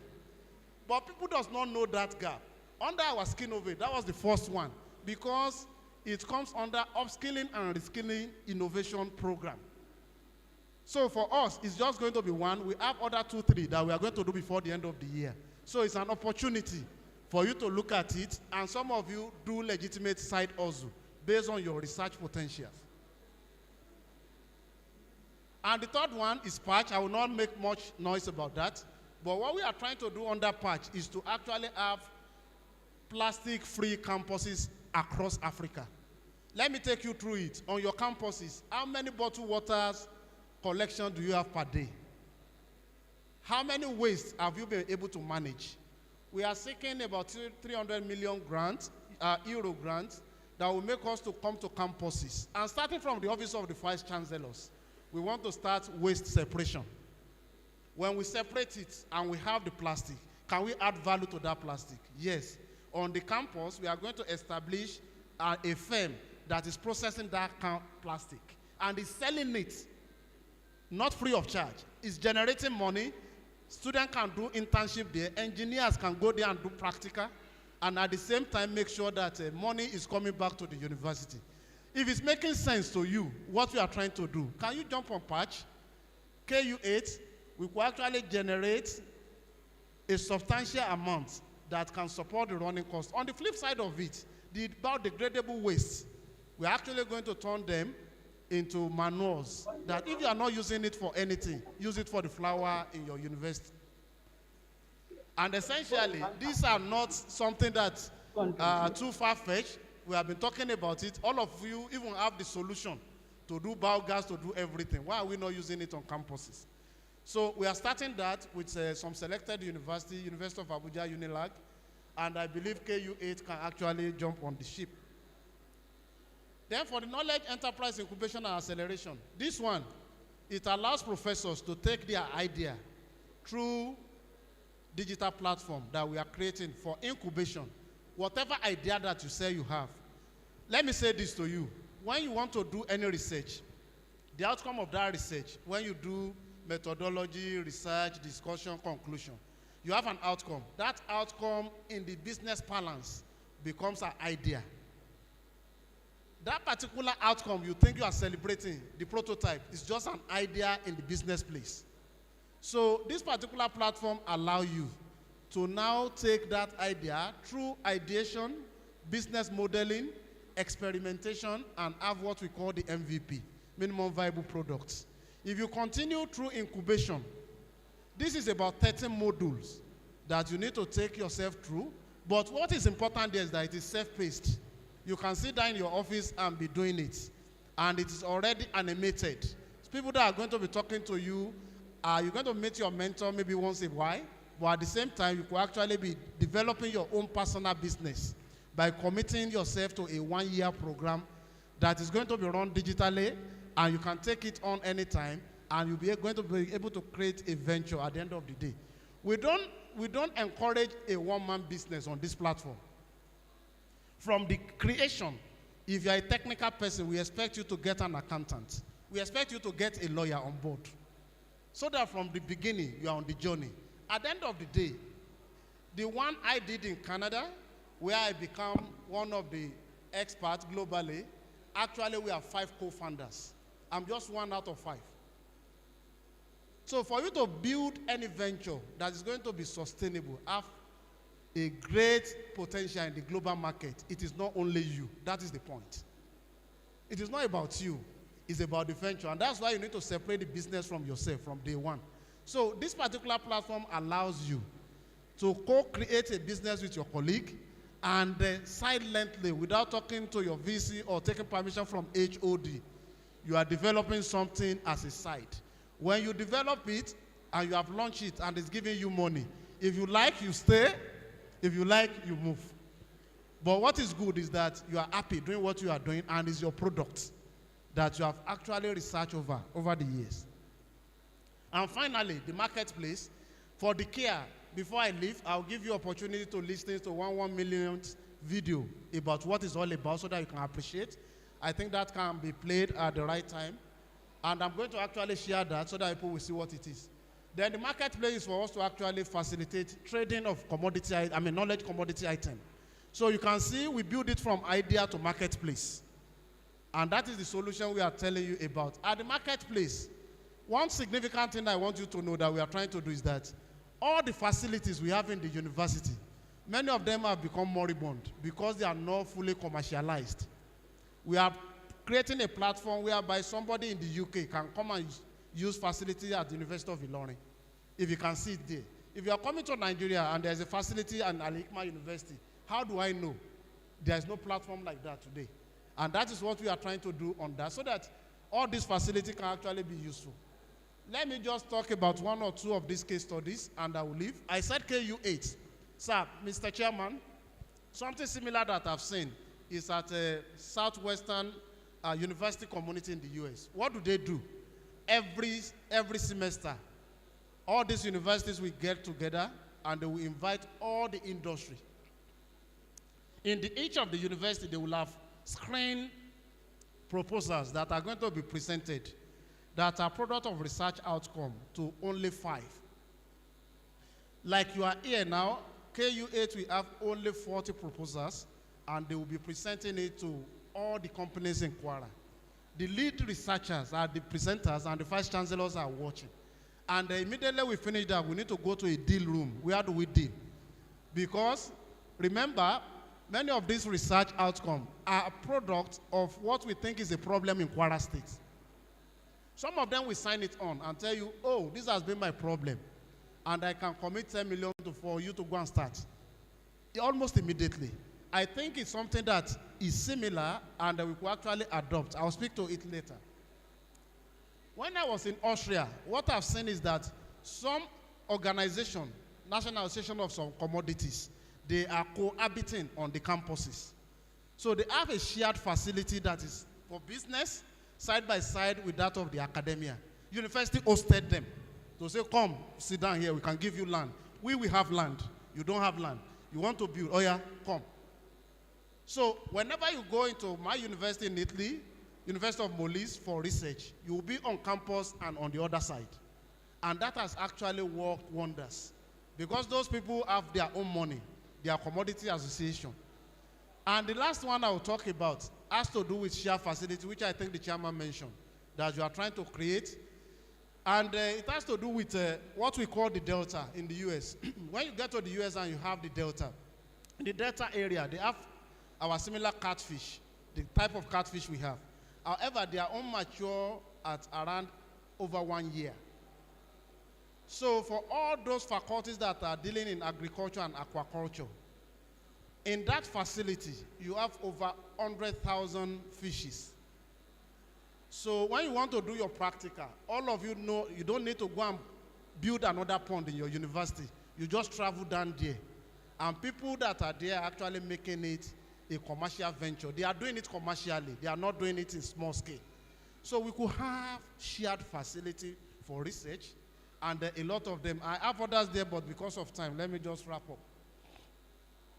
And in actualizing what we are talking about, just early this year, March, we look at the silos we are talking about. And you said, I mentioned to you that my organization is about solution. We now said, part of the problem we have in this Nigeria is that a lot of people are doing things in their silos. So we initiated what we call Research Development and Innovation Coordination Center for Nigeria. That particular program was actually sponsored by FCDO, and it was launched. It was declared open by the Minister of Science, Technology, and Innovation. We have over 200 institutions across Nigeria, academia, using our pentagonal nexus, including MTM Foundation. We were there, and we were seated for 3 days. Do you know what we were doing? For the first time, what I learned in the US and other places is that when the president speaks, or a vice chancellor speaks, or a governor speaks, it's a directive. It's not joking.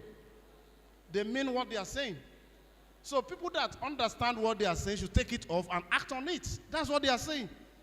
They say many things, but they are speaking to different caliber of people. So when the president came to Nigeria, I mean, the new president was talking about 8-point agenda. I've been noting it, and I have this experience in Finland, where you have their National Assembly. By the side of it, you are going to see University of Helsinki having a postgraduate college. Inside that postgraduate college, all the top researchers in the country have office there. When they are discussing their National Assembly, their parliament, and there's an argument or any technical issue, they just say, go and call Professor Sob and let him come and tell us. It is not securities and the police they put on the side. It is research institution. Many Nigerians that goes to do postgraduate there, we have opportunity of even listening to policy making. And we are not doing that. Okay, so if we are not coordinated, how do we move forward? When I was in Third Fund, immediately we are leaving. We got Nigeria to Science Granting Council. And the first offer that came to Nigeria is $1 million Canadian to strengthen R&D. Do you know what? There is no platform in Nigeria where that money can land. Nowhere, nowhere.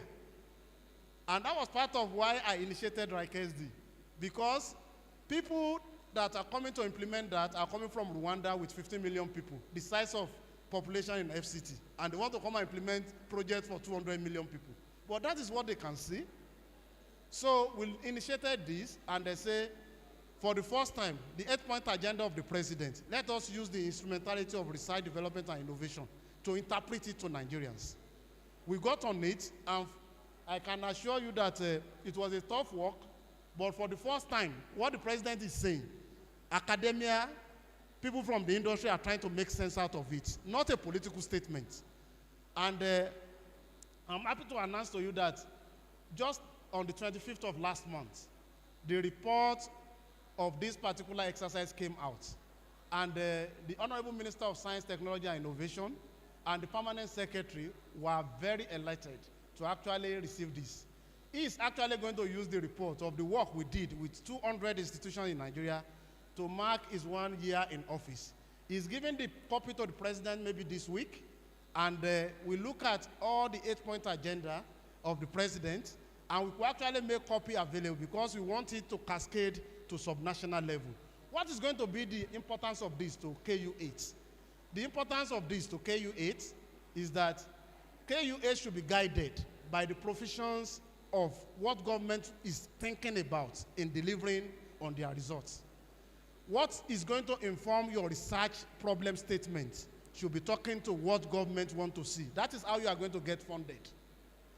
But if you are the one in the corner and you are just doing anything you like and you are not guided, so that report, based on this conversation, I can make copies available.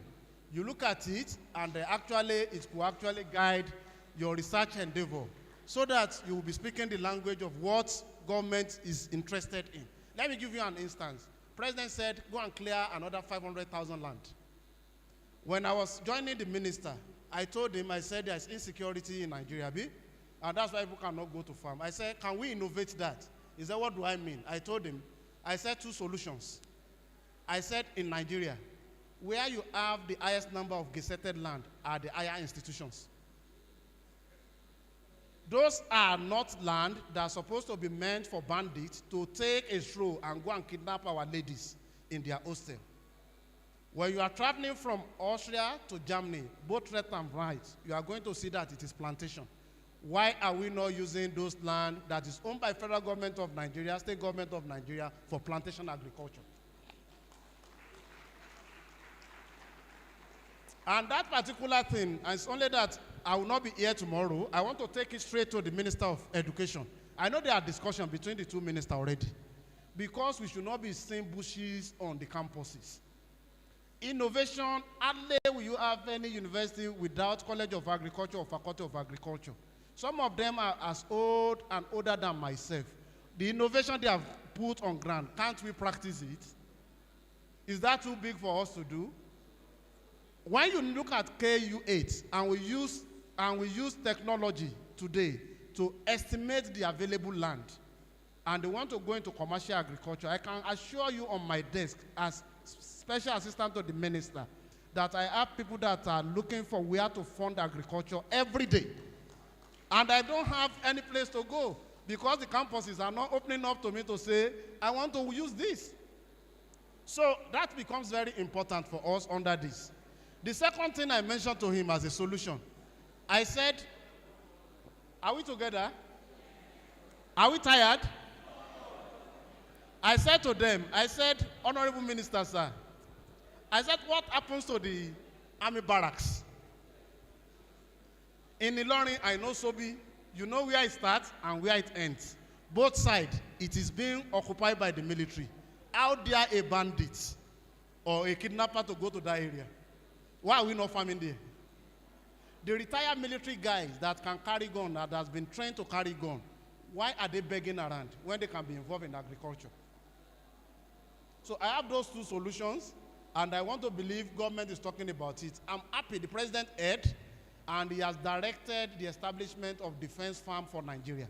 All where you have the defense system in Nigeria is under the chief of defense staff. Farms are going to be on all those regimented areas across the country.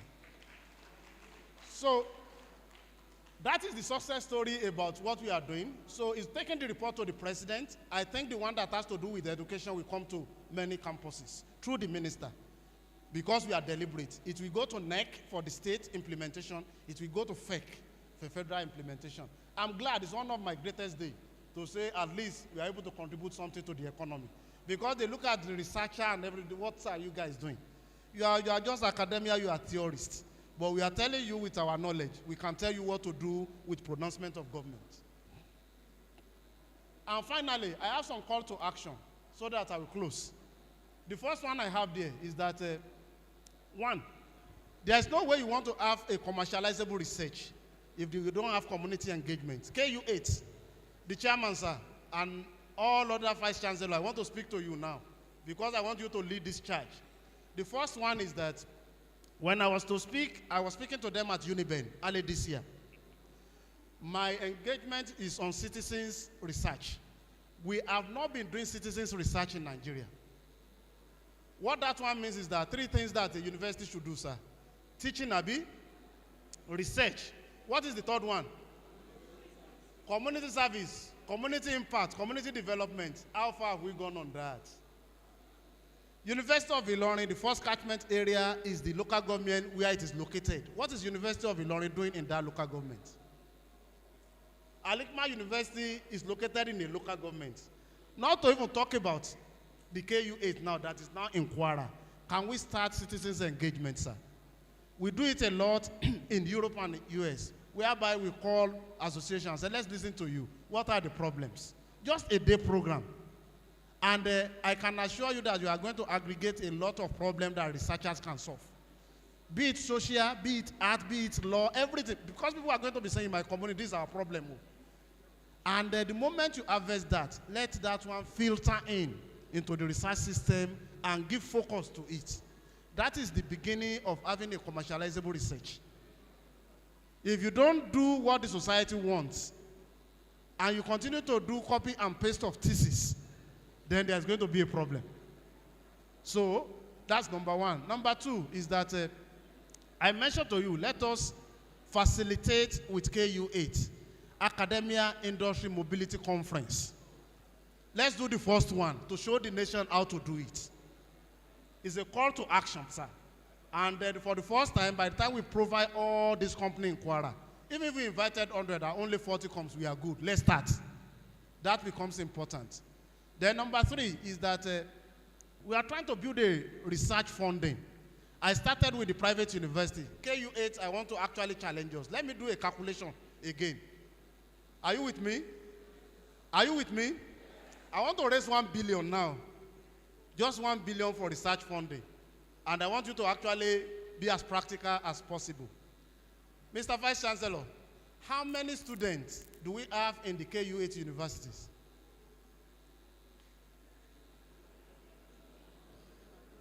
Like, no, just a range, sir. All the KU8. How many students?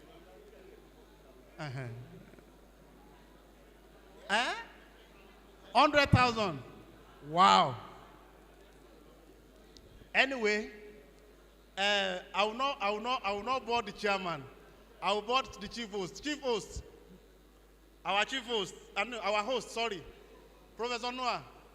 By next week, I will be asking you for that statistics in real time. That's a take home for our vice chancellor. I'm giving them assignment. No be workshop. So I know they will give me that particular number.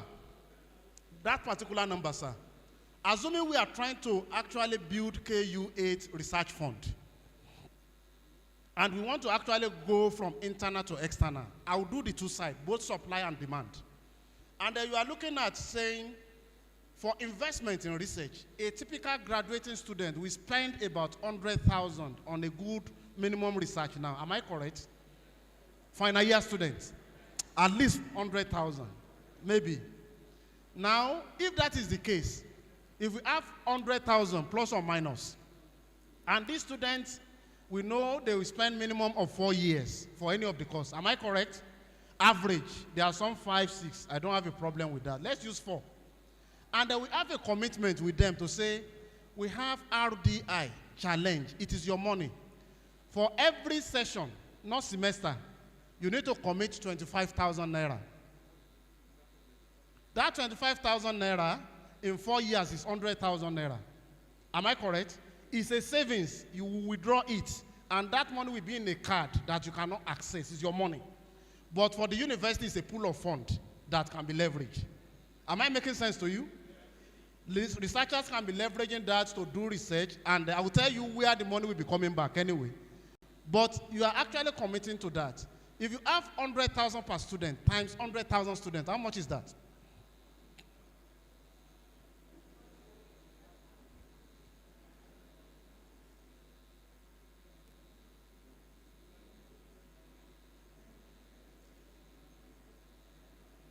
How much do we have? 100,000 times 100,000. Eh? How many? Your calculator cannot calculate it again. Eh? 10 billion. 10 billion. The chairman, sir, if you have 10 billion research grant today, are you not going to make a difference? Are you not going to commercialize value? What we are saying is that accumulated savings. And what we are trying to do now is to say it's owned by the KU8. 10 billion is standing.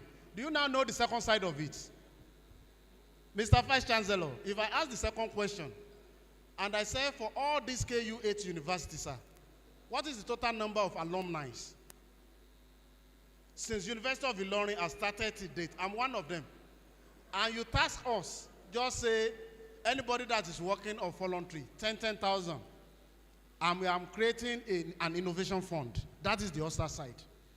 That 10 billion we said, I will not expect you to spend it. I will use it as a matching grant to attract another international grant. So that at the end of the day, I will have 50-50, I will have 20 billion sitting. Let me say this to you. In Uganda, 57% of their national funding in research and development is from international. If I cannot do for the country, can we do it with KU8?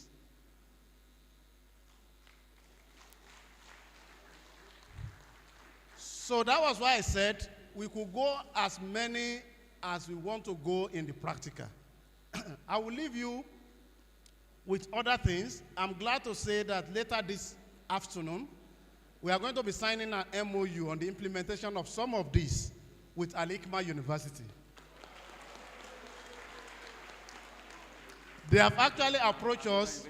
They have actually approached us and they have attended some of our sessions.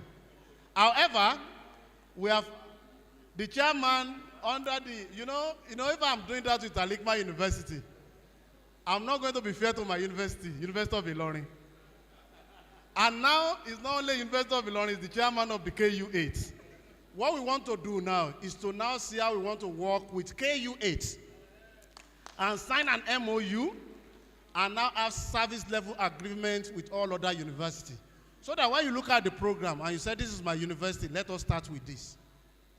But the one that has to do with fundraising to have our own research grant is going to be KU8.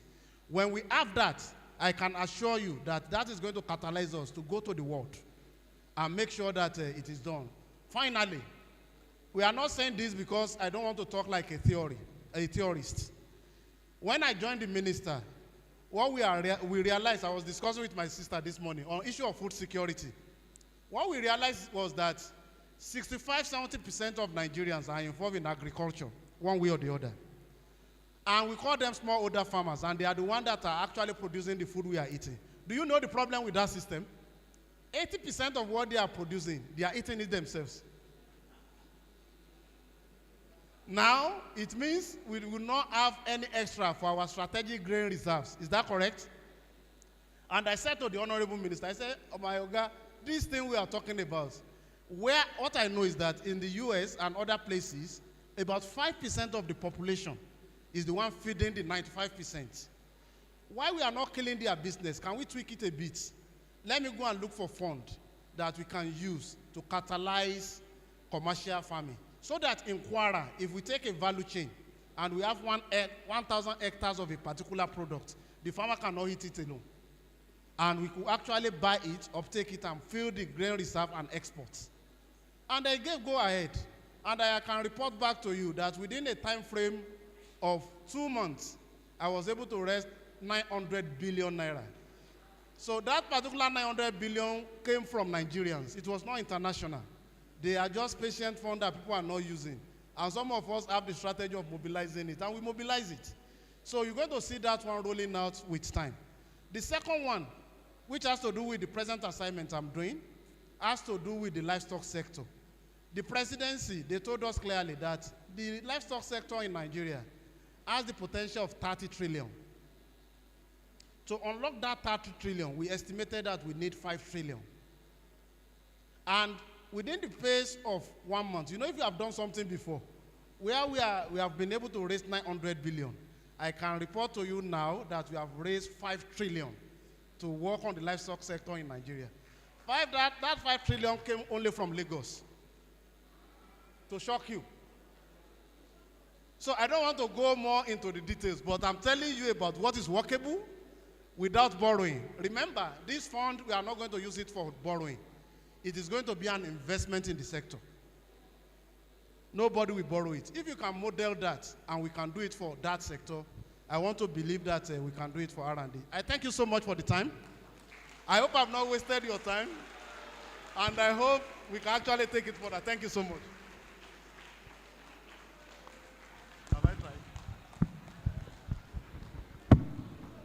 Distinguished ladies and gentlemen, if you are big, you are big. There is no cosmetic way to bigness. The University of Ilorin is not the better by far university by mouth, but as you can see, not only is the chairman of the KU8 consortium sitting on the table with 2 of his loanees to other universities as vice chancellors, that's in the process of Professor Noah Yusuf, who is on loan to Al-Hikmah, and Professor Jalil Ojuade, who is also on loan to Ojaja University from University of Ilorin.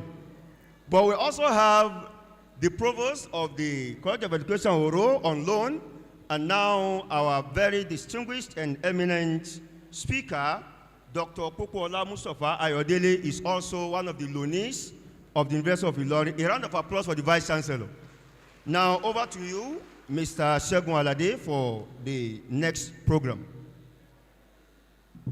Well, all right, thank you very much. Again, distinguished ladies and gentlemen, it's been a very wonderful time together today.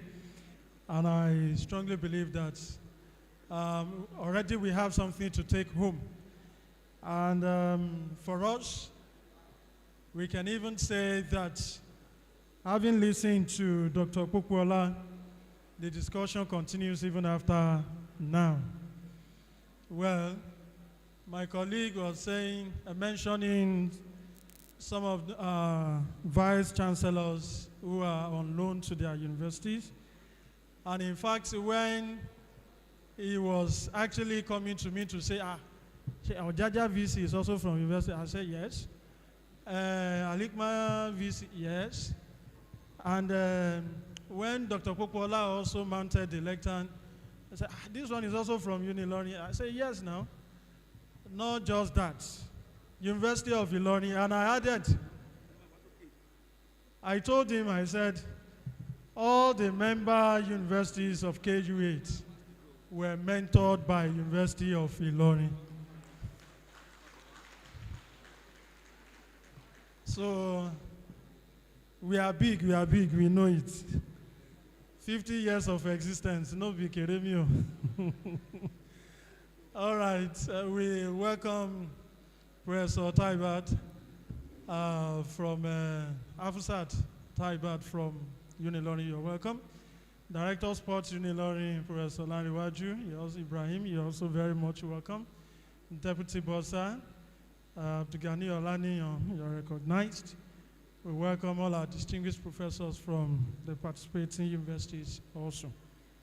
And ladies and gentlemen, while Dr. Pokuola was delivering his paper, we were joined by the Vice Chancellor, Landmark University, Professor Kolawale Oluseyi Janaku, ably represented by the Director, Landmark University Center for Research Innovation and Discovery, Professor Dada Adewumi Oluwasegun. You're welcome, sir.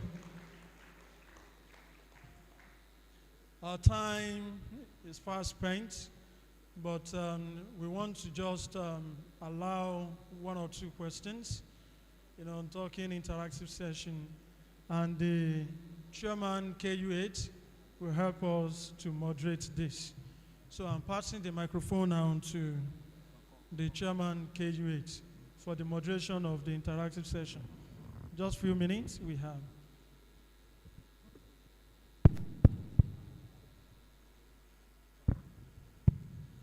On behalf of all of us, I want to say a big thank you to Dr. Pupola and Dr. Akanimo for the facilitation that they have done today. And another round of applause for the wonderful job. I just challenged Dr. Pupola that everything is revolving Abuja, Abuja, Abuja, in spite of the fact that he's a product of Ilorin. Now he's back home and you are going to tie him down here. Yes, we have listened. I don't know if you have comments, questions, and suggestions, but what we are taking home is that there is need for that linkage, and he has also created the opportunity for us to start from somewhere now. So it's indeed, it is not a talk shop, it's a workshop, and we'll continue to work on the talk. Yes, one, if you want to comment, raise up your hand so we can give you number. Number two,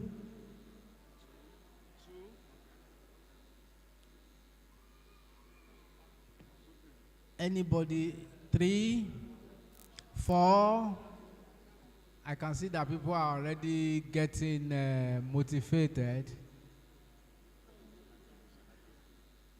So first round. Okay, so please just introduce yourself, your institution, and straight to the question. Thank you. Dr. Mustafa Toyin Sambe is my name, from Summit University. I should like to congratulate all of us in KU8 Plus. But I want to appeal, mine is by way of appeal to Dr. Mustafa Kokola, that can we look with KU8 Plus and see a cascading of this kind of presentation by inviting maybe deans, HODs, and student association in various KU8 plus universities, so that we can have multiplier effect and we can think outside the box and add value. Thank you. Thank you very much, sir. The next speaker.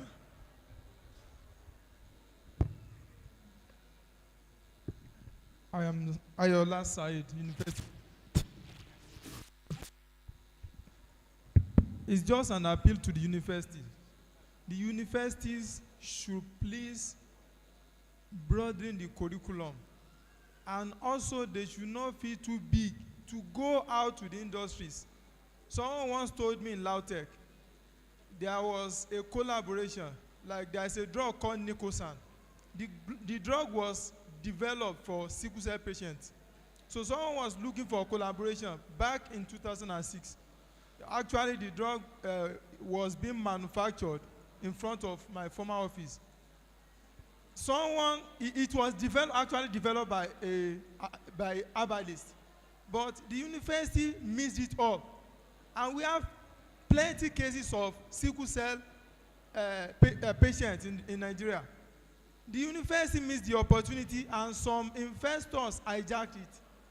And at the end of the day, Nicosan is nowhere to be found.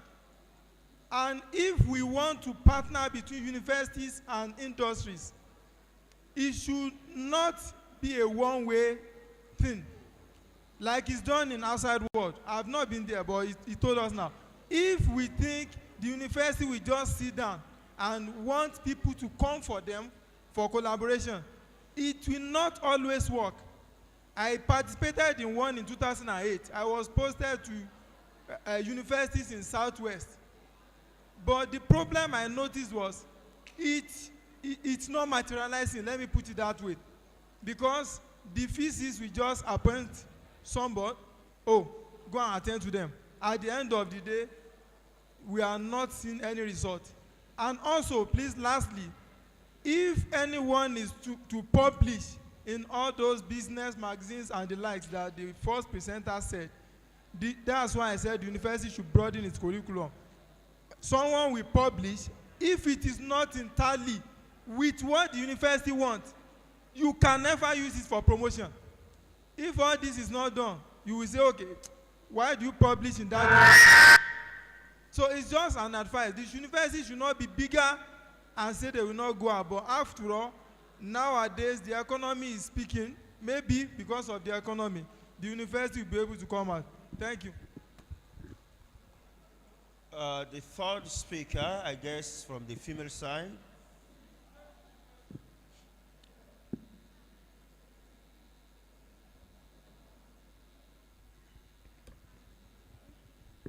Assalamu alaikum wa rahmatullahi wa barakatuh. All protocol duly observed, distinguished ladies and gentlemen. My question goes thus, sir. With the information about the GMO food, that is genetically modified food, sir, I want to know what is the government doing to ensure that those seeds do not go around the country, because I understand that in the nearest future, we are going to have abundance food supply. What is the essence of having an abundance food supply that is dangerous to human consumption? That is my question, sir. Thank you.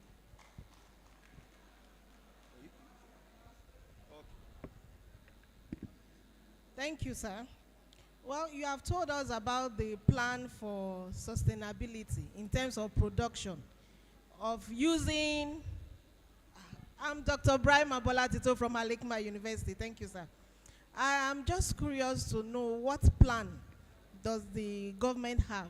Because these measures you have told us about are temporary measures. Hopefully that in the long run, we'll have abundance of products. But the most prevalent now, this is a government project. For the locals, what is the government doing regarding food sustainability? Thank you. Hello. All right, I think that's all. Over to the chairman once again, sir. Dr. Akanimo, are you still there? Do we have participants online still there? I am here. I'm here, sir. Thank you. Online participants, we're here, sir. We are here, online participants. Do you We have are here, questions? sir. We are here, sir. Do you have questions? I also have comments, sir. Okay, go ahead. Thank you very much, sir. I'm Dr. Bello from University of Ilorin, sir. My comment is addition to what the second speaker just gave us and part of what the first speaker said, sir. If we really want good research, sir, I want to also put it forward that the VCs of our university should please help us with time. Time is not on our side most times. To have good research work to do, to combine this with the main academic work. At times, the research don't always fall in line with when you are on leave. So there's always need for us to have a quality time to do a good research work. Thank you very much, sir. Any? Yes, sir. Yes. I am Nafisa Atadido Koshitu from Educational Technology Department, University of Ilorin. I want to direct my comment to the last speaker. I want us, and to all the listeners, that if there's a way we can come up with strategies that would help researchers that will help researchers who are striving in their individual capacities to hone their skills and to bring forth thoughts to material commercialization purposes for social impact. That would help the upcoming researchers and will help even our students that have wonderful ideas that can help our country develop. We should stop relying heavily on foreign technologies. We could start with our local ones, but when there's no support, someone just mentioned that some people came up with a medicine to help sickle cell, but it's nowhere to be found again.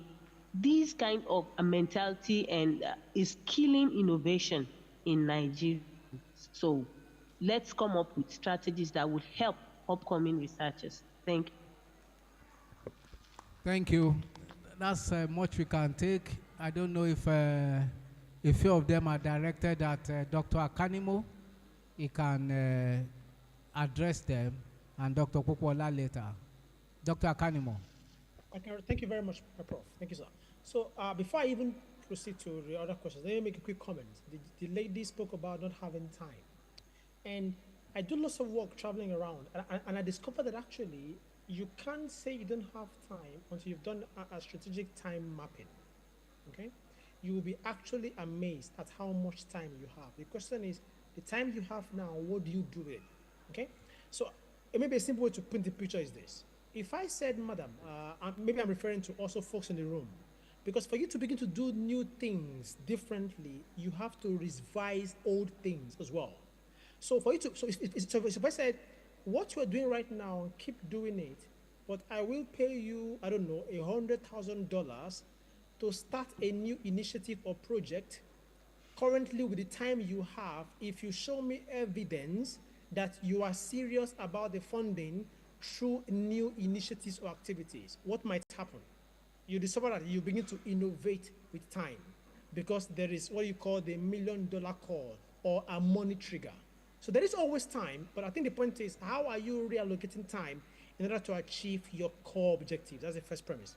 Second premise is, if you notice in my presentation, I tried as much as possible to focus a bit more on the individuals of helping you to bridge the gap between academia and industry, and it has to be an intentional approach. So what are you doing? Focus on attending international events that puts you in an environment for where you have business professionals. How are you focusing or driving in their own space? For example, as simple as simply inviting them to give a guest lecture as a CEO in your current class. I can't imagine there is any vice chancellor on a high table right now that would say no to a lecturer on campus inviting a CEO of a company to come and give a 20 or 30 minutes guest lecture to his students. They will say no to that. That is intentionality. And at the end of the guest lecture, you say, Augusta, as it happens, I'm doing research in this particular area. Can we have a collaborative engagement on how we can work together? These have to be intentional. The people spoke about how you're focusing your own research or your work streams and how you're intentionally engaging with industry. If that is not, it can become organic. And in fact, while the Vice Chancellor can put all the things in place to make it easy for you to engage with industry, except the individual academic understands the importance and the capacity they have by doing it themselves, then it also becomes a problem. Which is the reason why, as a matter of fact, I think right now, there's currently an FCDO funded project, I'm project managing, and it's called Stimulating Sustainable Entrepreneurial Thinking in Scientists. And the idea is, it's actually like a 2-month program. It's very comprehensive. And as a matter of fact, I think there are actually some current staff members from Summit University and also University of Ilorin actually currently on this program. And you can find out from this staff, what has happened to them in only a space of 2 months has been astronomical, because they learned by doing, not theoretical. So a simple example, I'll tell them, okay, guess sir, your last published paper that you published in a particular paper, write a 100-word post on LinkedIn. on the back of the paper and post it. These are what this we're doing on this particular program. It's very practical, it's very intentional. If you ask the average academic, can you list for me the top 10 international organizations that give funding in your field? I've done it several times. Very few of academics can actually list up to 5. So the question is, how can you be looking for money and don't know who gives money? So on the program, we actually get them to do simple research, do a spreadsheet. On my laptop, I have an Excel spreadsheet of the top 50 international organizations that give funding. I know when they give funding, why they give funding, who they gave funding to before. I know what requirements they require, what documentations they need for the next funding. And so we make these participants on the program who are actual academic do a small research. And if you don't have time, look for a smart student. There are so many students who will happily engage with you just by you engaging with them to help them to both grow their own profile and CV through internship with you as an academic. It all boils down to intentionality and strategy. I think I'll stop at that point. Thank you so very much. Dr. Kokwala. Thank you so much, the chairman, and thanks everybody for your kind words. First and foremost, on the multiplier effect of what we are doing, I want to believe that the chairman of KU8, when we mentioned it, he actually nodded his head. It's part of the first thing I mentioned, that can we look at another conference that will be specific on this subject matter, so that whatever the scope of what we want to do, again, it's going to be a workshop, so that students will take their own, faculty members take their own, and will allow the leadership to focus on their own. Everybody will know, and we will actually model immediately what can happen within that ecosystem. I believe in value chain thinking and ecosystem approach. That is how I try as much as possible to achieve whatever I want to do. So I think it's doable, and within the framework of what we said. In fact, what I forgot to say initially is that standing from here, I usually like to see clearly implementation, Abi. We said these are recommendations. Recommendations are made for implementation. Implementation are made for actioning. So action point now is that I will humbly request that we have a technical working group that we immediately be inaugurated by the KU8 that can actually interface with RIKSD, so that we can start action almost immediately. So a lot of discussion, everything, you can't bore all the vice chancellor. People will do that work, and we can get back to action. I agree, Tan and Gan, we just have to have an handshake. You know, it has been, I learned it when I was in third form too. My boss then, we said, we have mutual distrust. Academia does not trust. Who are these people? Those people are saying, leave them. They are not interested in making money. We don't even need them. They are professors now. So we need to meet at a point. That's what we are saying. Generations are changing. And that's why you see majority of the people that are actually big billionaires, some of them are dropouts. They just look at the forward of the classroom and they can't see solution. They say, let me go out first. And if they have that, they can now come back to Harvard. I have a friend, very good friend. We went to school together, and immediately we left higher institution, he went into contracts. Today he's a multi-billionaire. Do you know what he did? Just last December, he just picked up and said, it's time for me to go to Harvard. They said it's $20,000, he paid once. And went to Harvard. When he got there, he met many of the senior citizens in Nigeria doing the same course with him. He came back to me and said, Prof, you are a professor, you are a PhD, have you been to this place? I said, yes, I did, but I was sponsored by you and then. He said, no, I sponsor myself. The point is that you can meet anywhere. He has started where all I need him to do now is to drag him back to the alumni cycle that I'm talking to KU8 about. Endowment chairs in the United States is attached to your professorial title. That's why you see vice chancellor in the US, they are answering doctor. You are not answering a professor if you are not sitting on any chair. And within KU8, in as much as that is their system, is different from our system, we can start looking at how many of these people that are big, they are ready to say, Mr. Vice Chancellor Unilorin, talk to me. I'm impressed to even donate. We've seen it in UI. We need to activate that and let us target it to innovation. The third person that was talking, we are not talking about only research as a researcher. Even if students have innovation, that fund we are talking about, that's why we call it RDI fund. If you are in 100 level and you have something that is inspiring and you want to go along that path, the system, the funding will support you. It is not money for lecturers. Like I said, it is your money, but it's like you are investing into your future. So the money will not be sitting. The money can be used to drive innovation. Who says from University of Ilorin, 100 level students cannot bring about something that will give the university billions?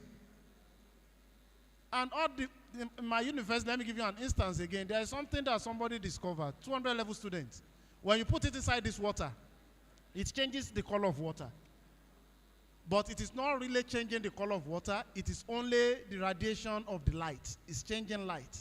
And research has told us that depending on who you are, there are some color that naturally energize you when you look at those colors.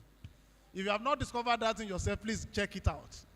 When you see that color, you feel, even if you are distracted, when you see that color, you start. So he got that, and when you put it inside the water, it just changes. That is the only thing it does, sir.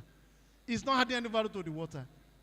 Do you know, sir, within 1 year, within the US, we sold over 1 million units. Each unit go for $5. And the university now, through what we call idea shop, we have an idea shop. Now make sure that they form a company for those students. And they are still students. They don't even know how much they have in their account. The university just told them, you can still innovate on this thing, it's making sense. They just put them automatically on scholarship. You understand? They just know that everything, parent is not paying anything. But they are not telling them you have $5 million, not to let it get to their head. They form the company. When they now get into graduation, as at the time they are leaving the school, they have over $50 million because we are already selling the product to 17 countries on their behalf. So they can't do that on their own. What we just did was that the product was just sent to the business school, and they have some people that do some research around that, and they expand it. So what we are saying is that it's not for lecturers. It's an innovation that anybody can actually link on and create a system. Because of time lag of R&D, that's why innovation is very key. There are some things that you have discovered, you can rediscover it. That is innovation. And you can add value. So I don't think time should be a problem. So somebody was talking about food security and sustainability. For food security issue, well, it's an inherited problem. And all of us should take responsibility. One quick win of what government is trying to push now is home gardening, is everybody to contribute to the food security system.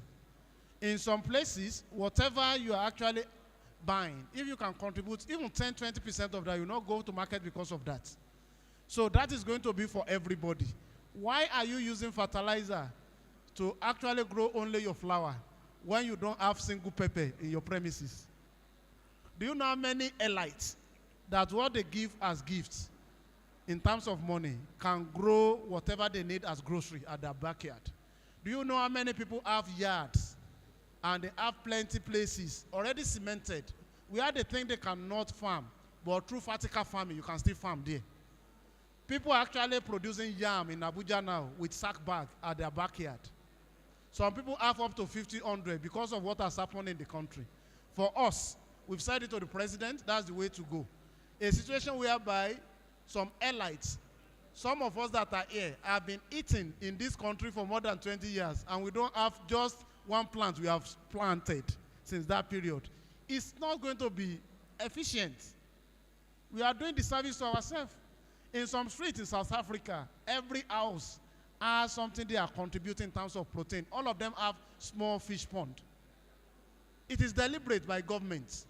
In Brazil, the total number of people at any point in time, 230 million people, must be very close to the total number of cattle they have in that country. It's because of food security. They have 240 million cattle head in Brazil. Nigeria is 220 million people. We have 90 million cattle. So if we want to eat it very well, in 2 weeks we are done. And the greatest value chain in livestock we have developed in this country is poultry. And we have over 200 million poultry in total number, both broilers and everything. Now, if Nigerians said They really want to eat meat the way they're supposed to eat meat and have the protein. You will finish one chicken. No be so. Now, assuming that we say all Nigerians, big and old, we want to eat one chicken, how many will remain? Are we food secure? Are we thinking we want it to happen? As of today, 30% of the meat you see that we are eating are illegally imported every day. Those are the ones that come from Mali, Central African Republic, and they are moving around. That's what we are eating. And that's why we need to be deliberate about this. So my point is that contribute your quota. On the side of government, a bag of fertilizer is going for like 50,000 now. Many of our farmers cannot do it. So that is why you see government saying we are giving fertilizer. You are talking about insecurity. Approach the university. Say, Oga, I need 5 hectares. What will the vice chancellor use the land for if you are going to make it productive? It will approve now. So, but I think in a more organized way, in a more productive and profitable way to the university, we can work out frameworks and they bring about partners. These are the quick wins. Go to anywhere in the world. You can't be traveling between here and Offa or between here and Osun State and you are going to see bushes. Oga, am I lying? Go to Europe, go to America, you are going to see plantations. So that's why kidnapping can never happen. In Italy, people that can use gun anytime, any day are farmers. If you are a farmer, you are licensed to use gun. So why are we going to have bush between here and Jaseko and everything? We are saying there's no food. There can't be food. We are saying grasses, are we eating grasses? And so that's the point. So really, we are in a mess, but the truth is that we could actually contribute. That's my point. It's nobody's fault. We have gotten to here all together, and we can get out of it all together. That's my point. Just let us do our best. And then on the issue of alumni, sir, I want to be deliberate about it. Many alumni, as of today, can do away with 5,000. They can do away with 10,000, but we are going to leverage on numbers. University of Ilorin has given you something. I did my first and second degree there before I left for the world. So, if the vice chancellor is saying, okay, for every set you are paying this, I have 2 certificates, I must pay 2 now. And this is something that we can make it in a fund. So, sir, I want to recommend an alumni hangout. It's going to be an hangout. We are not doing anything serious. We are just talking to ourselves. And that's when you are going to be appreciative of how many CEOs you have. How many people that are working as country manager? How many ministers you have? How many people that have not told you they are from University of Ilorin, but they can support, but we are not talking to them. Under that, we are tying it to research, innovation, and development. They don't want to give money to go and be playing around. They want to tie it to something. So we convert it to endowments. And let us see how many professors that are of University of Ilorin, they are tired in the US, they want to come back. And KU8 can now bring about 20 of them and now telling them, go to Al-Hikmah, go and support, and we have fun to do that. We can do it. We have done it in some other countries, we can do it in Nigeria. That's the point.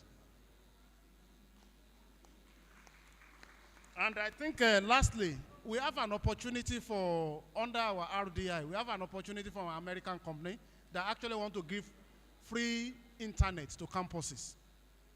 And it's going to be based on satellite technology, which is like the one that Elon Musk is doing. I think my team are actually engaging with them. And if KU8 is going to be our model institutions in Nigeria, we will not hesitate to do that. They want to do it in such a way that they build a business model to it. You use that data to start, that internet to start generating data that on the long run you can trade and you can now share profits. Universities are up for solutions. In my own university in the US, again, under the grant, that is why you have facilities that is keeping all the data on traffic in the US. Until when we convert our university to places where you cannot put any mind and they have infrastructure that the country can leverage, we have not started.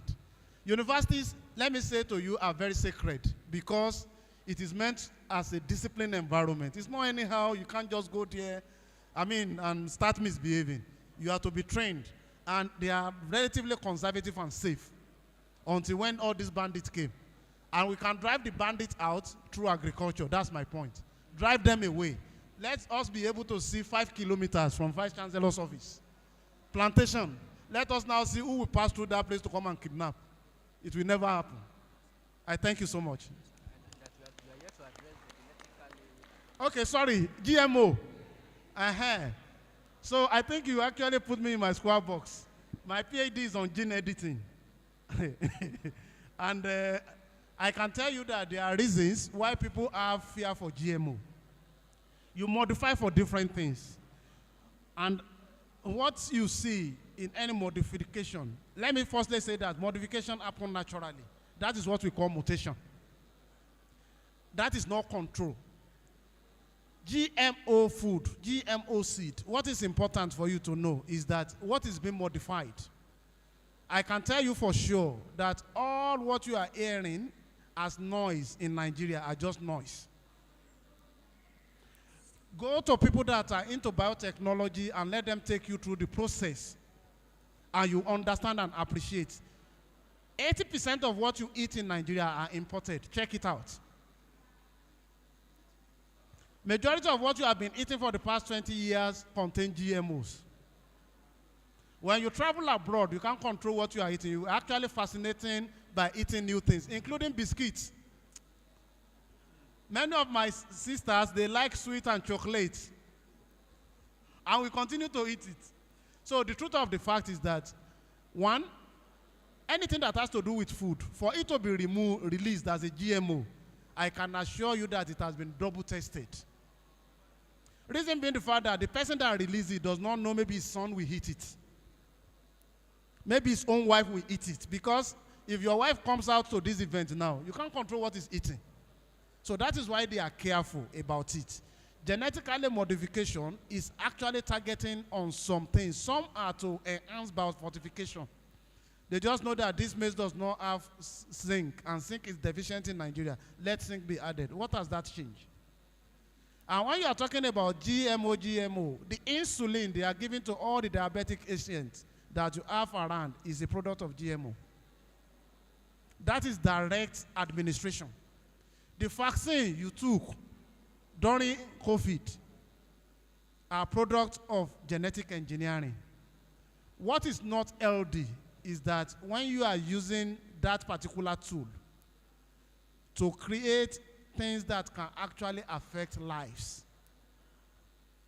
If you are saying, I'm adding something to this that will not make this water to expire again, if it can affect the water from expiration, it can affect me. That's where I draw lines. I'm a scientist. I understand the genetic engineering. I do a lot of gene banking, and I do a lot of gene editing. Actually, I was sponsored. My first traveling to the US was actually sponsored by Bill Gates. I'm a Gates traveler. And when we go into the lab, it's for us to actually see some reality. So the point is that telomerase that they are talking about in Nigeria was actually biofortified through genetic engineering.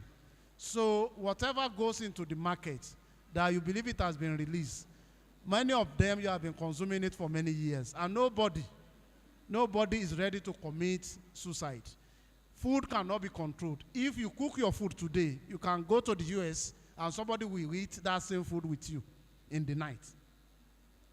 Do you get what I'm saying? So that is why anything that has to do with food is double checked. Because it could be your own wife or husband or family that will be affected. So please kindly let us look at the scientific point of view. One thing I've seen in Nigeria is that we make a lot of noise. We are noisy people. People will go on social media, he doesn't know anything about engineering, and he's doing the design and he's finalizing it there. And he's saying this is going to be the position. That is stupidity. You could be arrested for that in other climes. So listen to your colleague that are in biotechnology. They will tell you what it means. How does it work? Don't be emotional. But the truth of the matter is that nobody is out to kill his own family because this has to do with food. I don't want to go into the science of it further than this, but I can tell you that all these things that they are trying to do is to add value. But that is not going to be 100% solution for Nigeria.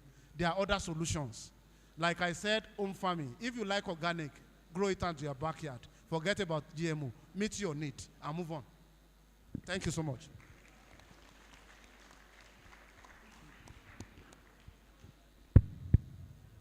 Once again, we thank our facilitators and all the participants. But somebody will thank us very soon. Just before the vote of thanks, we understand that there were sporting activities and we need to appreciate the winners. All right.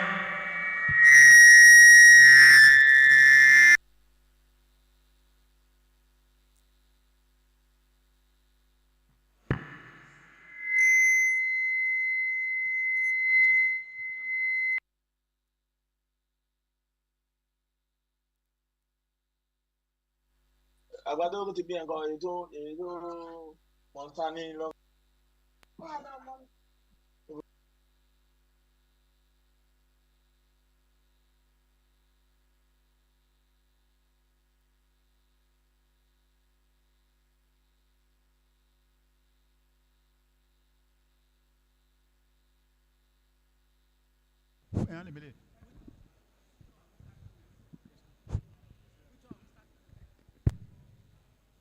All right, distinguished ladies and gentlemen, gradually we are bringing everything to a close.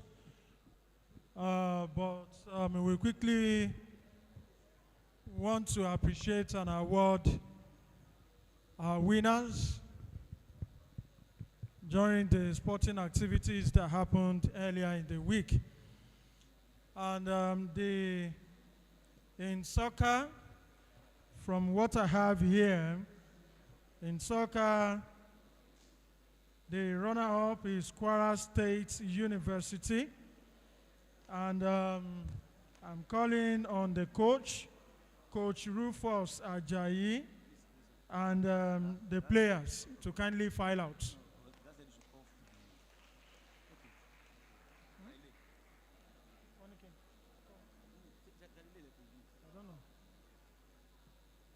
From Kwasu?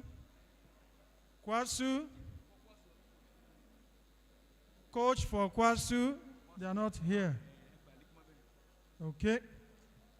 And so, ladies and gentlemen, the winner of the soccer tournament is Al-Hikmah University.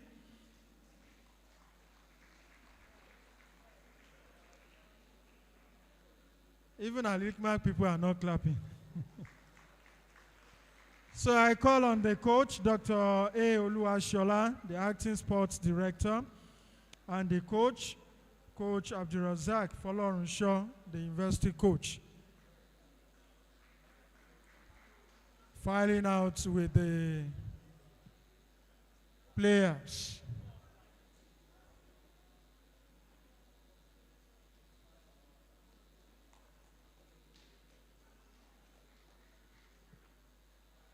Congratulations.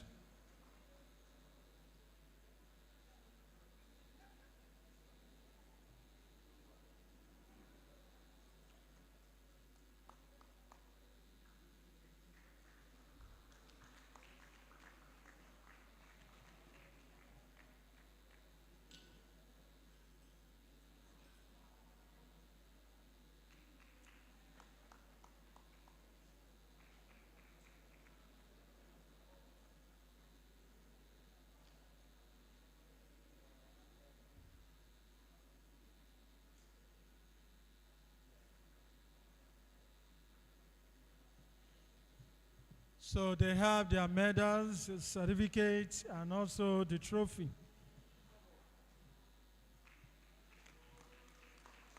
Please, let's appreciate them. Let's appreciate them.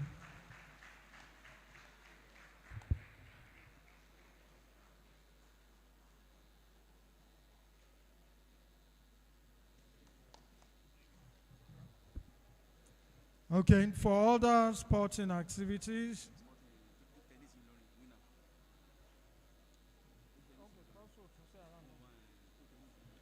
all right, for table tennis, the runner-up is Kwara State University. But I've been made known that they are not around. And so we are calling on the winners, the winner is University of Ilorin. So I'm calling on the Director of Sports, University of Ilorin, Professor Tajuddin Olanrewaju Ibrahim, to be followed by the university coach, Coach Sadiq Sabonkudi, and the player, Mr. Abdugani Olaniyo. Please, let's appreciate them as they come forward.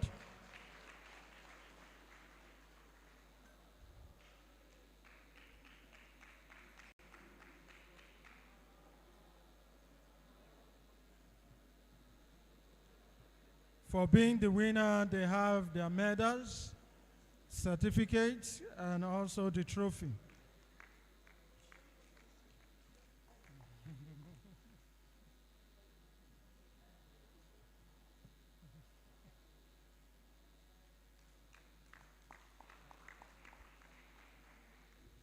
So we say congratulations to the winners. In soccer, Al-Hikmah University, and in table tennis, University of Ilorin.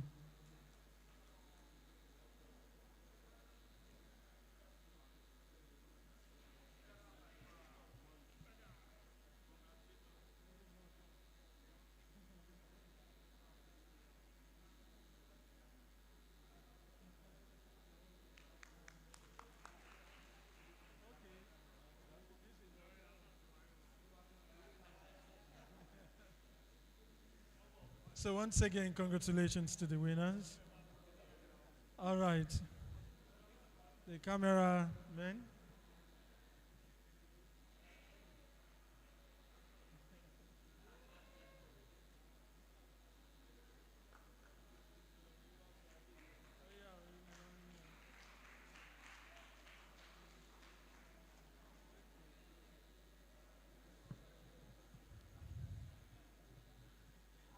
Well, it's been a good day and time to round off.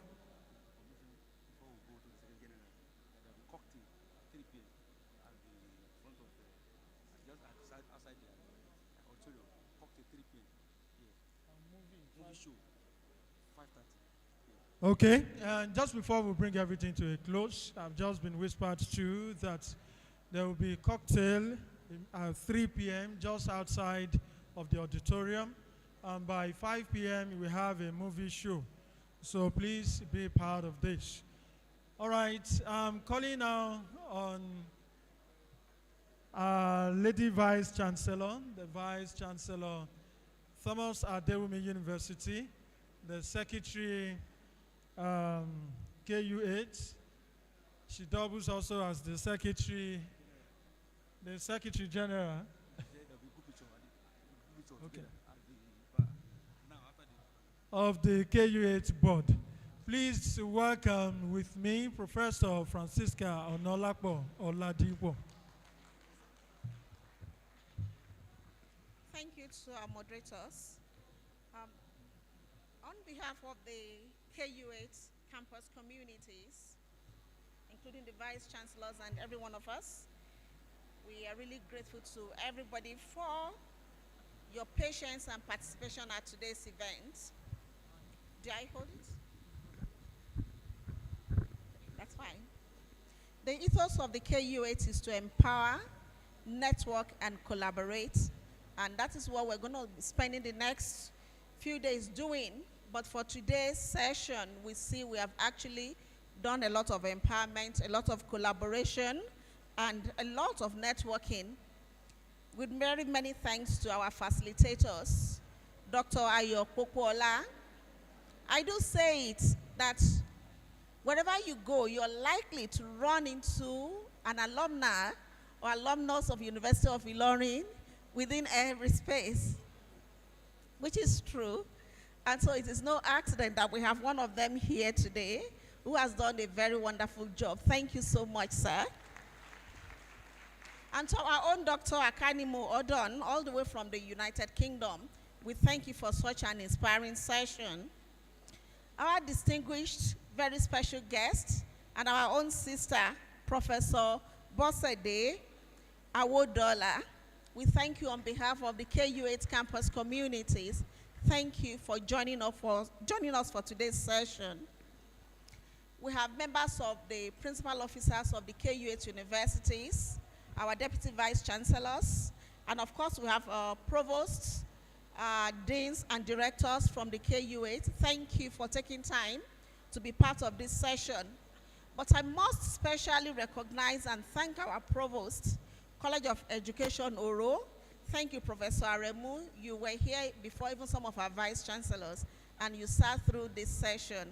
We're grateful to you, sir, and we look forward to an opportunity to collaborate with you also. We appreciate our online participants. Thank you for staying with us. Thank you for your engagement, for asking the questions, and for making the comments. And then, of course, the over 300 of you in this auditorium who will still continue with us till the end of this conference. We thank you for your patience and participation. To Al-Hikmah University, our host for this year, we're grateful to you for accepting to host us, and not just the Vice Chancellor and the principal officers, but every one of the members of the LOC who has contributed to the success of today's event. Everybody, the tech people, those behind the cameras, those with the computers, those responsible for the electricity of the hall, the cleaners, those that prepared the snacks and the water, everybody, we really are grateful to you. The event is not over yet. In addition to this evening's networking event, tomorrow we have the opening ceremony. We're expecting the Honorable Minister for Education, the Acting Executive Secretary for the NUC, the Chairperson of the Board of Trustees, Professor Oloyede, and several other dignitaries. And another great Unilorite, the Vice Chancellor of the Federal University of Technology, Akure, the first female Vice Chancellor, is going to be the lead paper presenter. So you don't want to miss it. We want to count on your participation again tomorrow. Thank you all and enjoy the rest of the day. Please, not go yet. That there will be photograph. Immediately after the national anthem, there's going to be a group photograph just outside of the auditorium. Once again,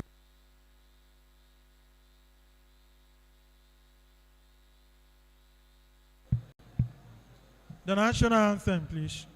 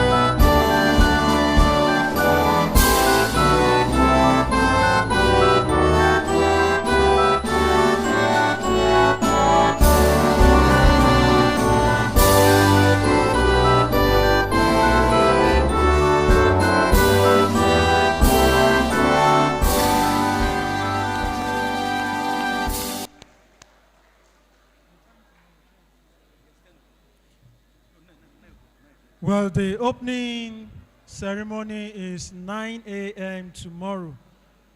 Please don't keep our guests and our vice chancellors waiting. Let's come to time, please.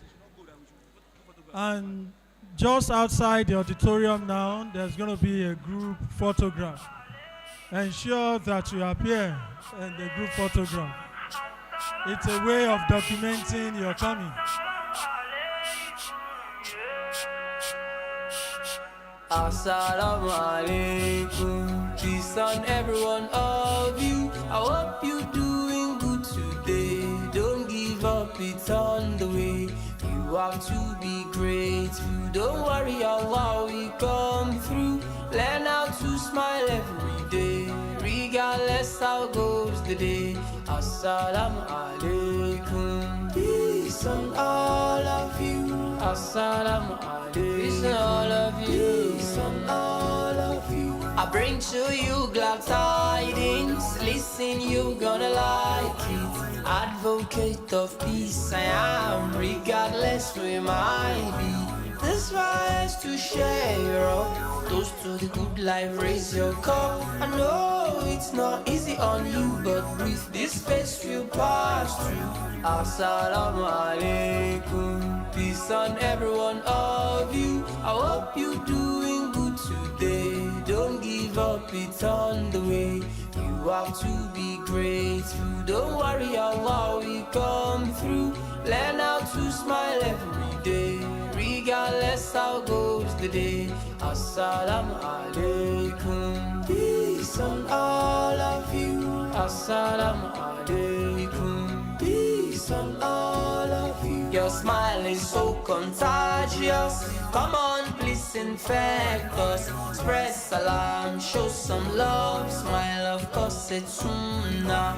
Don't worry about today. Time is going to heal the pain. There is a huge reward and spreading peace all around the world. Assalamu alaikum. Assalamu alaikum, yeah. Assalamu alaikum. Peace on every one of you. I hope you're doing good today. Don't give up, it's on the way. You have to be grateful. Don't worry, Allah will come through. Learn how to smile every day, regardless how goes the day. Assalamu alaikum. Peace on all of you. Assalamu alaikum. Peace on all of you. Assalamu alaikum. Peace on all of you. Assalamu alaikum. Peace on all